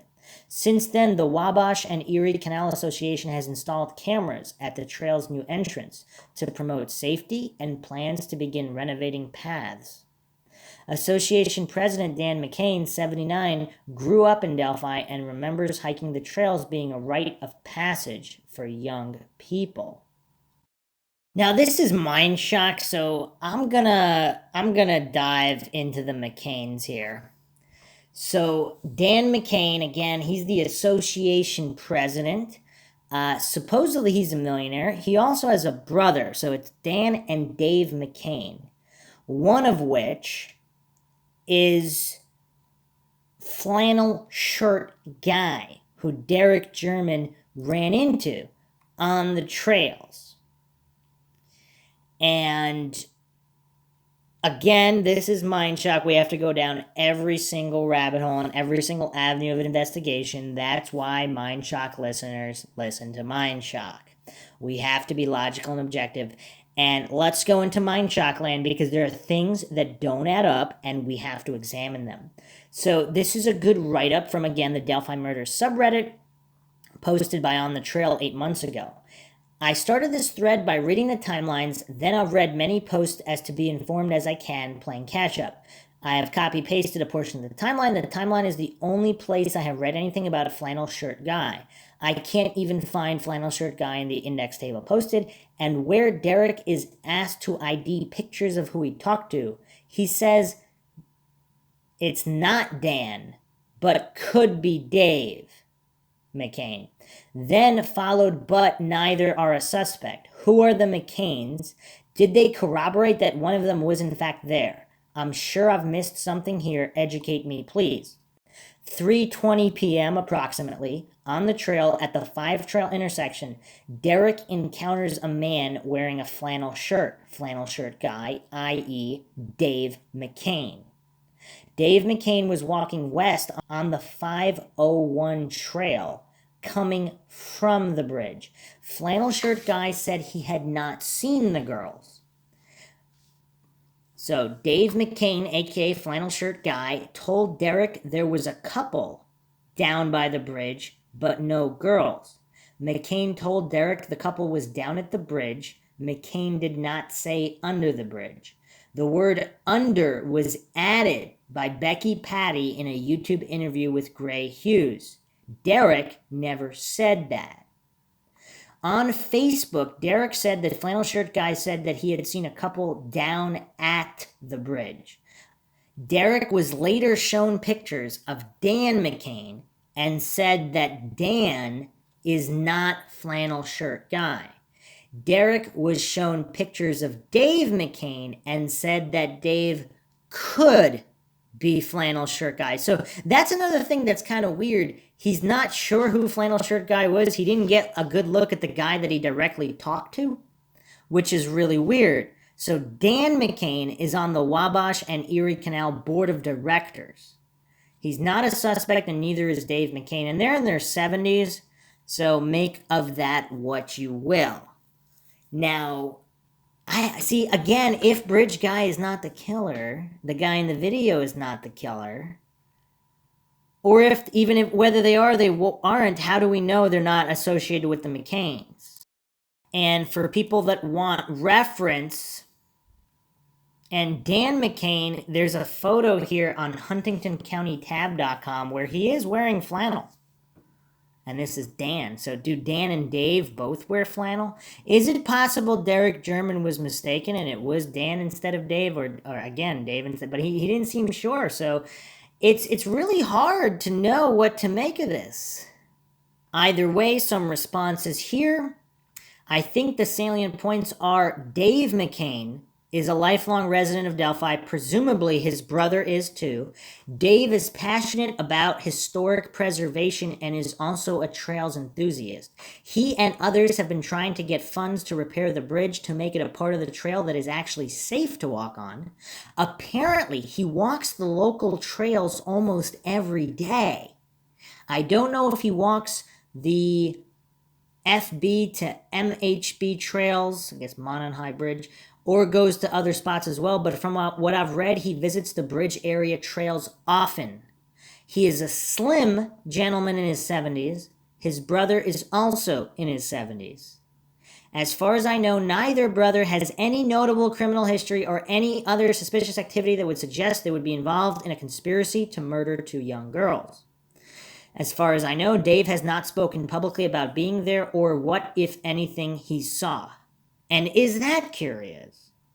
It is presumed by most people, myself included, that he was at the trail that day. This largely comes from the posts and comments of Bitter Beat Poet.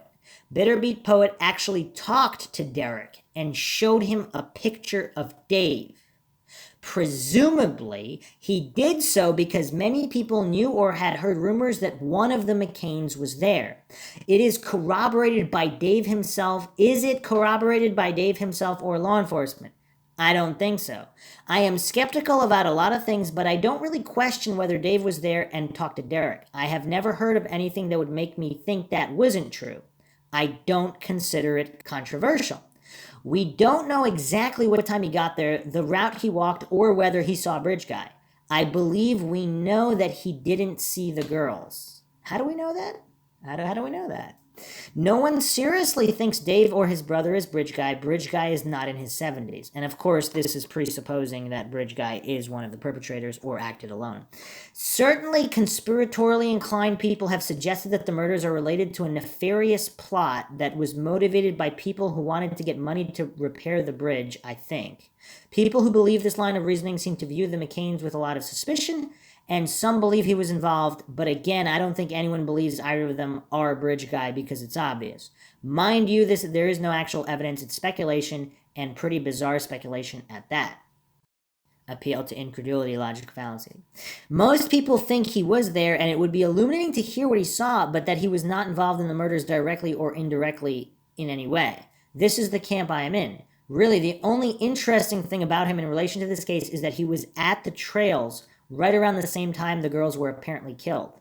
I mean, I would call that more than interesting. I mean, the coincidence theorist must be having a field day with this, because chastising the critical thinkers, aka conspiracy theorists, while maintaining that it's not unusual that he was there around the time the girls were being killed and somehow didn't hear or see anything. And we're going to get into a few more issues with McCain here.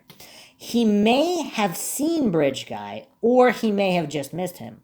I would also imagine that law enforcement has talked to him about people he saw in that area in the days and weeks before the murders. If you believe Bridge Guy is local, it's possible Dave had encountered him before, since Dave was there a lot. He was probably there more than anyone else, and that's an interesting point. The guy that walks those trails almost every day is the most familiar with them and spends the most amount of time there. I would be very curious to know what he knows. Again, brain fingerprint scans. Polygraphs are all well and good, but the brain fingerprint scan bypasses whether somebody is attempting to deceive or not. And here's an interesting follow-up comment, which I've also been thinking about. It appears he's the one who gave the red herring first sketch. I always felt it was a fake sketch, or he would be identified. Another response here, I don't trust flannel shirt guy. It's clear he wasn't Bridge Guy. But in my opinion, he can't be ruled out as an accessory. The red herring sketch and leading Derek German in the opposite direction of the bridge. I'm sure the old man's lawyered up. He should. And if he is the source of that sketch, it's weird because Doug Carter stated there were no witnesses and nobody saw Bridge Guy, so where did the first sketch come from? I mean, again, all of these conflicting statements from law enforcement don't make any sense. But if flannel shirt guy duped law enforcement, would they admit it? So if law enforcement thought he was telling the truth and the first sketch that was released, even though the sketch of the younger guy was made first, the first sketch released to the public was the older guy. Was the older guy a fake sketch? And if that's true, is flannel shirt guy the source of the sketch, whether or not he is Dave or Dan McCain? And a bunch of comments following this line of reasoning were deleted. So another person asked, is there any truth to the tale that flannel shirt guy has lawyered up and is now not talking to anybody about the case, not even law enforcement? Response here, I don't know. That is a rumor and we have no way of verifying, but I would also say that even if it is true, it would not make him any more suspicious in my view. I know this is commonly seen as a sign of guilt, but it really isn't, especially with small town police in a high profile case that they are under a lot of pressure to solve. It would be prudent for anyone to have a lawyer with them while talking to law enforcement, especially if he's told them everything he knows and they just want to keep going over it again and again, which is what police do when they have no idea who committed the crime. He would be very well within his rights to say, I've told you what I know. If you catch Bridge Guy and want me to testify at trial, send a subpoena and I will be there. Another interesting response here. This man is in his 70s with a history in the community and a passion for the trails, would do just what the police asked of him. If the police said, hey, please don't tell your story on Facebook or anywhere else, he would comply. That's all that needs saying. But yeah, they don't talk because they lawyered up and it's spooky and weird and people can spin lies for YouTube clicks, I guess, as opposed to just believing that flannel shirt guy is complying with law enforcement requests to stay silent on the case. To me, it makes BBP that much more credible that he didn't try to lie or spin gossip about Flannel Shirt Guy. He just said that guy's not talking, which is probably true. And again, that's just an assumption. That's why on Mindshock we don't blindly believe point A or point B in these black and white logical fallacies, because either could be true, neither can be true. We don't know. So to just play pretend and hallucinate that you can know likelihoods, if he's not involved, then sure. If he is involved, so is it a coincidence that he pointed Derek German away from the Monon High Bridge, the area where the girls actually were? I don't know. There seem to be a lot of coincidences in this case. And the coincidence theorists will pretend it's always all nothing to see here, and that these people were definitely not involved in any capacity. I don't know. Again, I'm not claiming anything is true or untrue, because I don't know. I wasn't there. Anybody who wasn't there cannot claim to know whether something is true or untrue. I mean, they can pretend and play fairy tales and say whatever they want to soothe their cognitive dissonance, like some of these commenters here who pretend that everything is above board no matter what, and that's why Flannel Shirt Guy's not talking. Another comment here: by no means was I trying to imply anything. I just found it odd at how detailed this whole thread topic has been documented detail by detail. And then there was this slight mention of a man, Flannel Shirt Guy, that may or may not have been there. It seems we have knowledge of what everyone else has seen, who they passed, what time they got there, what trails they visited, just a lot of information. And then you got Flannel Shirt Guy headed back from the bridge, crickets. And other people on the trail had seen Flannel Shirt Guy. So whether it's 100% corroborated that it was one of the McCains, again, unclear. And Derek German, yes, it's unclear. But if this was one of the McCains, I don't know. It is bizarre, because if all these other people walking the trails were forthcoming with information and Flannel Shirt Guy was not, what does that mean? And is it a coincidence that he pointed Derek German in the opposite direction of the Monon High Bridge? And is he the source of the fake sketch, if indeed that first release sketch of the older guy is a fake red herring sketch, intentionally created to draw suspicion away from the true perpetrators? All right, let's go back to the Purdue Exponent article. So we were just talking about Dan McCain, and he said hiking the trails became a rite of passage for young people. He said parents used to be unafraid to allow children drawn by their adolescent quest to explore the outdoors to embark alone. Now it seems to him Delphi avoids the historic trail system. People walk in pairs of 2 or more, and women trek with pepper spray or weapons. McCain said he understands and encourages these precautions, but his mission, supported by a grant of nearly $1.3 million Delphi received from Indiana's Next Level Trails initiative, is to repave overgrown paths, shore up eroded embankments, and install solid decking and railings on the wooden bridge. What was a bridge spanning the river will be transformed to a lookout, blocking off the other side to hikers. It's just about to be reborn, he said. As unfortunate as the incident was, should we let that control our lives for the rest of time? Can that be seen as a weird statement? Or possibly insensitive? I don't know. It's really weird. I don't know. That's weird. One more piece. Kelsey, same as other students, was deflated when Purdue canceled in-person classes in March and she had to return home. Some suffered from a lack of quiet workspace. Many felt sapped of motivation, attempting to maintain a scholarly guise as the world seemed to crumble. Kelsey German opens her bedroom door and has to stare into the room of her dead sister. Libby is everywhere in the house. Painted rocks with family photos glued on sit on the outdoor tables. Orange light bulbs illuminate the porch every evening, a symbol adopted statewide to indicate the killer is still at large. yet somehow no threat to the public. I don't know. Libby's room is untouched, as if she might return from school in the afternoon, except for stacks of case documents compiled throughout the years, Kelsey says.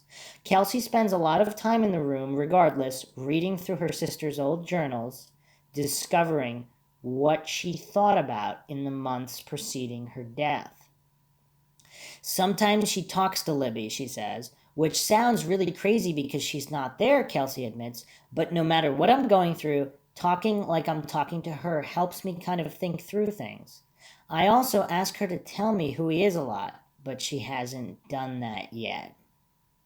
40,000 to 65,000 tips depending on who you ask.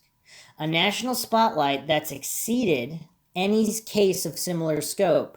2 sketches, a photo, a video, and an audio recording of the man on the bridge. A coordinated investigation between the Carroll County Sheriff's Office, Indiana State Police, and the FBI.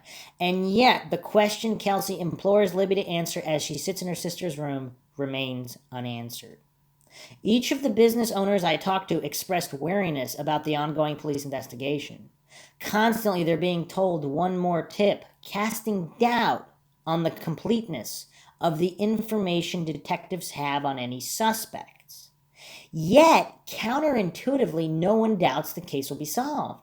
The evidence is inconclusive not because of a wanting quantity of tips, but a missing puzzle piece. As Carter puts it, one final piece makes the complicated equation whole. Someone is scared to death to identify their brother or father or husband or coworker. If there is something that we don't have yet, it's because it's not there, said Delaney, the bakery owner. That piece of the puzzle, somebody's got it, and at the right time, it's going to be laid down somewhere. Carroll County Sheriff Toby Leesenby stressed that acting on incomplete evidence might weaken the prosecution's case, potentially spoiling the one chance to imprison the killer. If a prosecutor doesn't get it right the first time, that's our only chance, the sheriff said. We want justice for Abby and Libby, but we don't want to do it at the expense of potentially losing the criminal case in our courtroom.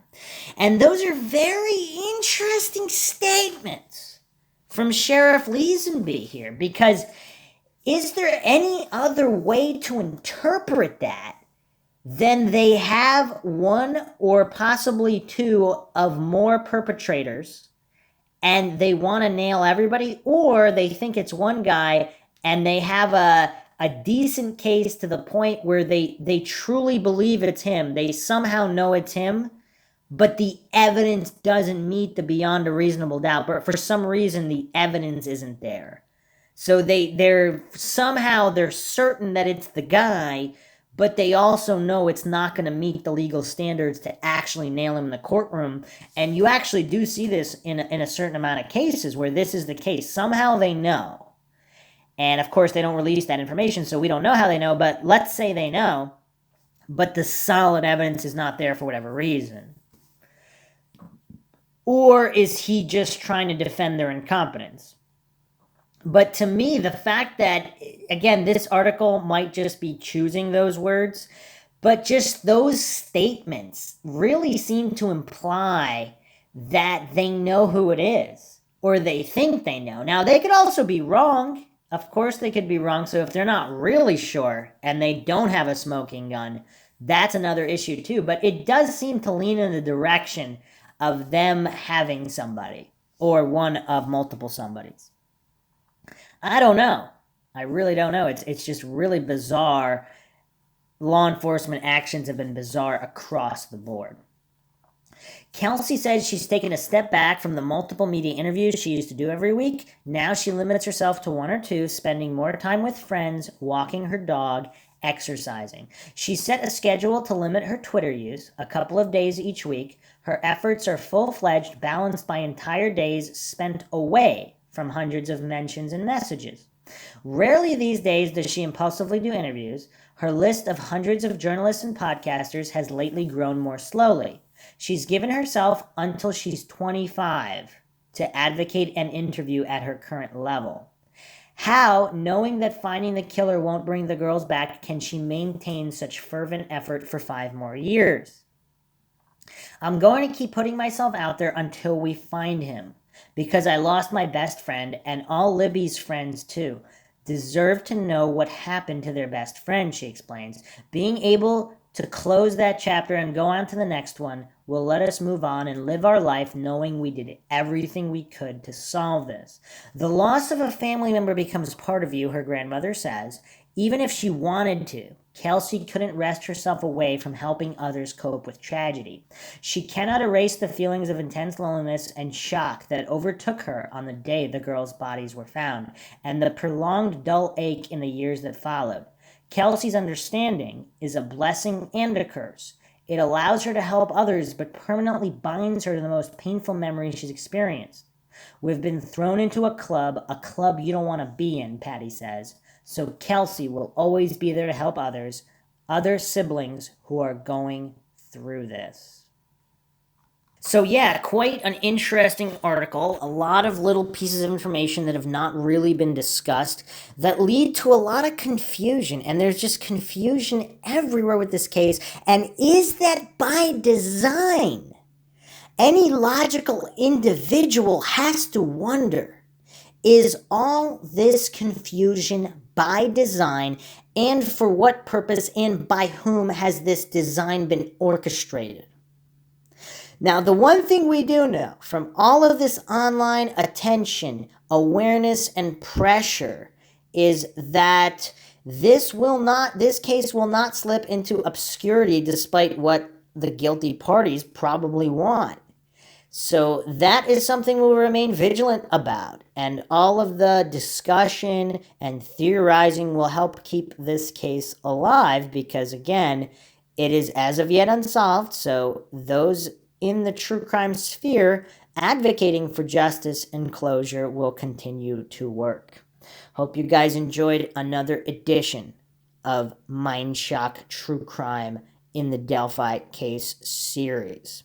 If you enjoy the podcast, you can donate to our PayPal, help support the channel, help us make more mind-shocking podcasts advocating for truth and justice, not just in this case, but in all of these other unsolved cases, cold cases, missing persons, and wrongful convictions as well, because truth and justice should be the primary focus.